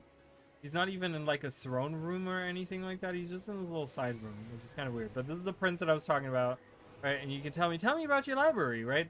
And he says that, you know, blah, blah, blah. And then he says, I even have stone tablets that were found on an island far off the coast. An island that mysteriously disappeared thereafter. So, yeah, so is this Castora, this island? Did Prince Metu the Wise go to Castora, somewhere off of the coast that mysteriously disappeared somewhere off of the coast? And you know, is that what happened there? You know, but I did want to show that off a little bit. I always felt you deserved it. You have excellent content. I especially love your lore videos and map comparisons. Thank you so much. I appreciate that. Thank you. Yes. Those are. I still think that the map comparisons are some of the most unique content that I've made. Oh, we get to see some spirits. Here you guys go. These are the spirits of the Ritualist in Guild Wars 1. You guys can kind of see this as well. I forgot that we actually have a Ritualist in the group. Livia is my necromancer / ritualist. Wow, what a weird twist that is, huh? But yeah, so she can summon these spirits. Spirits of life, spirits of preservation. Right? Those are the spirits. So I kind of wanted to show you guys these. So let's what do we let me pull up Guild Wars 2 again. Let me take a short break, you guys. I'm gonna be a couple minutes. I gotta go use the restroom and grab something else to drink, and I'll be right back. Give me like a couple minutes, and then we can continue all of this discussion. So, be right back.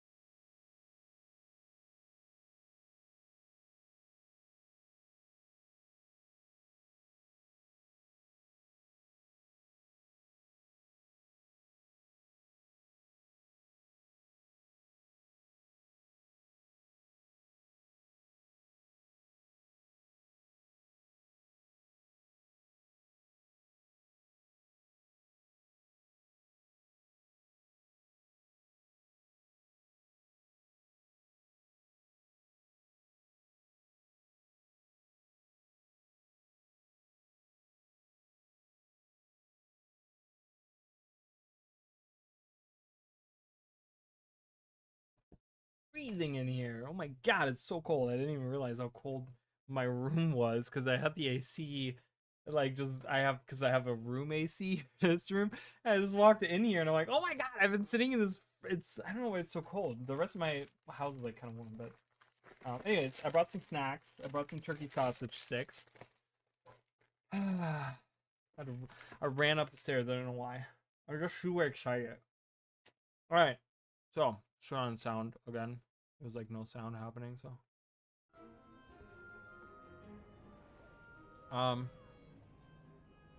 what's some good music I'm gonna have in the background? You know what? We don't even want to hear music. So what I'm gonna do here, we're gonna talk about. Okay, a couple things that I want to pull up. So first of all, let's pull this back up and let's look. So we talked about raid encounters, right? So I wanted to go back to that real quick before we go on to this other thing that MN mentioned. But you're excited about the raid encounters. It looks like this guy's gonna be a raid encounter, right? Like we see him here and we see him and he looks absolutely phenomenal, right? He looks really, really cool. Like, what a unique NPC, right? Like these cool wings, the trees growing out of his head. He's like some kind of bird creature, some kind of owl creature or something. He looks really, really cool. Okay, so I'm very excited. I'm not a raider, but depending on what they're doing with the changes to like looking for group and stuff is what they're looking to do, I guess. Like I don't know if we're like I don't know. I don't know how that all works, right? We don't have the details on it, but it might get me into raiding more, right? Like I don't know. Maybe I feel more inclined. Maybe the new elite specializations really make me feel like, yeah, you know what? I really love this, and I want to take this character to like the next level. You know that. I mean, you know, anything's possible, right? So, but yeah, he looks like he's gonna be the guy. He's gonna be the guy for. Oh, you guys can see my mouse even though I'm on a different layer. That's really interesting. I'm on a completely different like different thing. I have so many comments. Thank you guys for all the amazing comments. There's just so many comments today. I've been trying to comment on everyone's comments. It's just freaking crazy. So but let me see here. I want to pull up a video for you guys. So we can watch it together. We can have a good time watching this video together. Okay, there's actually two videos that I want to pull up.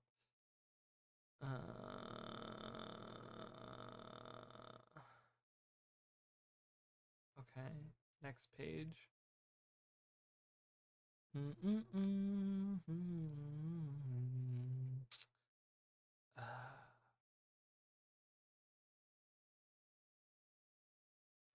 Guild Wars 2 new expansion. Ah, there it is. Okay, so we have two videos of mine that I would like to so you guys don't have to watch it. I'm just gonna show it here.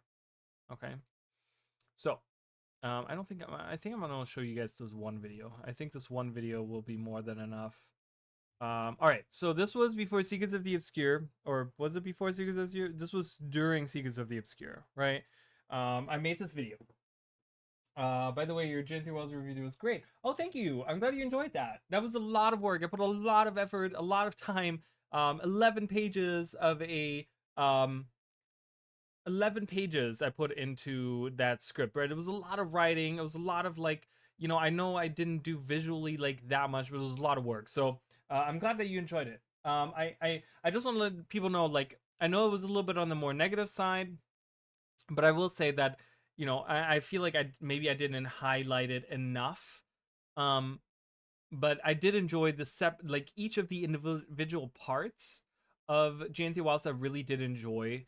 It was just that there were certain things that, you know, like all together in the grand span, as someone that cares a lot about Guild Wars 2, like the story and the lore and all that stuff, right? Like, to me, there was a lot of things like in the grand scheme of things that it fell short on, especially towards the very end of it, right? But yeah, I appreciate that very much. You should try it, to be honest. Rating isn't that hard anymore. Maybe Wing 8 is a bit difficult, but as you get to pugs, make it more accessible. Yeah, it's just, I feel like there's still a little bit of a stigma going on. So, I don't know. I feel like I think it's like organizing a group and stuff, like maybe but I'm the type of guy that I am is I don't play meta builds, and I don't have like I don't like tight rotations. When it comes to the point where I need to press certain keys in order to be okay in what I'm doing, like I don't know. I don't like that. I'm not a fan of that, right? And that's like one thing that it's really about is like about the rotation. It's about making sure that you use your whatever, right? And I'm like, I'm just really not, I don't know. I'm just not a fan of that. So I do understand that they're more accessible now and stuff like that. And I have done them on non-meta builds, but I will tell you that every time I have done them on non-meta builds or on my own rotation, or I've used my own skills that aren't meta builds, like I've always gotten some kind of comment from some person in the group that is not agreeing with me, that's saying, no, you should be using that, right? Like it doesn't matter if this is like a training group or not. Like if you guys remember, like Chicken Noodle, when he used to make content, right, when he used to stream and stuff, he hasn't really done any content. He's still an ArenaNet partner. He's still a good friend of mine. We still, we chat on and off. Like, we just today, because of the whole partner thing, we were talking and stuff. He hangs out in the Discord and stuff. But I was on his streams when he used to stream. I used to always join him on his streams, and once in a while I would even join him on his like training rating stuff and whatever. I once in a while, like when he needed someone, I'd be like, yeah, sure, I can jump in and help or whatever. And even at that point, I feel like I still had people, not him and not specifically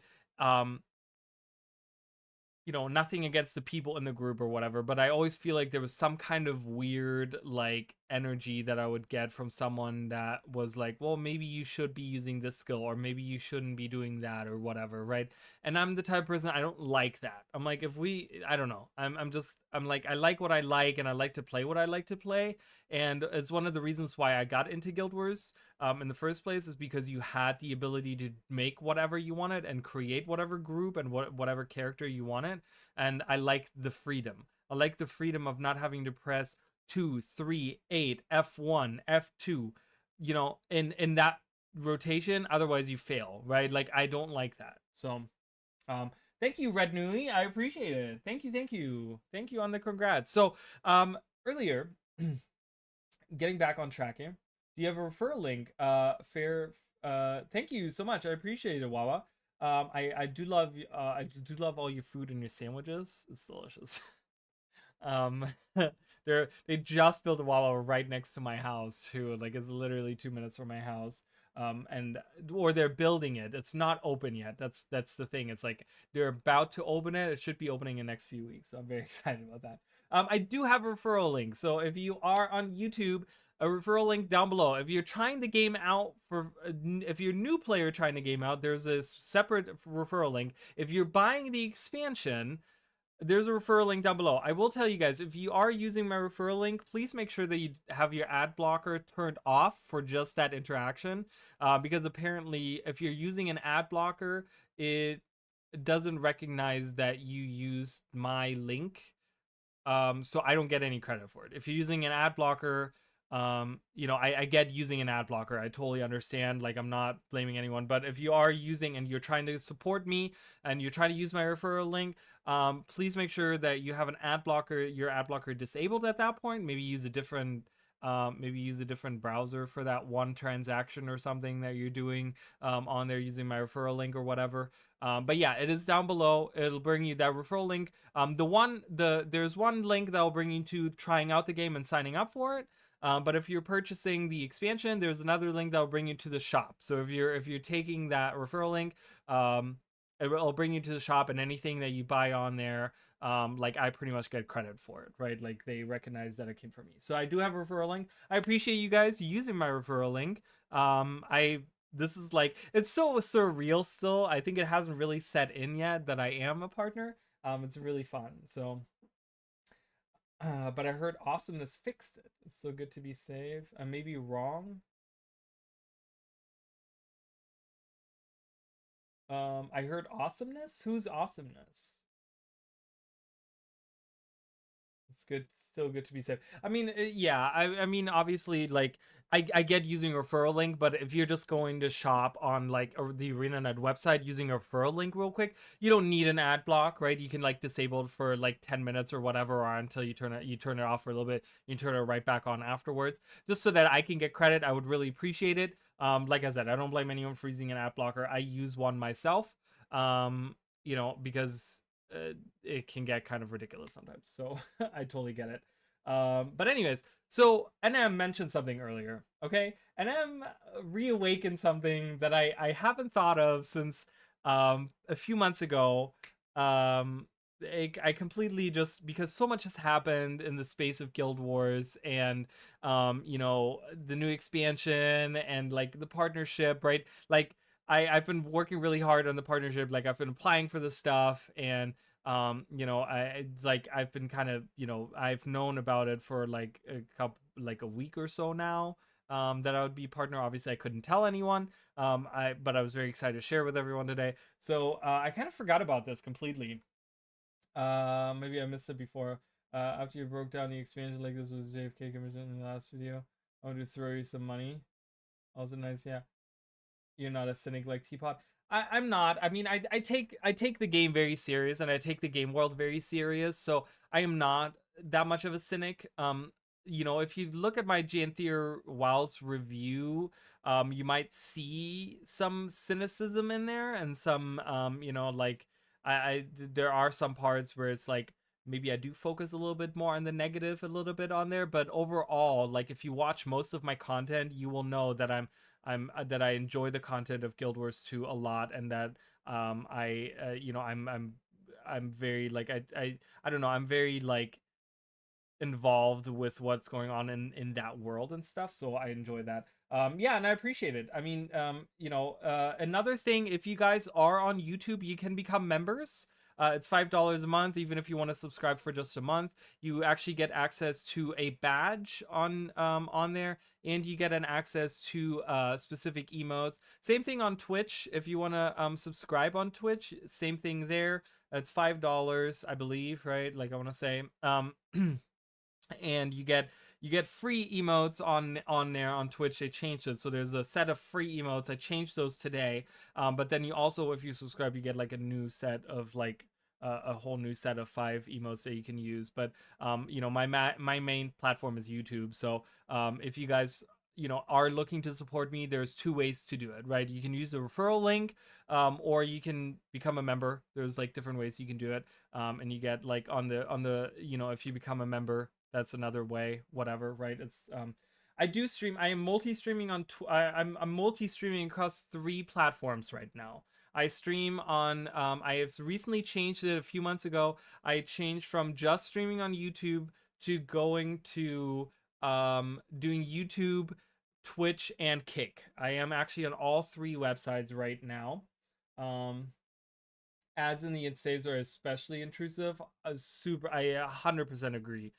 Some of the ads that I get, especially, I will tell you guys, on MOBA, on mobile, I get way worse ads than I get on PC. On PC, the ads are like, okay, they're like 30-second ads and about, you know, 5 seconds, and you can skip them, right? And it's one ad. When I'm on mobile, I get like 5-minute ads, and there's like 3 of them. And I'm like, what is happening? Why is this so different? Like, it's weird. On PC, when I'm on my desktop, I get not way less. I'm thinking because they probably have more people on mobile watching videos on their phone, so they're trying to get more money out of those people, which is just kind of disgusting, and you know, whatever. But it is what it is. I just use an ad blocker. I mean, obviously it takes away from the money that I make, because I make money off of the ads, but I get it too. I get that people, you know, I'd rather have you guys subscribe to my, like, become members of my channel and give me money there, and then not, you know, whatever, right? Like, it's $5 a month, and you can do it once, or you can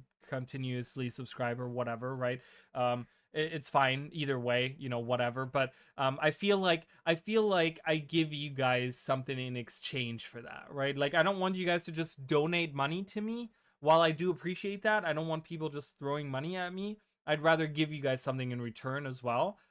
Which, you know, the emotes, I didn't make those. I bought them from someone. But the channel badges, I actually made those myself. So, but you guys get something in return. You know, you're not just like throwing money at me. So, but anyways, so let's go back to this. But I appreciate all you guys trying to support me. I really do. I really, really do. Thank you guys so much for that. But yeah, so a long time ago, in Guild Wars 1, and you know what? We're just gonna let's watch this video, right? I made a whole video. You guys don't have to watch it. It's a 10-minute video. It's not a long video, right? But I think I break it down really well in the video. So let's watch the video together. Hello everyone, it's Raleigh, and oh boy, do I have something interesting to talk to you guys about today. I will tell you guys, the audio in this video was really horrible. This was a moment in time where I could not figure out the audio to save my life on my microphone. I figured it out now, but back then the audio was like really, really bad. So I apologize that the audio is a little bit, it sounds like I'm recording like in a toilet somewhere. I don't know how that happened, but I could not for the life of me fix it at that point in time. I never really talked about that. But yeah, it is what it is. So. Recently, I have been mentioning expansion concepts and even made a video about this sort of thing. But considering more subjects and places we could go, I started thinking about an underground expansion. Long story short, I remembered the Deepstone fractal and some of the lore, which in fact is tied to not only Guild Wars 1 and the human gods, but potentially the current story of Nyos. For those of you who are privy to many of the lore things of Guild Wars, you might already know what I'm talking about. But let's discuss details and see what fun lore stuff we could see being added in upcoming releases. As always, a spoiler warning for all things Guild Wars 1 and 2, and if you have not subscribed to the channel, doing that would make me very happy. Thank you. With all that said, let's just get right into it. Let's start from the beginning. The Path to Revelations is a final quest in a chain of quests in Guild Wars 1. This particular quest chain involves an Asura named Kirsch, who can be found in the Tarnished Haven, an area of the world not accessible to us in Guild Wars 2. He says that he has studied the human gods. He found it strange that these gods have different domains and are stronger in different areas, even though they're supposed to be these omnipotent, almighty beings. He decided to explore the various domains, or facets, of these so-called deities. Using a device aptly named the Divination, he tasks— Hold on, I want to pause this real quick. Because I just saw your message, Wawa. So I have the, oh, you guys can't see it. Oh, I can just, I don't know why I didn't do it like that. I'm gonna, there we go. So I got the, I mean, it really depends on what version you want to get. The thing is, if you get the Ultimate Edition, you get this cool, mount skin for the skimmer, which dies really, really cool. So that is the one thing that really sold this to me. I'm gonna be honest, like, it looks really, really cool. So I will tell you that, you know, whichever version you find is worth it. Obviously you get like a bunch of gems and stuff like that, you know, that you get to use as well. So whatever. Yes, sir, we're in Guild Wars 1. Yes, and we will kind of, if you haven't played Guild Wars 1, I do a lot of Guild Wars 1 content as well, but we'll go back to the video. So I think that I'm never a fan of the skins that they give you with the like ultimate editions or whatever, but I really, really like this one. This one, I gotta say, and I'm not just trying to sell this to you guys. I really don't. Like, I would be honest with you guys, but this really sold it to me. Like, I love this skin. I think it's so cool. So I can't wait to use the skimmer and use that skin all the time. That is really, really cool. So you have to kind of decide for yourself, you know, what, like, how much money do you have to throw around? You know, how much money, like, is it worth it? I think the 4,000, was it 4,000 gems that you get or something like that? Is definitely worth it. In the long run, because you can get really cool gem store items and stuff, and they usually do like really cool gem store skins. Also you get the unlimited the fairy dust logging tools and stuff like that, which have the same skin as the this little guy that I have with me right here. It's the same. These guys come out and they chop wood for you. Super cute. I love this. This is one of my favorite like mini pets to have out. I love this guy. He's really cute. So you kind of have to make that. The iridescence is really cool for sure. So, but yeah, you kind of have to make that up for yourself, I think. So just kind of wanted to bring that up before we go back to this video. Haven't even unlocked Skimmer yet. Oh, really? Oh, well, then you have a lot of stuff still to go for. You know, there's a lot of stuff to go for still. The skimmer is gonna get an upgrade in this expansion, so it's super fun. But yeah, let's go back to this. Just to kind of review, there's an Asura that is researching the eternal alchemy and the gods, and you know, the gods are like these omnipotent beings, but why are they like stronger in certain areas? He actually says that, like, why do they have like different like areas of expertise, I guess, that they have, like, and he's researching all of this stuff, right? You with killing each of the 6 facets. The 6 facets are as follows: the facet of creation for Melandru, the facet of destruction for Balthazar, the facet of illusions for Lissa, the facet of death for Grenth, the facet of existence for Dwayna, and the facet of spirit for Cormier. Each time you accept one of these quests, Kirsch gives you a vague explanation as to what the facets are. In short, these are like manifestations of the gods' powers, almost like the avatars you can find at different shrines. The interesting part here is that these facets manifest themselves as dragons. We have seen this before with Glint in Guild Wars 1, where her facets were also manifested as dragons. Understandably so, and with that the facets we see the Herald wield in Guild Wars 2. I think that at this point in development, ArenaNet wanted to keep the idea of a connection between gods and elder dragons open, so I wouldn't read too much into this.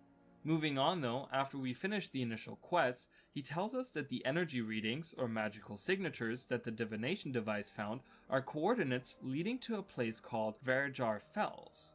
This area is also not accessible to us in Guild Wars 2, and by the looks of it, is actually underwater now, deep in the Shiver Peak Mountains.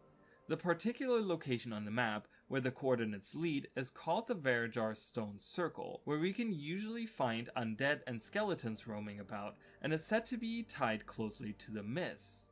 This is our first clue into this mystery. Since we are trying to find connections to Nyos, having something related to the mists is already very compelling. Once the location is reached, the facets appear before you once again, and of course you have to kill them again. This is where it gets interesting though. Upon killing them, an ephemeral spirit appears who says 4 lines of dialogue and then disappears. At first glance, these are nonsensical and Kirsch is extremely frustrated. Nothing comes of it, just Kirsch saying he will decipher what the spirit said and perhaps you two will meet at the end of the path. Now the message here isn't too difficult to decipher since it uses a simple substitution cipher, meaning that, simply put, the letters were swapped for other letters. So the relevance will come in just a second. Once you hear the end of this, you'll kind of understand a little bit where I'm coming from. Once you understand specifically the whole ideas about this message, these 4 lines that this ephemeral spirit is saying are very interesting because it's been a mystery since Guild Wars 1, and a lot of people it'll kind of come together. And I'll kind of explain it at the end. So we'll kind of have to like watch the thing because I feel like there's no point in watching the video if I'm just explaining it.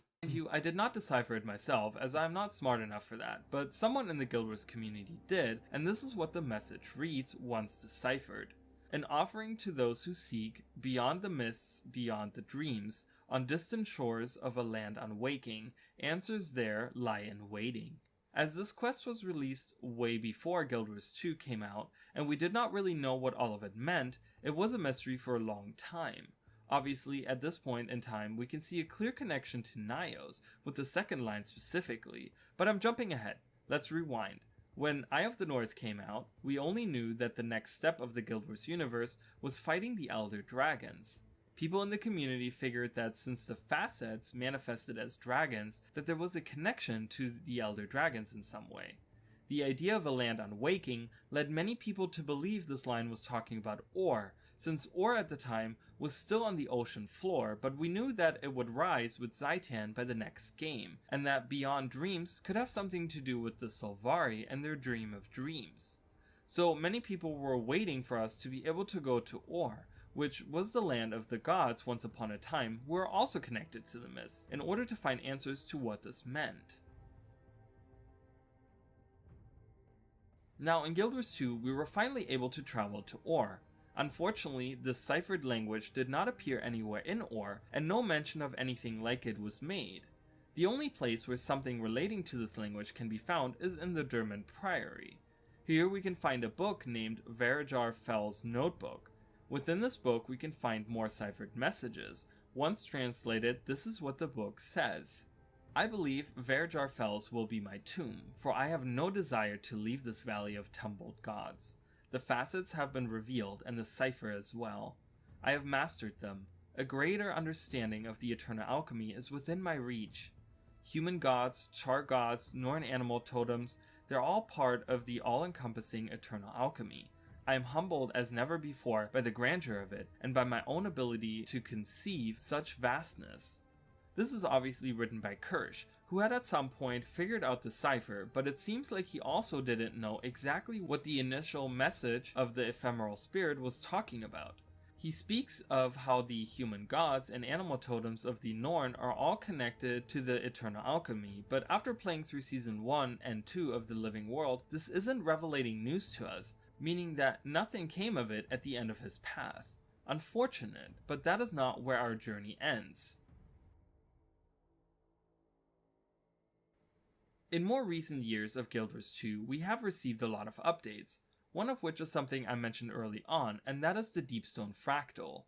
This fractal involves us taking a stroll through some of the abandoned dwarven underground halls in search of treasure that goes awry. At some point, we come across an ominous entity called the Voice that takes control of one of our comrades. The most interesting part here is that the language the creatures that are either under its control or are directly possessed by this voice use is really strange. And yes, you might have guessed it, this language uses the same cipher for translation as the message from the ephemeral spirit in Guild Wars 1, meaning that the two are tied together somehow. So we have a spirit that appears in the mountains using this language, and an ominous entity who roams the old halls of the dwarves that lived within the mountains. Some people might think that perhaps this has something to do with what is lurking deep within the ground of Tyria. It wouldn't be unreasonable to think that this hints at some larger plot right beneath our feet. I, on the other hand, think that this could perhaps have something to do with crossing into another realm. Remember the initial message we got from the ephemeral spirit: beyond the mists, beyond the dreams. Going with what is currently happening in the world of Guild Wars, this would seriously imply Nyos, the realm of dreams, a place that lies beyond the mists, as the place mentioned. Since the next line speaks of distant shores of a land unwaking, I would think that this is referring to some place in Nyos that lies beyond where we have been able to go to. Considering either path, the message and language seem really strange. If the initial message has to do with some place far away on Tyria, and it's a language we have never seen used anywhere before, it would indicate that the location is extremely remote, and the question would be, why did this spirit appear at an area that is close to the mists? On the other hand, if we consider that it has perhaps something to do with what lies deep beneath the ground, the question would be what the initial message from the spirit is talking about. Could the spirit originate from deep within Tyria like the ominous voice and just simply speak of a faraway land somewhere on Tyria? Or is there truly some connection to Nyos, the realm of dreams? Perhaps something tucked away in a corner of this realm that has potentially something to do with the gods? The last thing I want to point out here is that in Nyos, we can find a strange tablet. This tablet is made of strange black stone and glows faintly. It also is covered in symbols that are unknown to us. Obviously, this seems unrelated to what we have been talking about here, but what this strange tablet indicates to me is that there is indeed languages and perhaps civilizations in Nyos that we have not yet met. I could be reading into a lot of stuff here, but it would be incredible if the developers would expand on this mystery in some way. What do you guys think of all of this? Okay. So that's pretty much the premise. So why is this video relevant, right? The question is, why is this relevant, right? Because we're going to distant shores of a land unwaking, right? Meaning that it could be Castora, right? This message could be Castora. Because again, we've been dealing a lot with the mists in the recent expansions, right? We went to Nyos, like I said, in the in Secrets of the Obscure, we went to Nios, right? We just talked about that in the video, whatever. My theory was that we would find out something. Then I made another video later on where I kind of tied this whole message together, and I kind of let me see if I can, guys. I've made way too many videos. Actually, this is more recent. This is more recent. It was this who was behind all of this, I think, right? So then I made a video here that I made this much more recent, where I kind of connected the whole idea of. Hello everyone, it's Raleigh, and today we're back with some more interesting theory crafting. So, this message that kind of persisted, right? If we like review the whole message and the whole idea of the message, right? It deals with the myths, it deals with the gods, it deals with the eternal alchemy in some form, because Kirsch was studying the eternal alchemy and how it all kind of connects, right?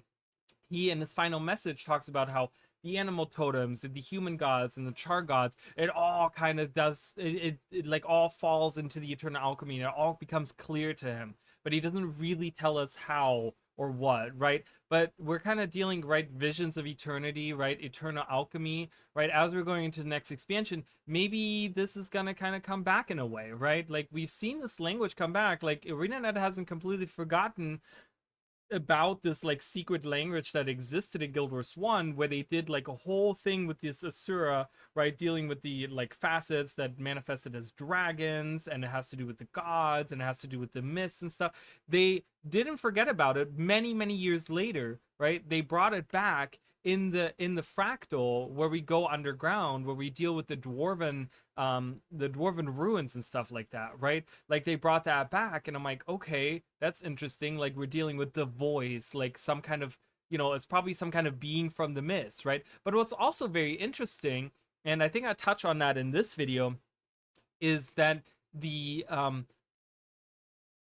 shadow creatures that we deal with in the fractal, right? Remember, like, there's a connection between the shadow creatures and Menzies, right? Because Menzies is the half brother of Balthazar, one of the human gods, and he is, I guess, in a way, you could imagine him as a god figure in some shape or form, right? He's a half god or something, right? He's a half brother to Balthazar, but we don't know in what shape or form the relationship is. Like, we don't know what the parents look like, or what, like, how gods are really born or whatever, right? Like, are they, like, obviously all the gods we've seen were like, they took over for another god, right? Like, that was always like, they absorbed their power and they kind of took over in that sense. So now that we're dealing with shadow creatures, or we saw shadow creatures in Bavanisos and stuff like that, and we're dealing with the myths, right? We had the Mistgate, and we're going into the myths and blah blah blah. Like, is this all gonna come back? So we can watch this video as well. I do want to like go back, because we did I did see some stuff. Were all the Guild Wars 2 races in Guild Wars 1? Not Sylvari, that's right. So the Sylvari were not. I thought that Centaur guy did that thing in Guild Wars 1 that made the tree that made the plant people. Yeah, and that's exactly kind of what happened. So Ventari actually grew the pale tree. He actually he didn't plant it. So there was a human that he found. He was a Shining Blade member. He was fighting the White Mantle, and he kind of got lost on his patrol, wandered into this cave, and he found these seeds in the cave, right? And there was like these plant elementals that were attacking him, and he grabs one of the seeds, and it was like a big, like a big seed, right? It wasn't like a tiny little seed. It was a big seed, right? And he grabs the seed and he runs away, and he gets back to his village, and it turns out that this village is completely destroyed, and his family is murdered. Everyone that he's ever like loved, cared for, they're all dead, right? The Mossad killed them, and so he kind of lays down his weapon, because he realizes, we can't, like, this is all just like meaningless. Fighting, all this stuff is completely meaningless. And he buries his daughter and his wife, and upon their graves, he plants the seed, which then starts growing into the pale tree. But he passes away, but centaurs live much longer than humans. So Ventari takes care of the of the pale tree, and he helps it grow. And you know, that's where Ventari's tablet comes from. Before he passes away, he inscribes all his tenets onto this tablet that then gets absorbed into the pale tree, and the avatar of the pale tree kind of like uses that to teach the Savari to be like good people or whatever. But this is all like a story that kind of gets explained during Guild Wars 1's time. And you know, the tree, you can see the budding tree in Guild Wars 1. You can actually go and you can see the pale tree is this like normal looking, like not normal looking tree, but it's much shorter. It's like just a regular sized tree almost. And you kind of like, you see Ventari there, and you can talk to him, and you can talk to Ronan the human that planted the seed and stuff. But yeah, this is way before Savari even were a thing. So yeah, and we do get introduced to like Norn, Isura, you know, the Char obviously have always been a thing in Guild Wars 1, since the very first, like they were the first enemies that we ever fought in Guild Wars 1.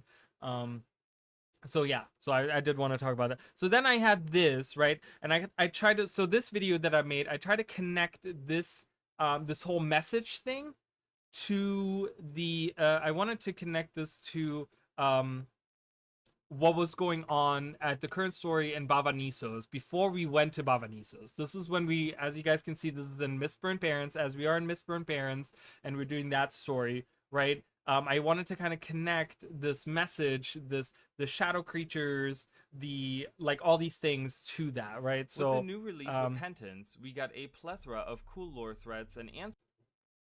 So I kind of want to enter the inner city of Baba Nisos. While I do think there's an interesting mystery here, which is something I will be talking about in a different video, I don't think that this has anything to do with who the true mastermind is. Moving on, we also find out that Baba Nisos lies within a mountain, or at least has tunnels that lead deep into the mountain it's built next to. This is a clue for our theory. Next up, I would like to point out something that I've noticed in the Mistburnt Barrens. Every creature that isn't either a ghost, titan spawn, or ambient creature has been misburned, except for 3. That would be the one hungry Morello that we see in the story that seems to have been the last of its kind roaming on this island, starving and hiding in its nest. Then there's one lone wolf that hangs out at the Golden Lake. Whether that one was an accidental placement or not is definitely curious. But the last species of animals that aren't misburned are the spiders here. Both in the story and on the open world map, you can find plenty of spiders within the ruins, and there even is a page next to a dead body that talks of pirates that came to this island and hunt for treasure. So this is all this will become important later. It's also on a whole different power level. So yeah, I kind of skipped because the whole idea was that I was trying to kind of, the stuff that was going on, I was trying to kind of connect it to spiders, and I was trying to find a like spider connection, but yeah, so this is on a whole magic, this like really, doesn't really have anything to do. So we see this magic here, and I kind of like just remember this magic right here. I think I kind of talk about that later on a little bit. While one could argue that this might be in reference to Abaddon, whose realm was the realm of torment, where the foundry of failed creation sits, you know, the place where the titans come from, though I highly doubt it. In an earlier chapter, Isgarin mentioned that these titans aren't like the ones we fought 250 years ago, indicating that these are different. I start out with an old theory of mine. If you haven't watched this video, I highly recommend it. So this is where I referenced the old video that I did. Proposing today. The video in question is about the secret language that exists on Tyria. I will skip most of the info from that video since you can just go and watch it, but the gist is that during the time of Guild Wars 1, we help out an Asura who's researching the gods and their energies. Right, and we have the message here. Right, we talked about that. Distant shores of a land unwaking. So then I went to theorize that this could be this on distant shores of a land unwaking, right? Could be talking about like the islands of Janthir, right? Like Baba Nisos, right? So I was thinking that these messages would connect beyond the mist, beyond the dreams, meaning that the because the Mersad came from the mists, right, from Nyos, and they came through the mist to Tyria, right? And they came from the realm of dreams. So my theory was that beyond the mist, beyond the dreams could be talking about the Mersad. They came from the mist, from the realm of dreams to Tyria, on the distant shores of a land unwaking, meaning Bavanisos, right? Meaning like that's where they built it on the Isles of Janthea, right? Like that was kind of my theory. That was where I was kind of going with that. Here in Bavanisos certainly left behind the mists. So how does this message tie into anything? Well, in the video I also talk about the Deepstone Fractal. There we find this evil entity called the Voice, and we have to use the Light of Deldrimor against it. We also find out that this same language, which the spirit in Guild Wars 1 uses, is used by not just the evil voice, but also the spiders that live in those dwarven ruins. So my connection is, and again here in this video, I'm kind of building the connection because the language, right, this mysterious language that uses that substitution cipher that spirit used and stuff, the original message and stuff like that, it's actually spiders. Spiders are the ones that are talking to you, right? Like, spiders are the ones in this, like there's no other living creatures in this cave beside in these ruins, right? There's bats outside of it, but the only living creatures once again in the ruins were spiders. So I was kind of like building a connection there. Do you see the web I'm trying to weave here? In that fractal, the only creatures that once again aren't spirits or ghosts are spiders. There are bats before we actually enter the ruin part of it, but not inside any of them. Why is it only spiders that exist here? Okay, let's move away from the spiders for a second and talk about the god connection. So while Ura says they are god spawn, one could argue that perhaps these new titans were made by Mersad, since the gate to the she tells us that the seal is on a different power level. Says that the barrier is too powerful. We have to think about the Ara explorable path where we and we talk about Randall Grayston. There's another really cool connection with the gods, right? Randall Grayston actually, well, in the mist by the other gods. So I talk about Arachnia, Dead Spider God, right? Like we have the whole theory about that. Spiders aren't and has been biding their time of Bavanisos and the Deepstone Fractal that Arachnia was planning on using it. Maybe it was a warning of human gods in a major way.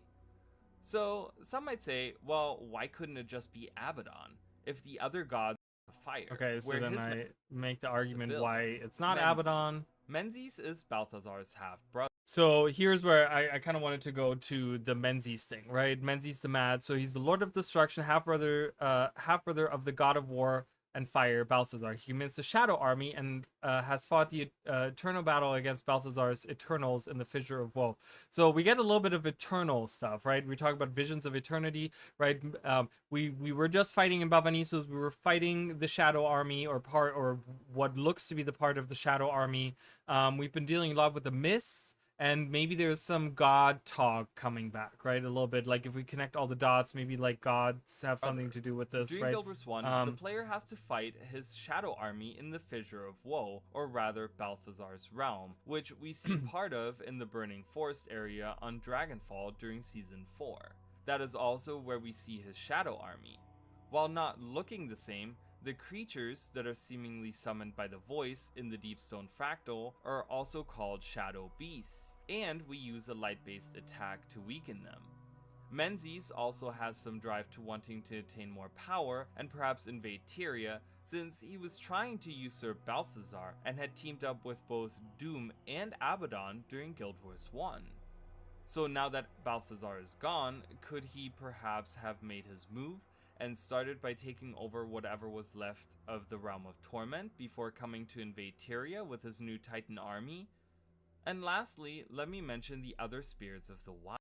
And then I talk about the other spirits of the wild. I made a whole video about those guys. So there's other spirits of the wild, there's spirits of mountains, seasons, fire, and darkness. You guys can watch that video on your own. I'm not gonna just show you guys my old content, like you guys can watch it. Keeping you on tangents here, but what happened to dwarves? They're a big thing in this game. I'm skipping around to unlock stuff in this case. Astra weapons unlock, and there's some dwarves out of nowhere. Yeah, so you would kind of have to follow the story to kind of find out.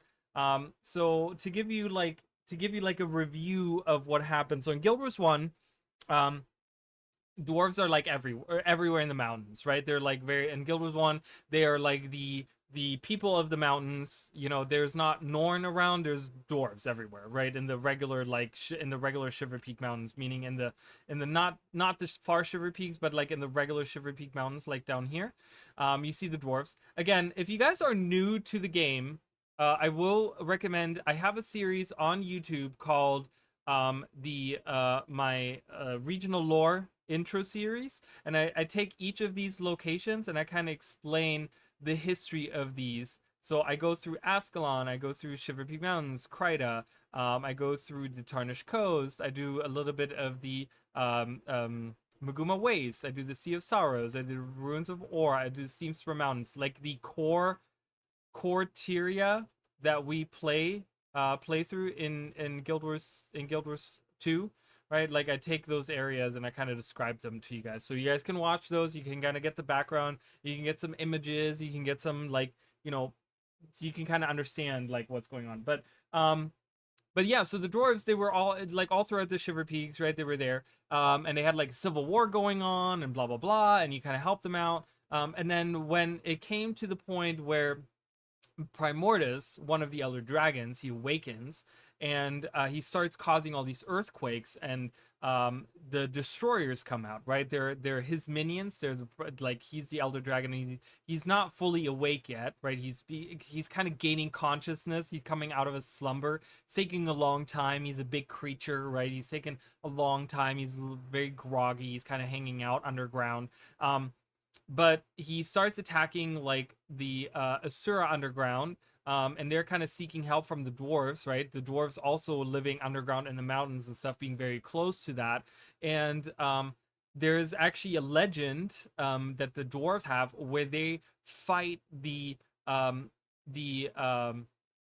Great Destroyer, who's like this commander. He's one of the champions of Primordus, right? The Great Dwarf, which is their like deity that they have, the dwarves, right? They have this like deity called the Great Dwarf. It's like this god figure to them or whatever, right? There's a legend that they fight, right? So at the end of the expansion, pretty much at the very end of most of the story content, or a lot of the story content for Guild Wars 1, you fight the Great Destroyer, and the dwarves at that point undertake this ritual called the Ritual of the Great Dwarf. If you have ever played a Revenant, you know that the elite skill is kind of that. You turn to stone. And that's exactly what they did. So the Ritual of the Great Dwarf is them becoming these stone dwarves. And that is the ritual of them becoming the Great Dwarf. So as the whole of like all of the people, all of the dwarves together, they become the Great Dwarf as like this giant like hive mind almost, right? And they go to fight Primordus in the depths. So between Guild Wars 1 and 2, they all disappear from the surface because they all turn to stone, and they became like, they get this like, it's almost like the Wild Hunt to Savari. They get this like drive to just fight Primordus and the destroyers. So they all go underground, they all disappear. That's why in Guild Wars 2 you see all these ruins, right? You see like the Granite Citadel, for example, which is a dwarven outpost that you can go to in Guild Wars 1, but in Guild Wars 2 it is all destroyed, and you can kind of read the history and stuff, and you can like kind of, there's like NPCs from Guild Wars 1 that get mentioned and stuff like that, but it's all in like ruins, right? Like the dwarven structure is all in ruins, and everything is destroyed and stuff like that, you know. And so they kind of disappear for 250 years. Like, no one really sees them. There's one dwarf that we kind of meet during the Dermot Priory story and stuff. You kind of meet him, and he's a stone dwarf, and he has kind of Ogden Stone Healer. He kind of has a significance in both Guild Wars 1 and 2. But he kind of is like the only one that you kind of meet. And then eventually, as the story goes on, you start fighting the different Elder Dragons. And once you start fighting the Primordus, you actually start meeting up with the stone dwarfs, with the remnants of the stone dwarfs, and they then help you fight against Primordus and stuff like that, right? So what you're talking about now is you're in the new story of Secrets of the Obscure, because you're unlocking the astral weapons. So in Secrets of the Obscure, and you're talking about up here in Skywatch Archipelago, right? There's Draknar's Light. These are fractals. So these are the Astro Ward has created these pockets in the mists where there's like a different timeline, a different like time, like a different thing that happens. So they almost create this alternate reality of an instance of things, right? Draknar's light being almost a direct copy of the old capital of the dwarves called Draknar. In Guild Wars 1, you could go to Draknar's forge. It was this outpost, right? And if you go to Sunken Draknar, you can kind of see a little bit of a resemblance to where you are up here in this fight. But this is almost like an alternate reality that has escaped the mists. And it's now out in the wild. These are all different. All of these Primal Maguma, Radanova's Promenade, Devastated Garenhof. All of these are these pockets that have come out of the mists, and they're now existing alongside this like alternate reality, right? So you meet these dwarves because this is way before the dwarves actually became stone, right? So you're actually talking to alternate reality dwarves that are hanging out here. So that is who these guys are, okay? So that's pretty much who you see out here. This is before they became stone and stuff. So also, Lear is a dwarf that gained immortality for being a wizard. Yes, so the Wizards Court, the Astro Ward has a leading group of people called the Wizards, the Wizards Court, and their members, most of their members are these elder races, meaning these old races from a long time ago, ago in Tyria. They've existed for a long time. And one of them is Lear, and he is a dwarf. And he, at some point in time, he was one of these guys hanging out with them. You know, not necessarily exactly these, because again, these are like an alternate reality group of dwarves, right? So they wouldn't necessarily know Lear.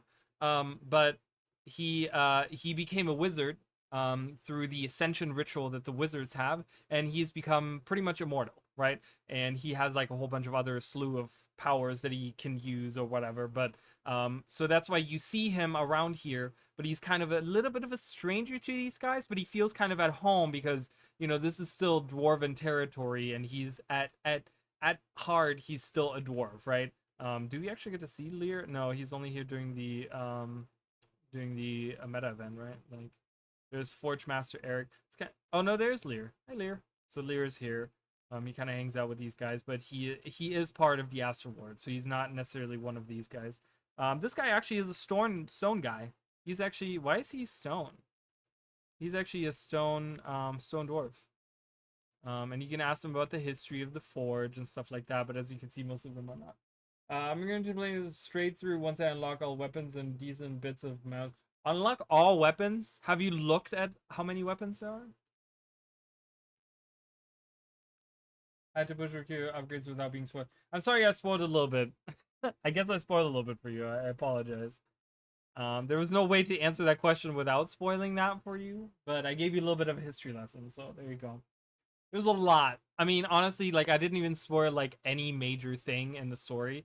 But yeah, there's so many. I mean, if you're trying to unlock all the weapons, just so you guys know, you can look, for those of you that are new to the game, you can go to your bank and you could go under wardrobe and you can look at all the weapon skins that are available in the game.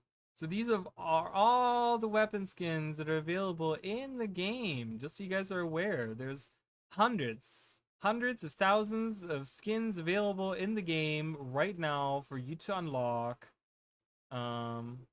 Shields, different shields, all kinds of things to unlock. Yeah, so there's a lot. If you're trying to unlock all of the skins, you have a lot to go for. I'm not even close. I have 11,000 hours in this game, and I look at how many skins I'm missing. It is beyond sad. But yeah, there's a lot of skins. But yeah, so you guys can go to the wardrobe. You can always look at all these skins. You can go for what skins you want.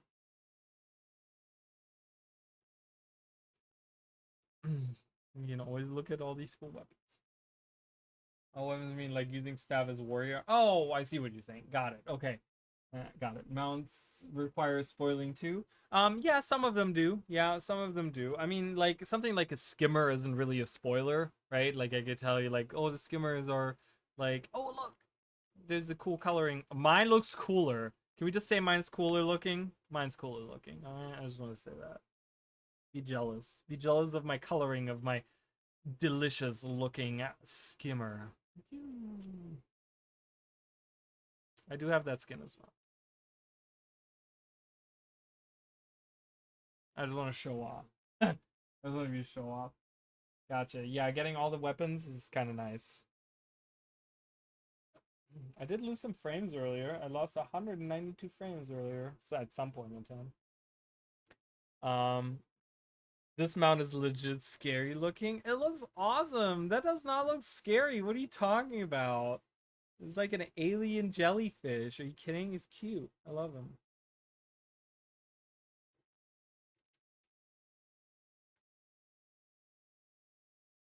I love him.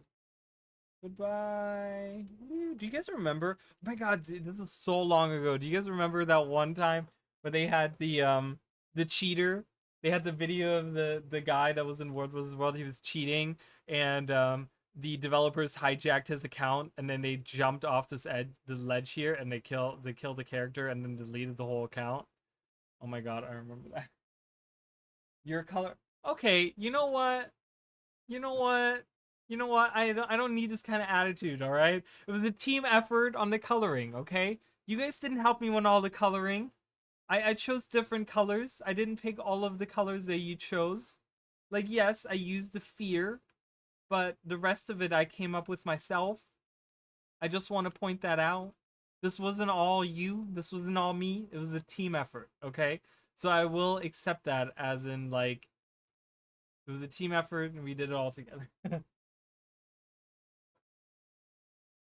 These cases for the mounds, or we're just using dragon everywhere. I mean, if you have the sky scale, you can use that anywhere. Like if you have the sky scale, you will be using that guy most of the time. There's certain instances where it's kind of probably better to use other mounts, but for the most part, if you have the sky scale, you're pretty set. And as you go through the story as well, like if you go through the story of Path of Fire and stuff, you're gonna unlock all of the different. Like I wouldn't worry about it if you have the sky scale. You're already doing pretty good. Like all of the other mounts you can unlock as you go through the story in Path of Fire, because you go through the areas where you unlock them anyways. So you don't necessarily have to do that. If you have the sky scale, I wouldn't recommend using the sky scale, because the sky scale makes exploration like nothing. It doesn't even feel important anymore. So I don't know if I would use the sky scale everywhere, but if you are so inclined that you don't care about exploration and stuff like that, then yeah, I think you can. I think you can certainly. I think look at how beautiful that is when the colors pop, when the saturation is up. Look at that color, yo. It's beautiful. I love him. He's my new best friend.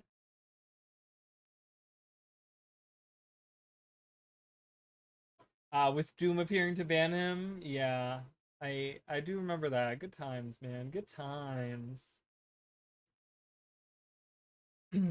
But yeah, I think if you have some kind of mount unlocked, I think you're good to kind of go through the story. Like if you have the sky scale unlocked, you're good to go. I was dumb and did Path of Fire and Ender Dragons and the other one first. I just wanted hero points to unlock elite specs. It's kind of hard unlocking elite specs.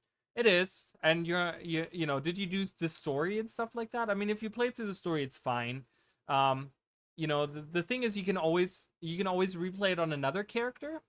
If you feel so inclined to kind of just take your time with the story, you can always say, you know what, I've already unlocked everything on another character. I'm going to make a new character and kind of play through the story. Or you can even say, once now I've finished the personal story, which isn't that great. Like the story gets, the personal story isn't bad at all, but it gets so much better in the expansions, right? So, if you're so inclined to kind of go back, you can always replay any of the story steps, right? Like, You can always go back and say, oh, you know what, like I played through End of Dragons and I'm now doing like season 1, and then you work your way through and then you get back to the point where End of Dragons happens. You can play through that again, you know. I mean, you can always do that. I know it's a little tedious or whatever, but if you really care to like if you really care to know all of the tidbits in the story and stuff, you would have to play through it like multiple times anyways, because the story is so long. And if you're, you know, for me, the thing is, the good thing that I have, the reason why I remember all of this stuff is because I make videos, right? Like I sit here and for hours and hours and hours, I sift through the wiki and I sift through like the content that's already available in game, you know, and I make videos based off of that, right? So I think that, you know, it's a little bit harder for people that are just kind of playing the game or whatever, where I, you know, I do this as like a hobby of going back and looking at all the old content and stuff. So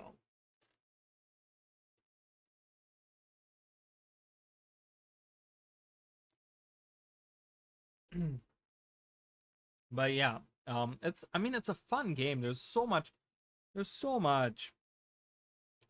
my age, what's my I've played for 10,440 hours. You guys can't really see it. This character I've played for 900 hours. So I've played a lot. Like, I've played way too much. I need to take a break. Die. I still prefer going on the war claw. Look, it's Tony the Tiger.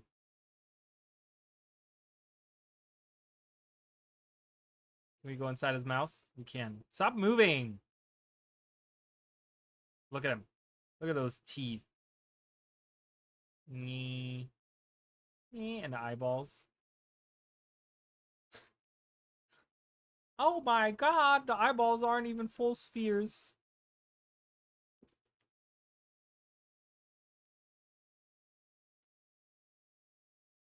Yeah, I'm probably gonna head out here in a second, just because it's been a long day. It's been a long day. I've been pretty much going for like 12 hours straight today.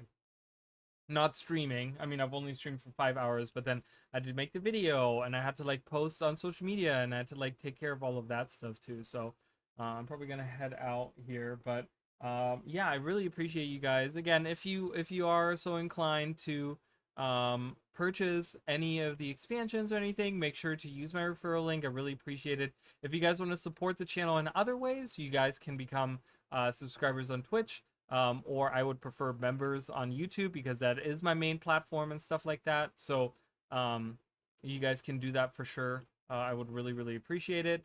You know, I would like to. The thing is, the goal is to eventually. I mean, I don't know if I'm gonna ever do this for a living, right? But the more money I make off of this, the more time I can invest in making content. So if you guys are interested and want to support, obviously I get if you can't support. Just watching and hanging out and commenting or whatever, which is pretty much free, right? If you have internet access, right? Then that's, you know, more than enough already. So I really appreciate you guys for that. And, you know, I would love to thank all the people that were here today, but God knows I can't scroll up to see all the people that were here today. But I do appreciate you guys. I really, really do. This has been fun. I mean, I've been doing this for going on actually longer than 7 years. I want to say I started streaming in 2018. I didn't start making videos until 2020. I want to say my first video was like in October of 2020.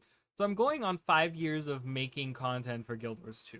My very first videos that I ever made for Guild Wars 2 were Elite Specialization Speculations for End of Dragons. And that was 5 years ago. And I can't believe that it's been 5 years. It was a long time. So, it's been super fun. I mean, I've been having a really good time, and I hope that this enables me to maybe put even more focus on there, right? And the idea is still that I would like to get to a point where maybe I can do collaborations with other content creators. I would like to maybe get to meet some of them and maybe do some stuff with them. I would really love to do that. You know. But yeah, so we also have a Discord server. If you guys want to hang out more, talk more, we have a Discord server. What did you think of the leyline infused tree on the trailer? Perhaps another pale tree? No, I don't think it's a pale tree. I'm gonna be just a devil's advocate here. I don't think, I know what you're talking about. I don't think this is gonna be pale tree. I think this is just a ley line infused tree. You're talking about this tree right here. It doesn't have at all pale tree energy. It doesn't have anything like that. I'm still kind of curious to see what like all this stuff is all about. Whoa, what's going on?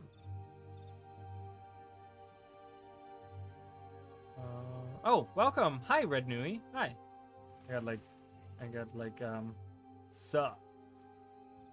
yeah, so we do have the Discord. So if you guys want to hang out in the Discord, I'm not always super active. I still have a full-time job and a house to take care of and animals to take care of and like, you know, a life to live like outside of all of this.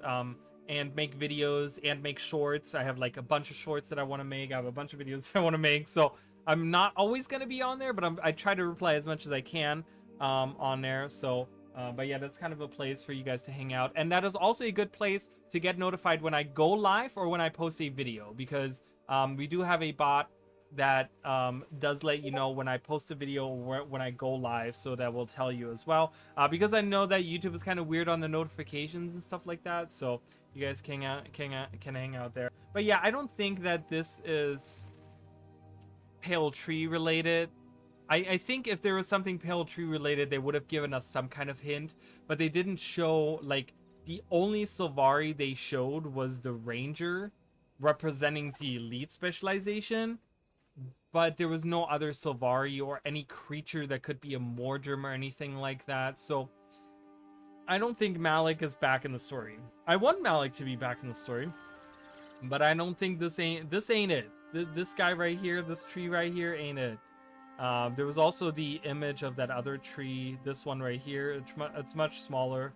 It's not that big, but I think they're just trying to bring the point across that there's a lot of magic going on in Castora.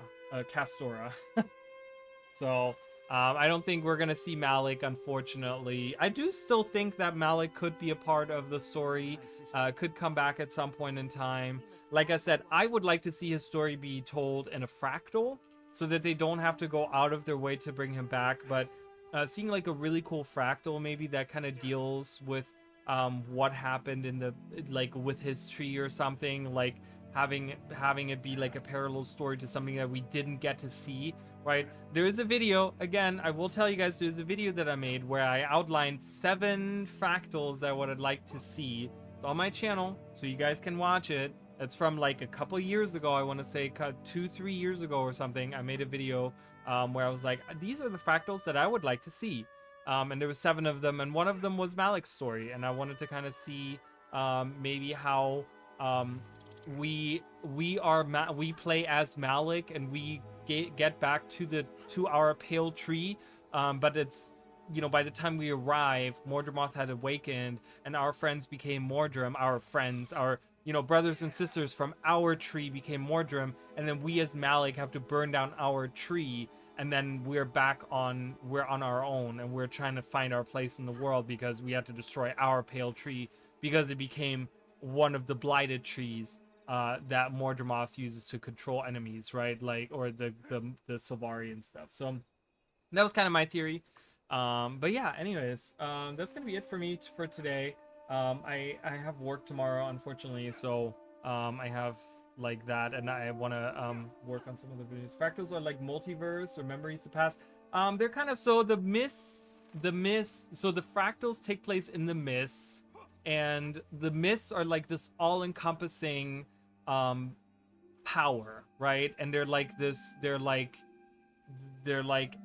all-encompassing, right? They go across all time, right? So time travel is kind of a thing that can happen in the mist and stuff like that, because it's just this all-encompassing power that transcends space and time, right? So it connects all these different realms with each other, and connects these different timelines with each other and all this stuff. But within the mist are a set of fractals that take different snippets on different periods of time, right? And they could take place in any in any like moment in time, right? So it could be the past, it could be the future.